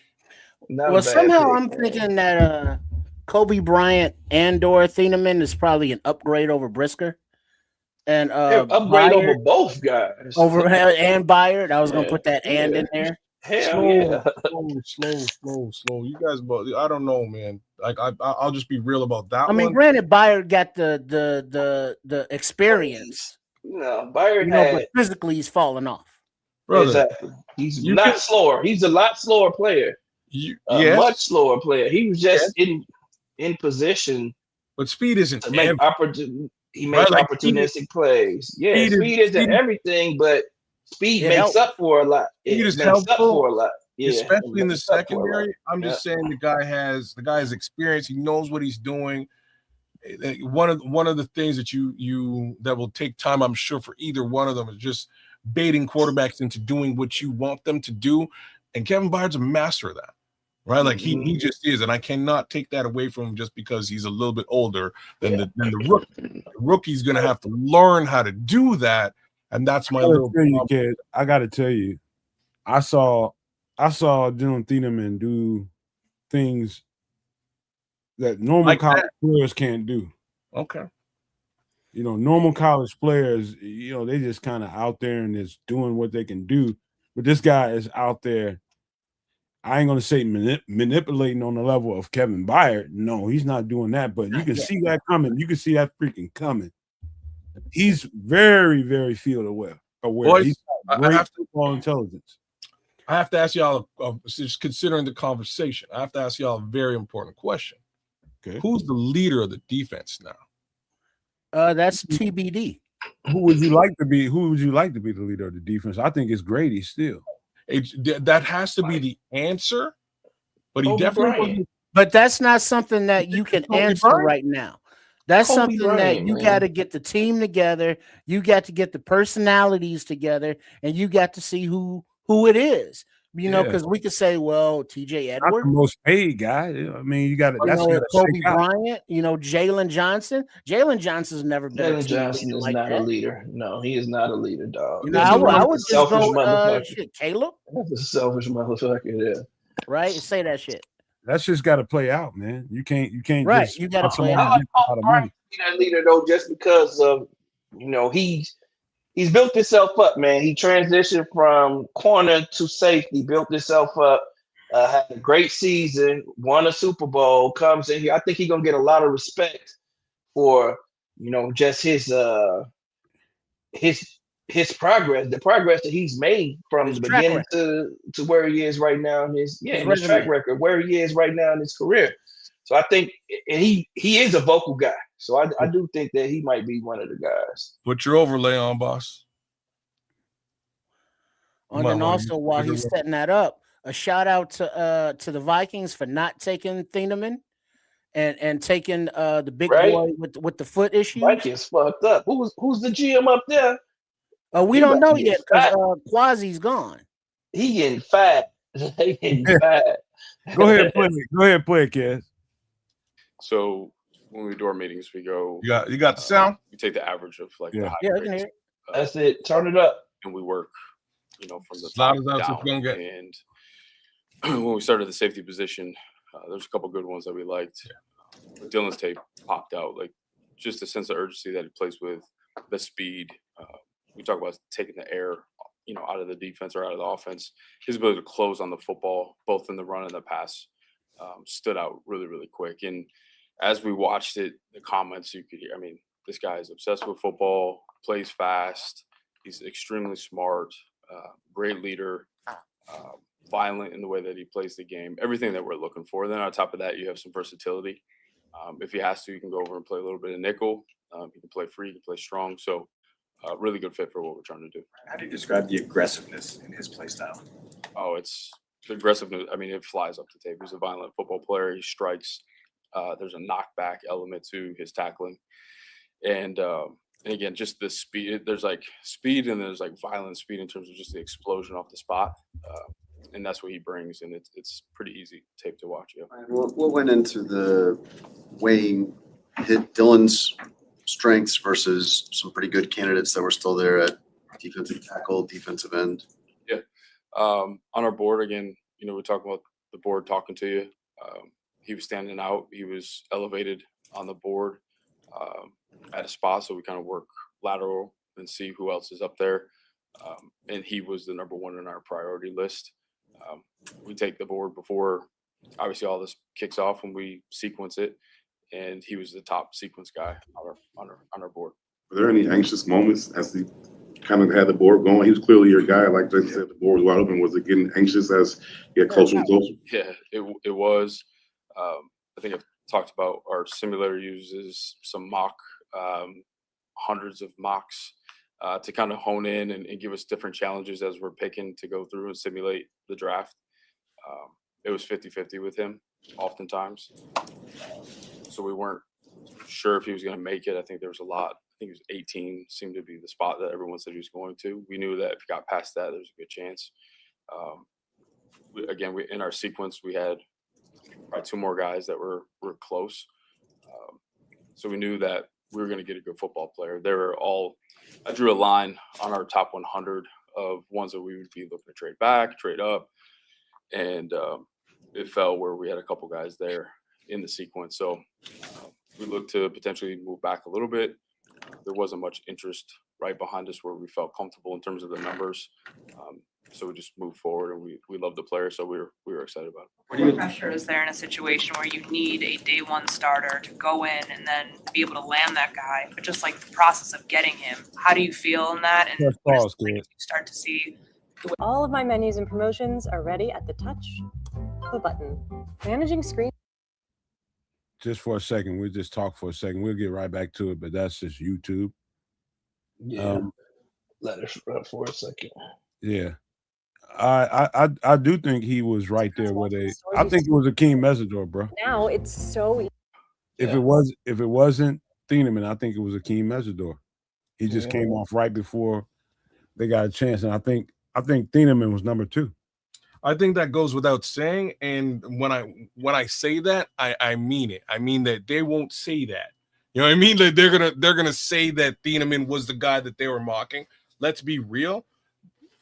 You are going to look at 2 to 3 best players available at your spot, and whoever's there, you're going to make a judgment call on. And I would have to say the guys that all of us, and if he's sitting here saying he's done 100 mocks plus to figure it out, the guys who fall at 25 are Akeem Mesidor, Caden McDonald, Peter Woods, and Thieneman. And Thieneman will also throw a Blake Miller in there as well. Like, those are the guys who fall in and around there. When the majority of those names disappeared,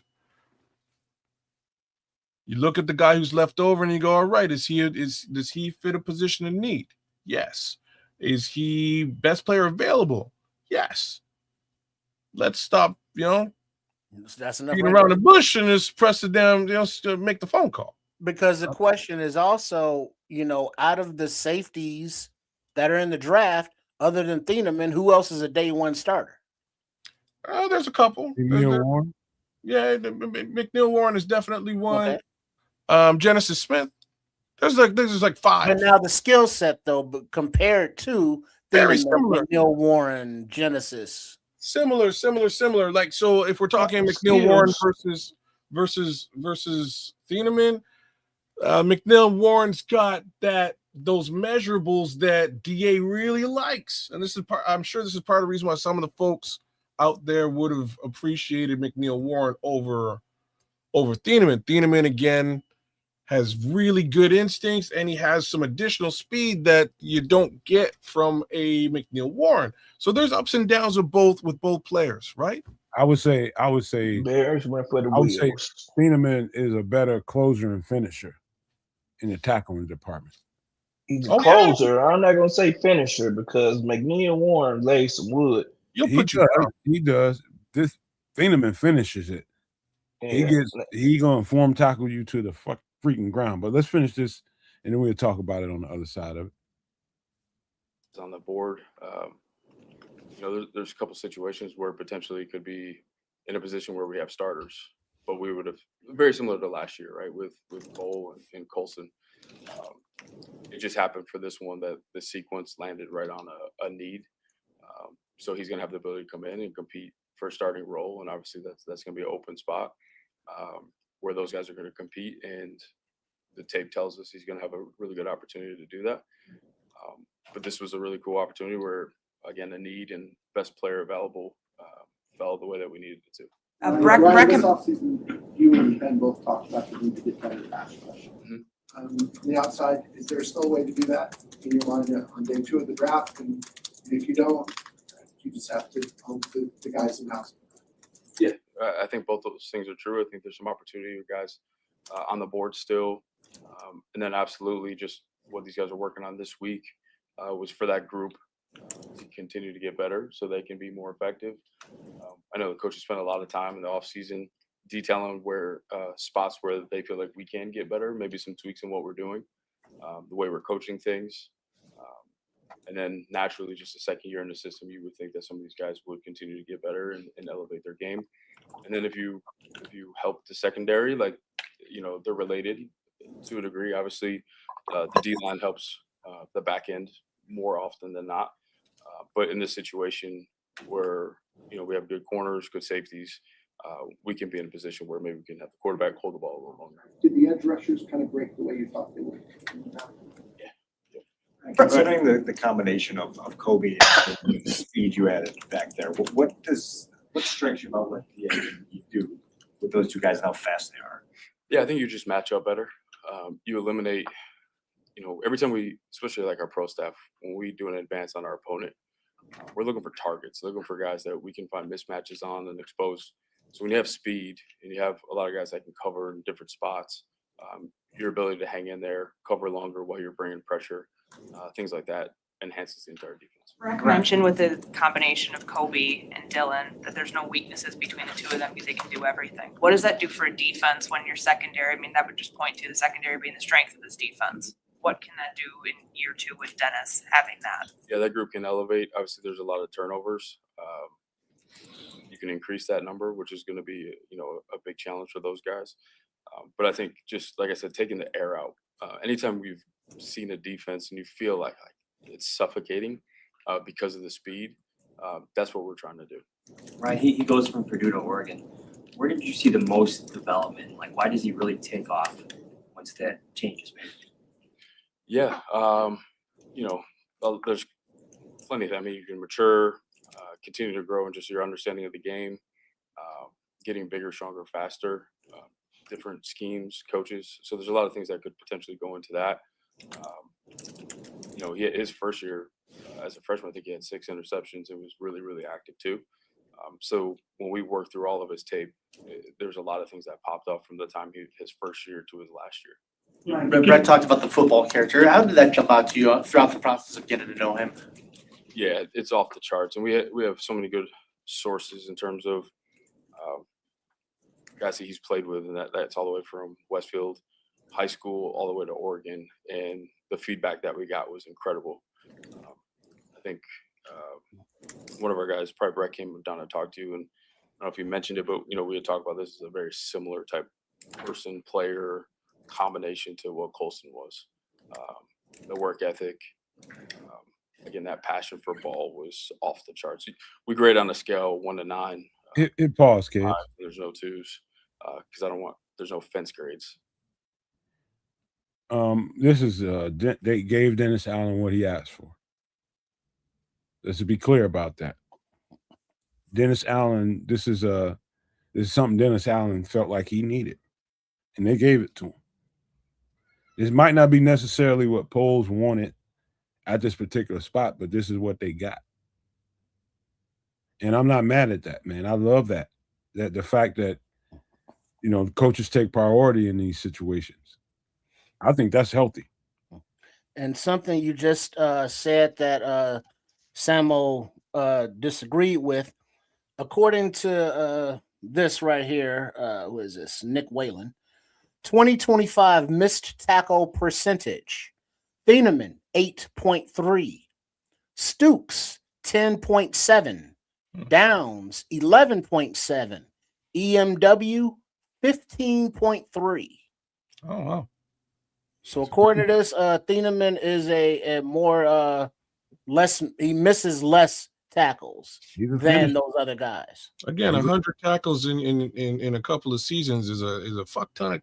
That's a lot of tackles for a safety, bro. That's a shit ton, as they say. It's a lot of tackles. So, like I say, I do not have any problems with this. Yes, I wanted a top end edge rusher early in the draft. Once they were gone, BPA, baby, or you trade out.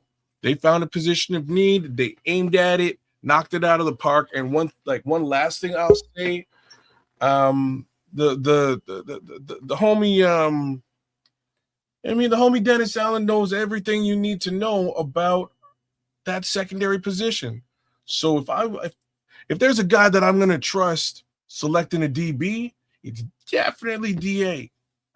Well, Sean, not DA for me. It's the Al Harris pick. If Al Harris agrees with it, then I agree with it.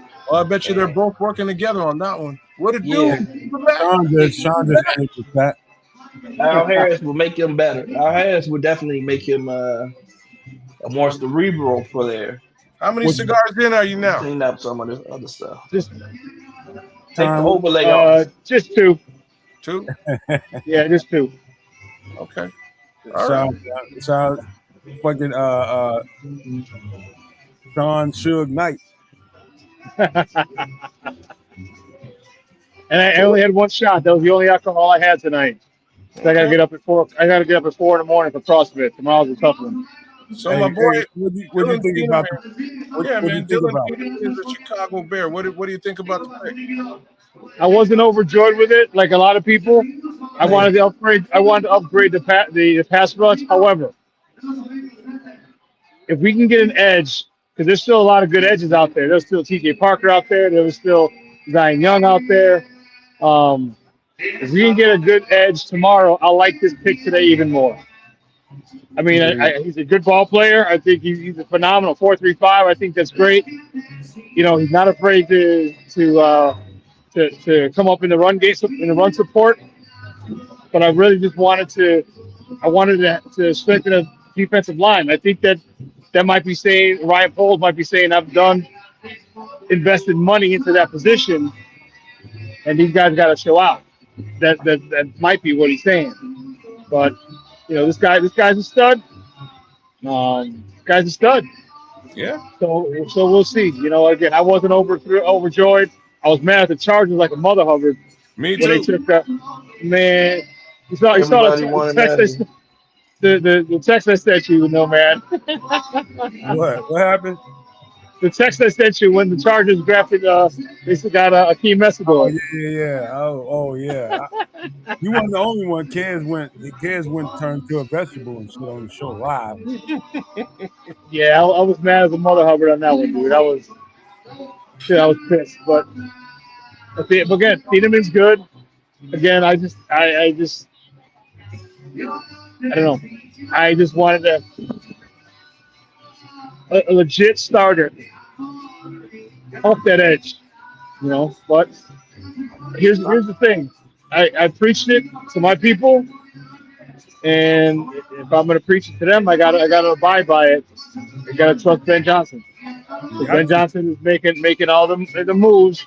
I mean, obviously with Dennis Allen is there on this one, but so I gotta trust it. As I said, if they can get a good edge tomorrow, like 57 and 60, and then is it 2 and 3 tomorrow? Yeah, it's 2 and 3. Yeah. Okay. Yep. 57, 60, 89. Right. So if we can get a good edge tomorrow, like I said, this pick will look a lot nicer to me. I'll be a lot happier with this pick.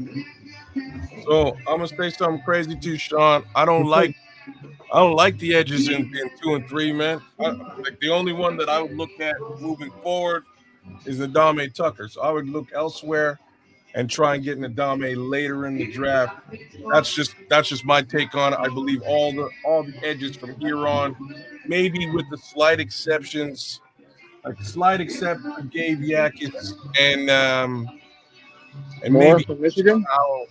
Yeah, like maybe Cassius Howell. Like those guys Cassius Howell too. Yeah. They look like guys you could start, but they got some, like, all of these guys need development, in my opinion. The one kid that I've seen that's got tricks in the bag, bend, set the edge, he's fast, got the measurables, is the Dame Tucker. And, you know, he's a fair amount later in this draft. So, All right, hold on. Kid, hey, Sean, you want to hang around while we finish this press conference? yeah, we're going to throw up Brian Post here. So just. Oh, yeah, he just finished it. Yeah. Sit there. There's a lot of sense. It's really good to talk to you guys. Really happy with the type of person we're bringing. Is it the combo of football character and kind of the speed that makes you feel good about a safety in round one, where there aren't a lot of them that go in round one, and you can oftentimes find pretty good ones a bit later on in the draft when you think about positional value? Yeah, you got to look at versatility. So if it's a safety and it's like kind of old school box safety, that maybe doesn't have a lot of coverage, you know, value probably stays down just a little bit. So that's why we felt comfortable taking Dylan where he was. There's versatility, so there's multiple positions he can play, on top of the ability to cover the range, helping in the pass game, third down. And then you got Kyler, you got Kobe, you got guys that you can do a lot of different things to confuse the defense. That was kind of on the checklist of a safety taken in one and grading them where we had them graded.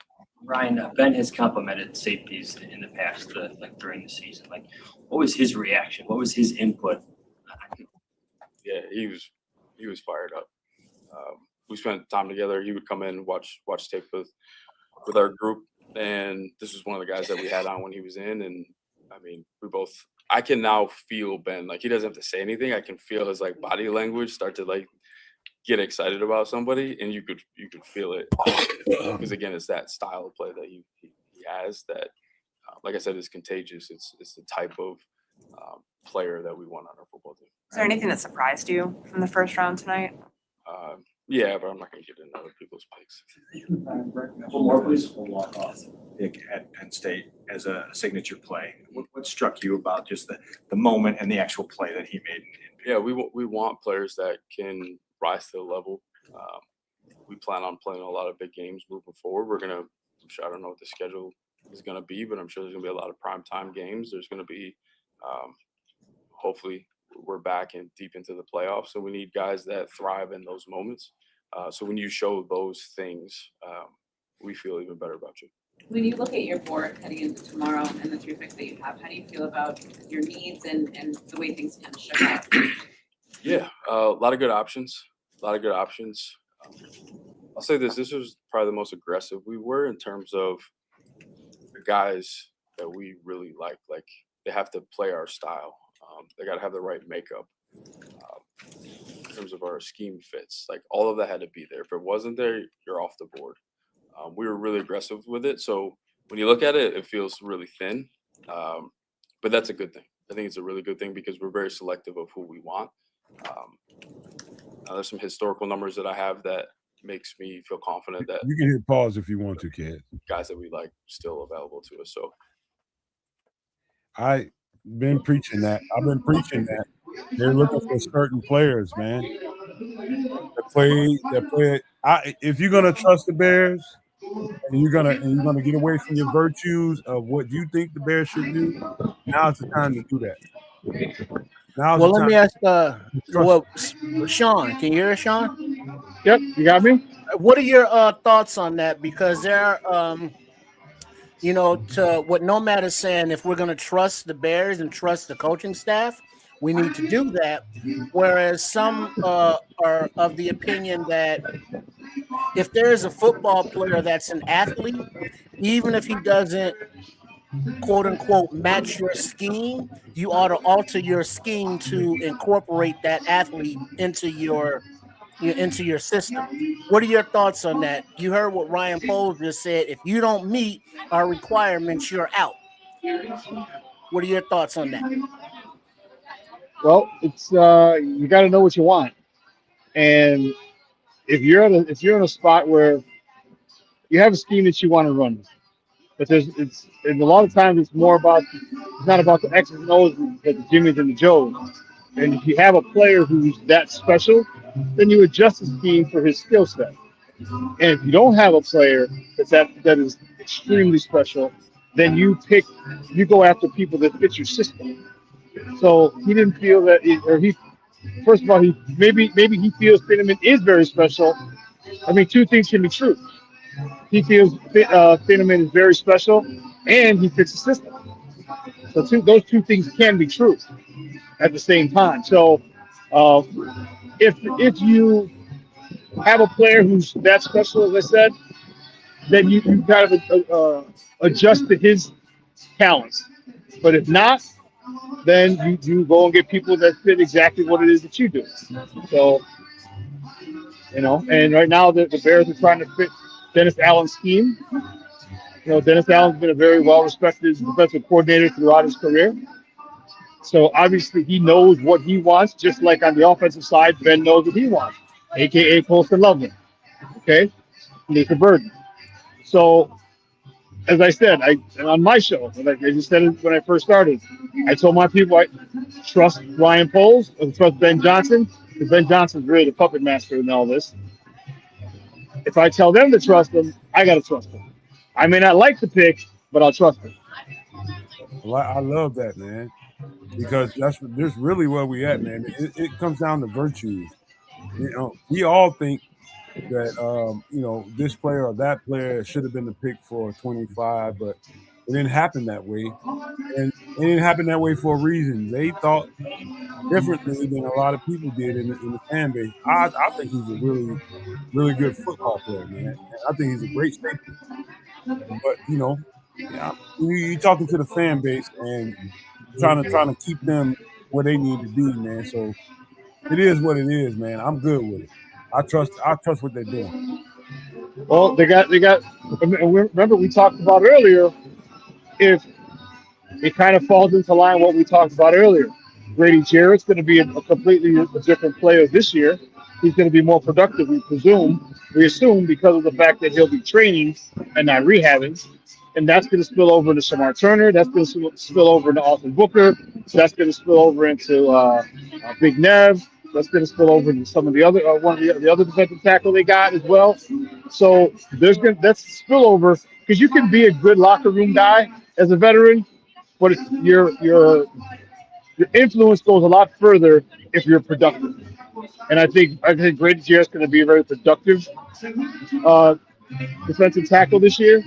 And I think that by that alone, other guys are going to really listen to what he's got to say, because he's a consummate pro. And just watching him go about his business, maybe they feel with another year in the system that Booker can really take off, Shamar Turner can take off, Javon Dexter's really got to take off. Maybe they think all these guys can really take off, and they have enough to at least an improvement on that front seven. Okay, Sean, before we start this video and finish the press conference, let me say this. There's a lot of people, and I think it's pretty unanimous amongst the fan base, that believe in Austin Booker. They believe in this cat. I believe in this cat. And think about what an edge rusher would have did at 25. That's going to knock Austin Booker's progression way down. And so as many people that believe in that guy that want that edge rusher, think about what that would have did to Austin Booker. I disagree with that completely. I do. You said it before. I still disagree with it. It all depends on who you get. In the case of Akeem Mesidor, you could line him up right beside Austin, and now you've got a NASCAR package, like I said earlier on. It wouldn't have. That's on a certain down and distance, kid. That's That's right, and then you have a rotation as we saw last you year. cannot. If you're going to draft a guy this high, it's got to be a starter. He got to And start. that's fine, but you still need to rotate. As we saw a lot last year, there's snaps where Montez Sweat ain't on the field. There's snaps where Austin Booker ain't on the field. You've got a real healthy rotation, man. I understand what you're saying, kid, but at 25, that guy's got to plug in and play every down, pretty much. Well, I can't argue with that, but like I said, I think you got a situation where Montez Sweat, if you need to take a breather, you've got two more guys that really can hold it down at both sides. I mean, we seen that with the Seattle Seahawks. They have a platoon that they run out, so you can never have too many edge rushers. Look at what the Giants just did. I mean, you can never have too many edge rushers. Yeah, but I do agree that Woods drafting a guy at 25 is going to stunt the growth of it's possible. Booker. It's yeah, possible. I mean, because you want him to be the focus. You want him to be the focus right now. I don't know about Sutton's growth. He's a focal point. I don't know if it's Sutton's growth because of the fact that he's been in the system already. He's in the system for a year, so he'll obviously have the upper hand. Definitely. But one of the things that it might do is it might push Montez Sweat because he's getting paid a lot of money for not a lot of production. Like I said, I know he has double-digit sacks, and people look at double-digit sacks and they get excited, but that's not the issue. That's not. Those, You're right. Those are empty calories. Those are empty calories. So, and you could just say, hey, listen, the Bears could have flipped it and said, hey, we got two young studs. If that whoever say they drafted Zion Young and he turned out to be a stud defensive end. Well, guess what? Now you have a very you got a defensive end that you can trade, you can dangle around. There's going to be people as the trade deadline gets closer, they're going to need it. They're fighting for a playoff spot, or they're fighting for a deep run of the playoffs, or they're fighting for they have Super Bowl aspirations, and they need that one player, and they could be able to move. If I were to move on from Montez Sweat, it wouldn't be during the season. It would be at the end of the season, and that's why you could have drafted a guy high. I'm sure you still can. Because we need the platoon of defensive lines. That's what it. Yeah. Look at what the Seattle Seahawks did. They didn't have an edge rusher who had more than 7 sacks last year.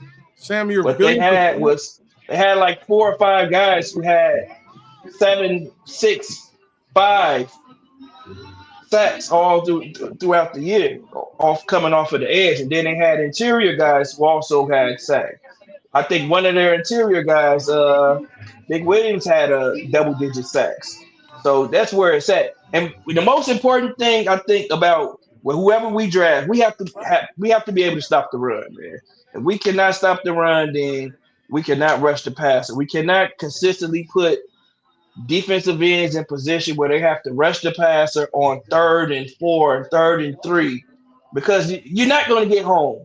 You're not going to get home. And the fact of the matter is, you're just not going to get home. The ball is coming out too quick. And we were in that situation too often last season, which is why our sack numbers don't look as good as they should.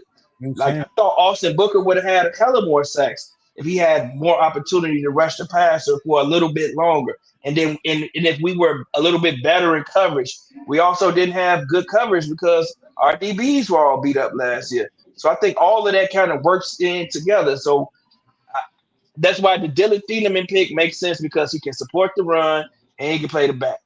So Austin, Hold on, Kev, before you was take off. also injured, right? And that's Kev, before you take factors off, into let's his finish the numbers. video. Let's finish the video first and then take off.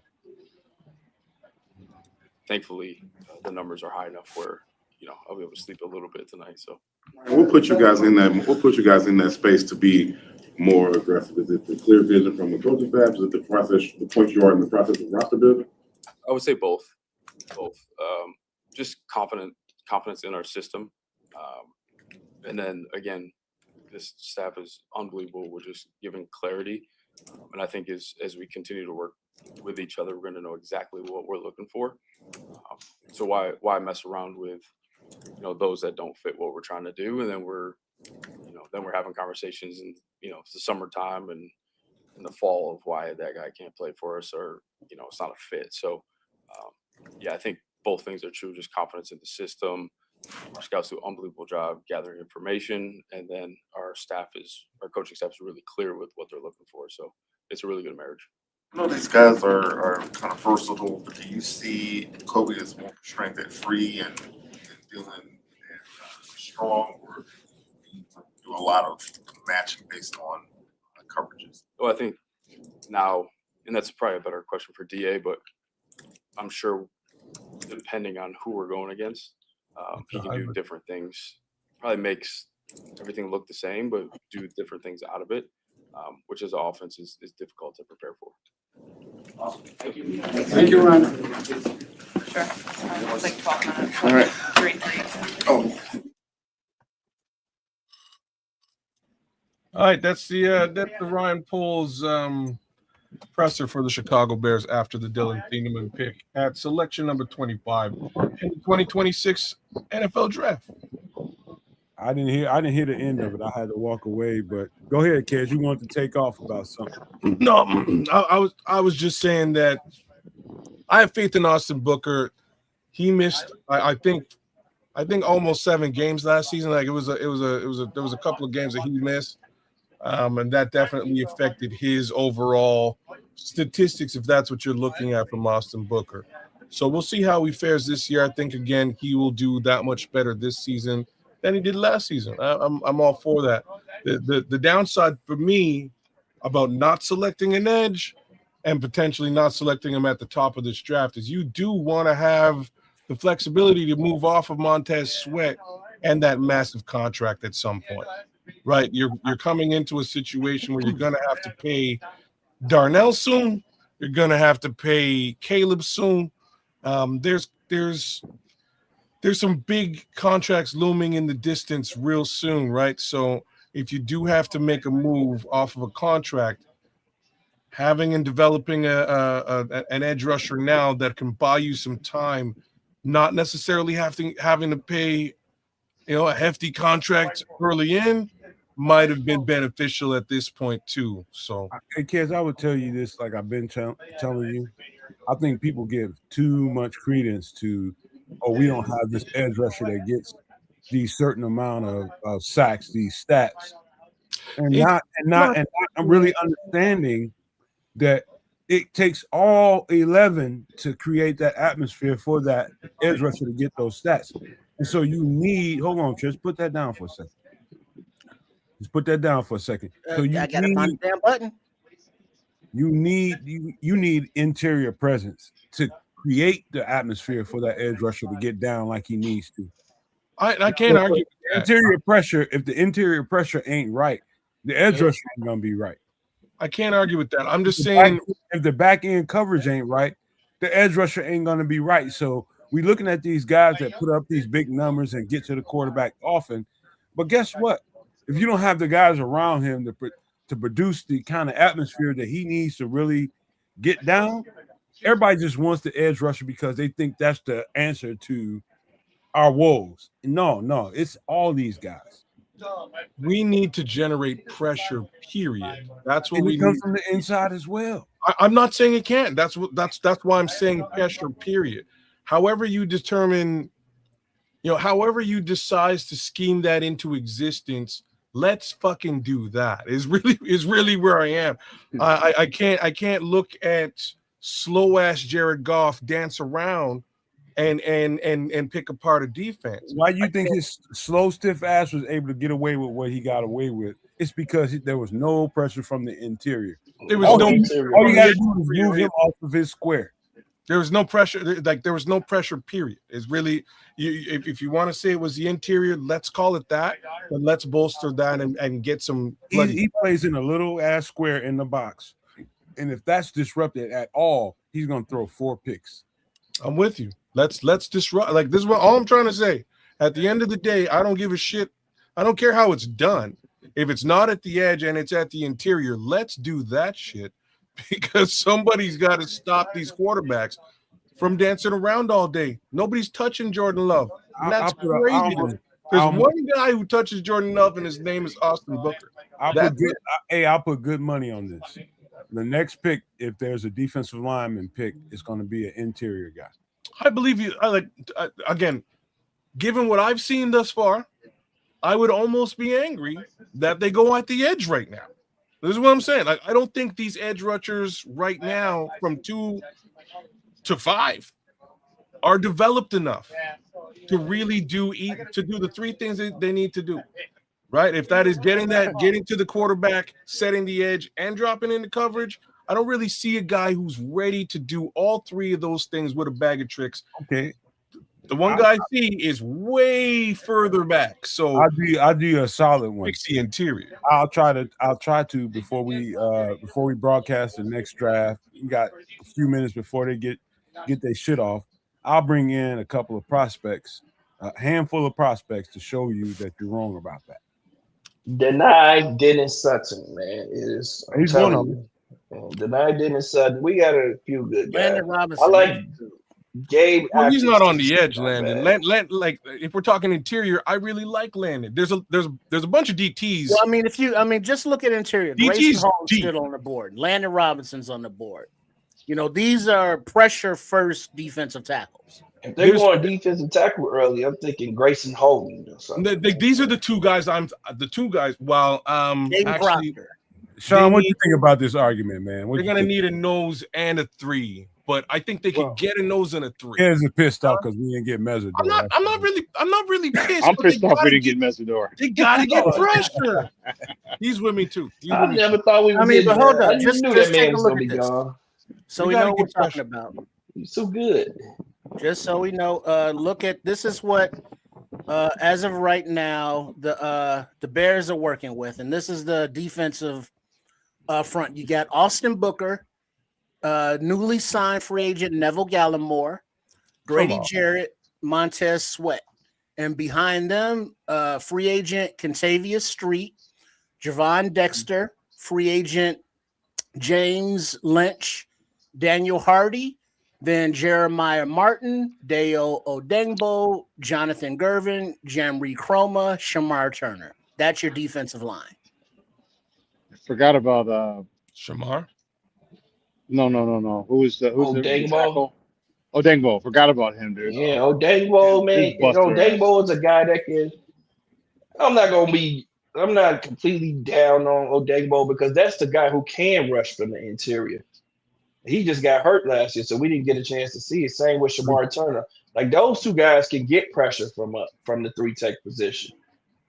I've seen both of those guys dominate at some point from the 3 tech position. Hey, Sam, I think Dio's a better 3 tech than he is an edge. Without question. Yeah. Without question, yeah. So that maybe that's what they feel. Maybe that they feel that with Dio, with Shamar coming back, with the help of Grady Jarrett, maybe they feel and their coaching staff. You heard what he talked about. Coaching staff like they know what they want. Maybe knowing what they want means they know that what they have and they're happy with what it is that they have. And you know they're with them all. They're with them every day. We're not, and you know I'm not at practice every day, so I can't give you my true assessment of what they do every day. But if that's how they feel, again, I gotta trust Ryan Poles and Ben Johnson, who's got Dennis Allen in his ear, because he did well last year. So until put it this way, I'm gonna trust him until I can't. Hey, Sean, I've been spending a lot of time trying to explain to everybody that a good relationship between the GM and the coaches is giving the coaches absolute leeway to grab the players that they think that. What in the hell are we gonna do with a team that the GM decides that, hey, this is what I think you need, versus the coaches knowing exactly what they need and saying, hey man, go get this guy or that guy. Well, here's we need that relationship to be right. but here's the thing, is you have two guys. You have Dennis Allen, who we just talked about, one of the most respected DCs in the National Football League. Well, he's run a couple of very successful defenses, so it's pretty safe to say he knows exactly what he wants. Exactly. And Ben Johnson, this is his offense. This is not a Mike Shanahan offense, not a Sean McVay offense, not a West Coast offense. This is his offense. So it's safe to say he knows what he wants for this offense, aka Colson Loveland. A lot of people were talking about Tyler Warren last year, and no disrespect to Tyler Warren, he had a good year. But man, look at the year that Colson Loveland had for us. So yeah, Ryan Poles, if he wants to keep his job a long time, say, hey, let those guys tell me what it is they want, and I'll go get it. Like a parent, like, okay, what do you want? What do you want for your birthday? You want this? Okay, cool. We'll go get it. That's basically what he needs to do in the draft. Who do you want? What do you want? All right, if these guys are here, who do you want? If an offensive, defensive guy are here, who do we want? You know what I mean? Who do you want? And I'll get them. That's what Ryan Poles' job needs to do. Or that's what Brian Poles needs to do in his job, and it'll be a smooth marriage. So basically, you're saying if Dennis Allen or Coach Johnson say we want Legos, Ryan Poles don't need to be going out getting no erector sets. He needs to go out and get some damn Legos. I'll do you a better one, Trip. Hey, you getting charged with creating this great Thanksgiving dinner. It's going to be beautiful for the whole family. But you giving a pack of hot dogs and a bag of flour. Good luck. Good luck. You know what you need is the coaches give him the ingredients. Deliver me exactly what I put on that paper. That ain't that right?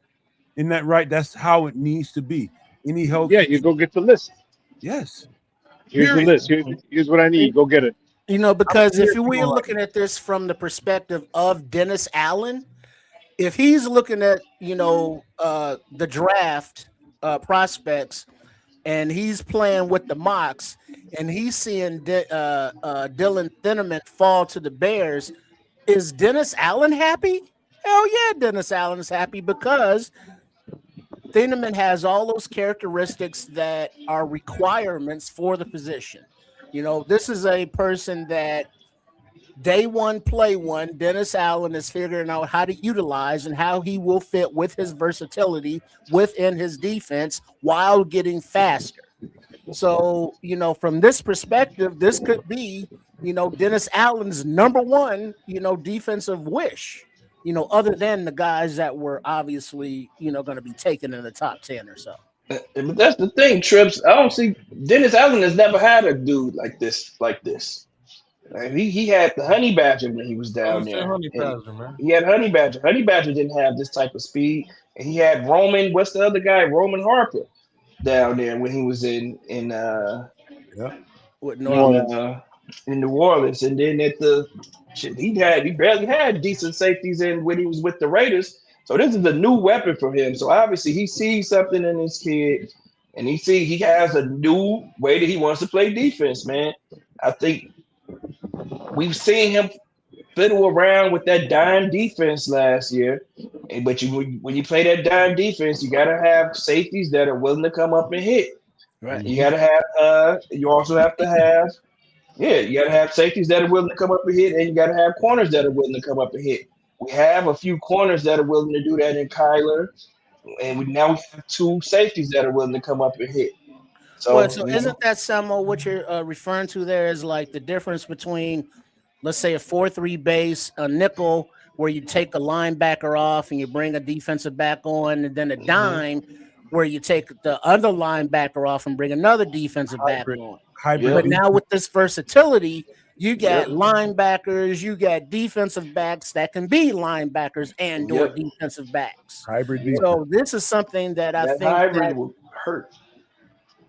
Go ahead. And Yeah, you're right. That hybrid defense is going to hurt. Teams are going to have a hard time preparing for a defense like that, where you got safeties that can play that are playing like linebackers that can come down and hit and can cover in the backfield. So you can come out big, and my safeties going to come down and they're going to hit like linebackers. They're going to run the alley. They're going to Wait, but hold up, peep game now. Hold on. Wait, 1 second, y'all. As we go along this thought, look at this roster again, and now we're talking about the safeties, obviously. But speaking about the linebackers, look at the linebackers and what kind of speed that they have. And now you got linebackers that can cover like defensive backs. Exactly. Well, not TJ Edwards. He's not in that group. Not TJ. I don't know how long TJ gonna be here. I've been saying that too. I've been saying that too. The move. But I tell you what, you need TJ because he's a good run stopper. But I mean, look he got paid last year, Marco man. Jackson, speed, Hippolyte speed, Hampton speed, Bush speed. Well, I think not so much. I think he fly.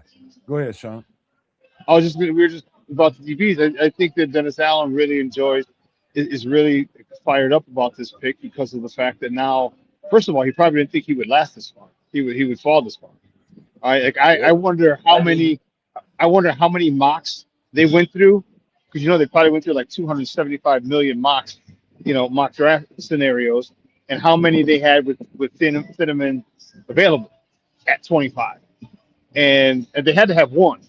You know what I mean? They had to have a couple times where he fell, and maybe they said, hey, if this guy falls, man, then we'll take him because he might be their favorite safety or their second favorite safety, knowing the guy from Ohio State was going first, and say, hey, this is the guy that I want. He came here, man. Dennis Allen, we talked about earlier what he did last year with C.J. Gardner-Johnson and Spidey. Now he's got a younger guy who's not going to be able to people aren't going to be able to run away and put their. So it's going to be a mismatch for the against the offense for the defense, because now we got guys who are 4-3, 4-4 across the board. And you can't put Christian Watson. You can't put these little fast receivers in the slot on our safeties, our nickel or dime corners, because and have them run away because they can't. Not anymore. Sean, let's get into the mind of Dennis Allen and understand what it takes to be a good defensive coordinator in the NFL. And understand this when I say it. You got to adjust to what the offense is doing to you at all times. And the ball is coming out a whole lot faster. Right? The ball is coming out there. It's a lot of short game. People are attacking you with screens and different kinds of bunch formations, and people are going in motion and trying to disrupt the defense, and you got to respond to that as a defense to maintain what you are on your level. You better make sure that you have speed to match it. Yeah, and I'm telling you, the ball comes out really, really fast, and so all the people that want the edge rusher to get 100 sacks every year, guess what? The chances are he ain't gonna get very many sacks in a year, because the ball's coming out too fast. Yep. They're throwing the ball to kind of running back type receivers that can catch the ball and run because of the block formation that's set up for them. You got to respond to that. As a good defensive coordinator, you need speed. And so he's responding to what he needs. Speed. Speed. We've been talking about it all offseason. And he just why they let. Go ahead, Sean. That's why they let all those guys go. That's why they let Kevin Meyer go. That's why they let Nashon Wright go. They let let all those guys. Despite the fact that they were turnover machines, there were. I mean, if you take the turnovers away from Nashon Wright, his year would have been horrible. If you take the turnovers away from Kevin Byard, he doesn't have a Pro Bowl season. There's other aspects of it, but if you look at the nuts and bolts and the basics of it, all right, they weren't very fundamentally sound. They weren't very efficient because of all the big plays that they gave up, especially Nashon Wright on defense, because of his lack of speed.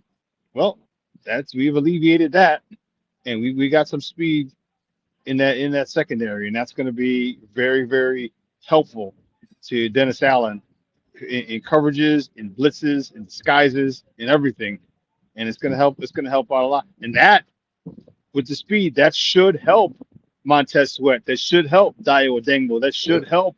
We always talk about a good pass rush helps the DBs. Well, if the DBs are, we've all heard of coverage sacks. If there ain't nobody open, quarterback's got to hold that ball a little longer. Well, then now it's the reverse. It's the DBs helping the D line as opposed to the D line helping the DBs. Because how many of those hold on for a almost second, sacks Trip. would Hold on be for a sacks? second, Trip. Let me ask you a question, Sean. Do you think the position of safety can either be a deterrent for an offense or it can be a target for an offense? Agree or disagree? Agreed.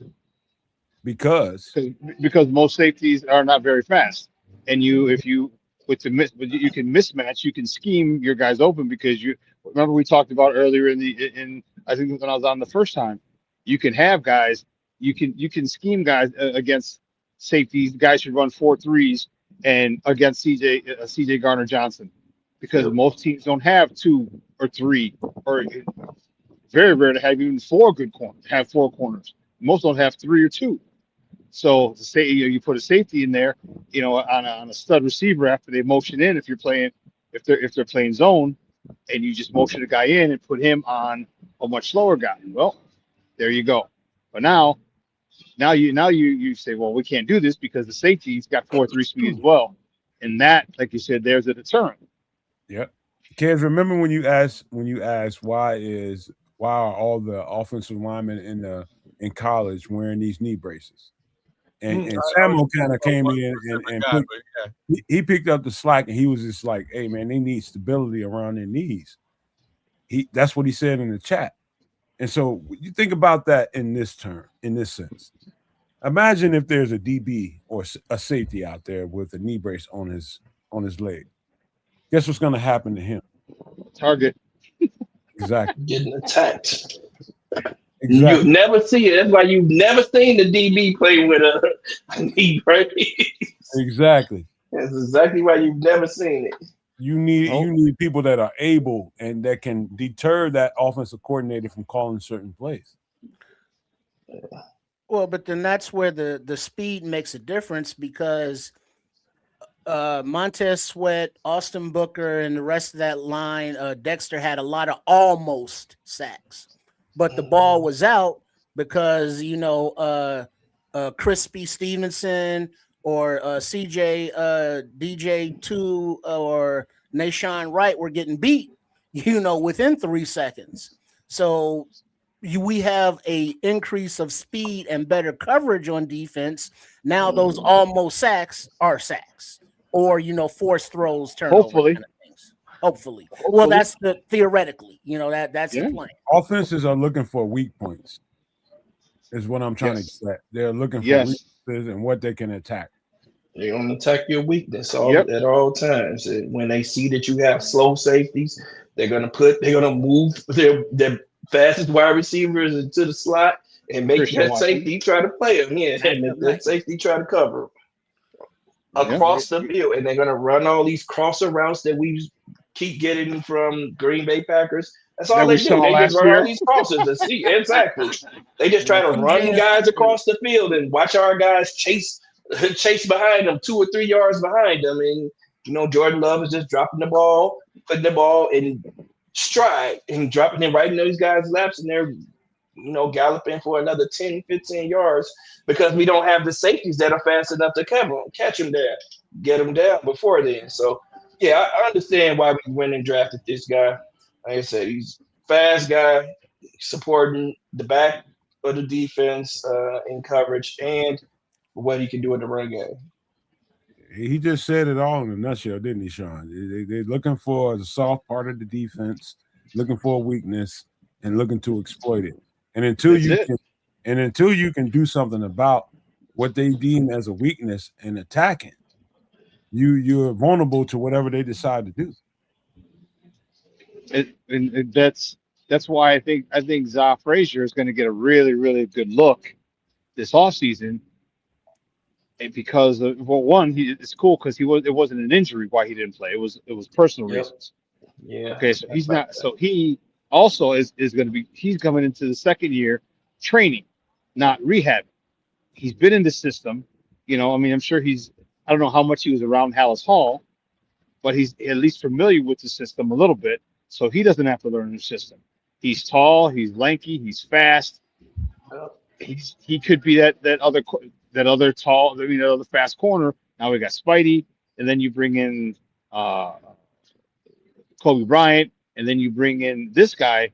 Now we're all looking at 4-4 and below, 4-4 and faster against these receivers who probably 4-4 or faster. Hey, So, you know what, Sean? Let's bring this shit all the way home. If you were the offensive coordinator of any team, how would you attack the Chicago Bears defense, given what you saw? Last year, I'd run the ball. I'd run it right down their throat. Easy peasy. Yeah, I'm running it. I'm running right down the throat and right at and then Javon play Nix. action.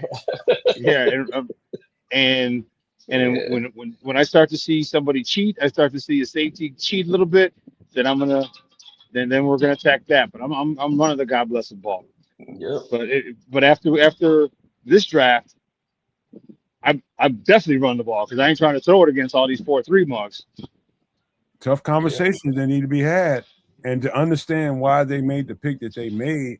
I totally understand it. And to me, it has all kinds of validation for me. It ain't because of what I said about that particular player, but it's a need. It was a need, and the need happened to land in a spot that they didn't have to move from, and it just landed that way. Yeah, this way you didn't have to give up any draft capital to get, again, a key starter for the organization. So that's why I'm not super mad at all this. I do, as stated before, hope they do something to figure out pressure. Whatever that is, we got a couple of rounds to go, and they've got some time to figure all that out if that's them. But end of the day, adding additional speed to the secondary, I think that's going to go a long way because – you can hold the ball all day long, even if the pressure ain't coming. If nobody's open, where do you go? So Sean nailed it. You got to run the ball. These wide receivers hopefully are going to be covered. Kids, I would blow your mind off.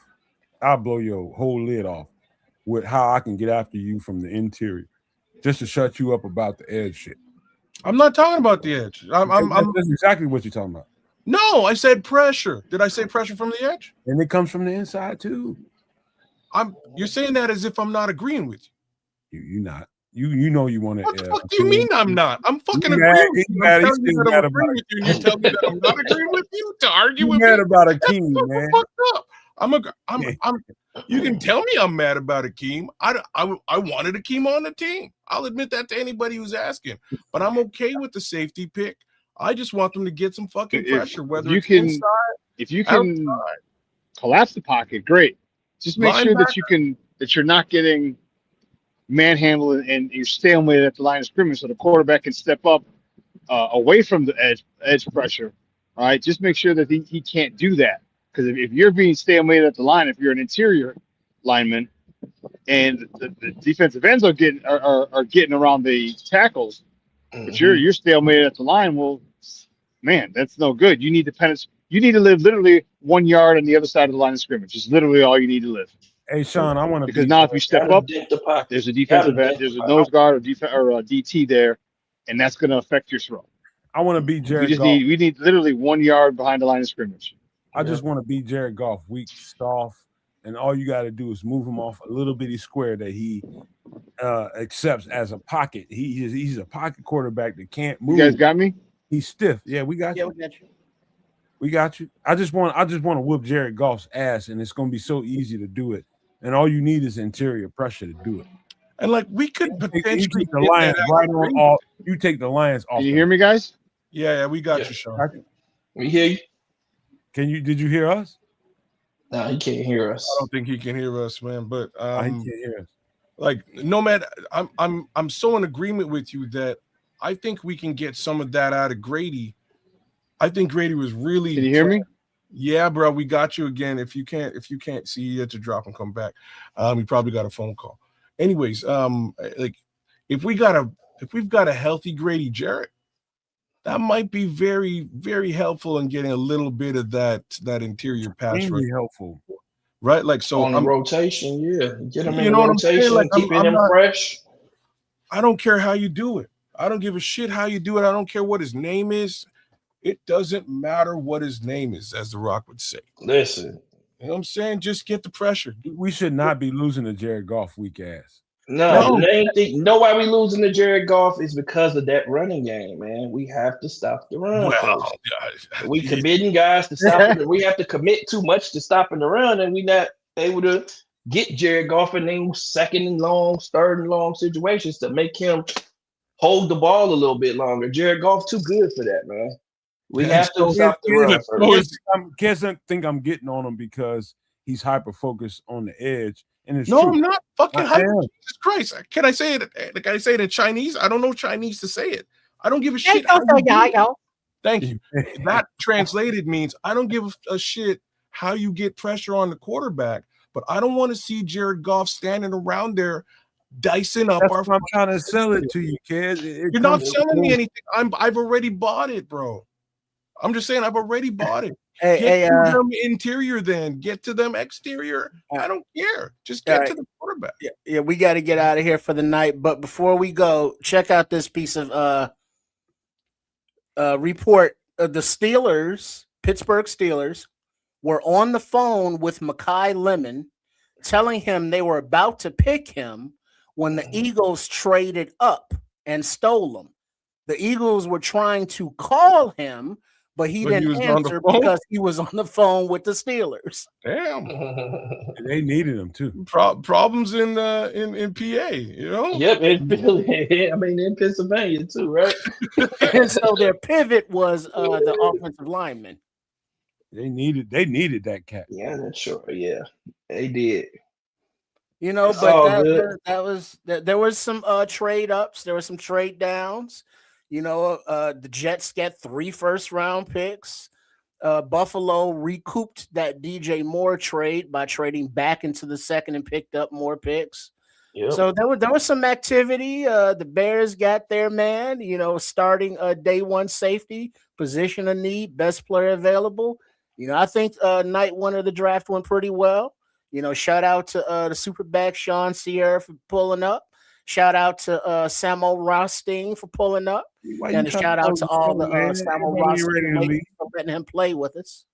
Hey, man, I'm still amazed that this guy fell where he fell. I'm still. Yeah. I'm over the moon by the fact that this guy, all they did is sit there. And this guy landed right there in their lap. I just talked myself into him. Into liking. I'm gonna go right back to the tape. I'm gonna go right back to the tape and just see what the fuck I've been saying again. No, but now is a time when I will actually go to the tape. Yeah. Now you go to the tape. Whoever we draft, now you're ready to see. You're gonna be pleased, man. The kid is a great safety across the board. He's super fast, mad instincts, bit of a ball. Like he's all the stuff that you're really kind of looking for. And even Ryan Poles had a bit of a problem defining him as a box or free. You're gonna have a problem with that because he'll do either and or. So I'm telling you, I expected this pick if the other guy didn't get shown up. Like if he showed up, I expected it to go the other way. He was gone. It was likely to be this guy, and in worst case scenario, both of these guys were gone. Maybe a Blake Miller, maybe they went tackle because there were some good tackles in and around there. But I think we got the best player available at a position in need, and I'm super happy about that, man. I'm actually super stoked. I'm gonna go back to the tape just like you, Trip, and I'm gonna enjoy it because I know exactly what we have going on in the secondary now. It's gonna be. I like the fact that you're gonna do that. Both of y'all are gonna do that, and I like that because the Bears just told you who they thought was the best player on the board at that time. Oh yeah, you can go back to the tape if you need to see if you agree with that. Well, like True was saying, and go look at some other guys. Well, I'll look at them once we draft them. You don't get ahead of yourself. Like True is saying, top 15 talent, drops to 25. Anderson, second best safety in the draft, right on Cubby, 9 in a row. And Red Baron is, even though he was a EMW kind of guy, he got no choice now. He's going to get behind Thieneman because he's family. I thought he should have been one of the first 10 players off the board. 10 to 15, like he's up there, man. Think He's about the really up receivers there. they got Not just like if we're talking about like if you're running a mock draft and you're talking about grades, this is easily an A grade selection by the Chicago Bears. Like I don't, folks out there have mixed reviews, etc. Easily on any mock draft that you can run. Y'all might be tired of listening to me, but ask Samo if he thinks that a couple of receivers that came off the board before Thieneman is a better player than Thieneman. No, we know that. Yeah, Thieneman should have been top 15 pick easily. Yeah, I mean for his ability and what he can do and what he can dictate what defenses can't do because of his speed. Just think about it. Even his speed is going to help so much in the run game. We can sit him in the box, bro. You can say they're a team to run they're a team to run, and they can say, "Nope, we're not going to run," and he can still drop back into middle coverage deep because he has that type of speed. He can still get back.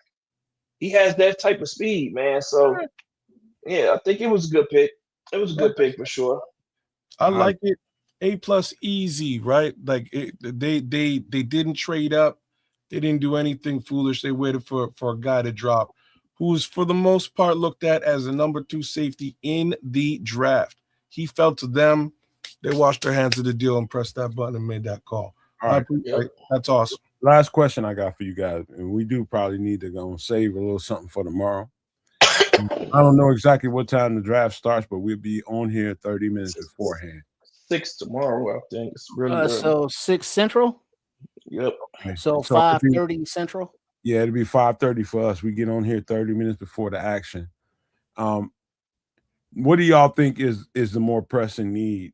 Kez, be honest. If you think it's edge rusher, go ahead and say it. Say what you think it is. I'm gonna have a hard time answering this question. I'll tell you why very quickly. I don't like the edges in the second and third. I don't. So I do believe that edge is a requirement, but I also know that the defensive tackle market in this draft is deep as all hell. So strangely, I'm going to step away from the DE and kind of suggest what you've been saying this whole time. That's why I've been trying to tell you. Like I'm with it. I get it. You have to tell me. The DT market, the DTs in this draft go deep. You can get yourself a nose and you can get yourself a 3-tech. I would be kind of surprised if they don't do either and or both of those things tomorrow. Hey, Patrick just asked me if I thought that Thieneman is a better prospect as a safety than Traden Stukes. Traden Stukes played everything but safety. Traden Stukes is a cornerback. A slot corner is where he mainly plays, and he plays boundary corner. Do I think he can play safety? Yes. But you can't really see reps of him playing safety. But I do think he can transition very well as a safety. FYI, for those of you who want to partake after we get off the air, the Pro Football Network mock draft thing, in its mock draft simulator, it has the first round. It's updated. I've been using it all updated as is. I've been using that's when you've been asking me what's who's best player available and things along those lines. I'm running it because I knew from last year they updated live. Yeah, so all the way up to 32 Jadarian Price. And so go ahead and play with it. You won't go blind. So yeah. Hey kids, by the way, good freaking job of orchestrating here, making sure that everything is lined up, making sure the ticker was right, making sure that you are lined up with whenever we had to go pick, or whenever anybody had to go pick. You did a good job facilitating here, man. Mm-hmm. Really good job. Thank you very much. Put in some good work here today, gentlemen, and that goes for all of you as well. I'm just gonna say I ain't doing that shit tomorrow. We're in the second and third round. I only give a rat's ass about pick number 57 and pick number 60. Everybody else's picks can go to hell. How come you won't do it tomorrow, man? Because I'll be That's a lot to do tomorrow. I'm just saying that's like 200 plus picks, like or something like that. It's a good 60 yard. Need like 64. 90. I'm bullshit. It's 64 picks. It's a lot of Now selections. you got the third round tomorrow too. That's what I'm saying. So you did a good job. Yeah, 64 picks. Once a year. I say, kids, lean into it, man. You did a really good job of that shit today. Well, we'll see how I feel tomorrow. But either Thank way, you for that. I'm just saying thank you because it took a little bit of load off of me. all that matters tomorrow is 3 selections: 57, 60, and 89. If they Unless you know what I'm saying, you know what I'm saying? Make some moves tomorrow and shake a bag. But we'll see how it goes. I get a volunteer if Kaz can't. Kaz, man, come on, man. You gonna be a flash in the pan? Maybe. We'll see. Come on, man. Golly. Hey, man, Samo, make sure you come here tomorrow. I'm gonna come in. I'm gonna be late tomorrow. I gotta pick up I just got a text from my Dukes. She's in Alabama right now. I gotta pick her up from the airport at 6:15. My mom been getting on my fucking nerves too. I ain't gonna lie. She been on my nerves, man. I love her, but she been on my nerves, bro. Yep. You know it. You love them, but man, they work you, don't they? Man, bro. Work that motherfucker. Bro. All right, we gotta go though. Come Monday, trips. You ready to go because your big ass and ate all that shit. Yeah, I got a boo-boo. I've been in here hoping y'all wasn't hearing all that, but I'm offended up in here. Go ahead, handle your business. He tried to hold it. He's squeezing them little cheeks right there. I've been trying to sign off for the last half hour. All right, Samo, say you're gonna be here tomorrow. Say yeah. Hey, yeah, I'll see y'all tomorrow, man. It'll be a little late, but I'll be here. All right, man. Let's go and sign off, man. We're gonna wait till day 2, man, and leave you guys with these famous words: love, peace, and bears grease. Peace out.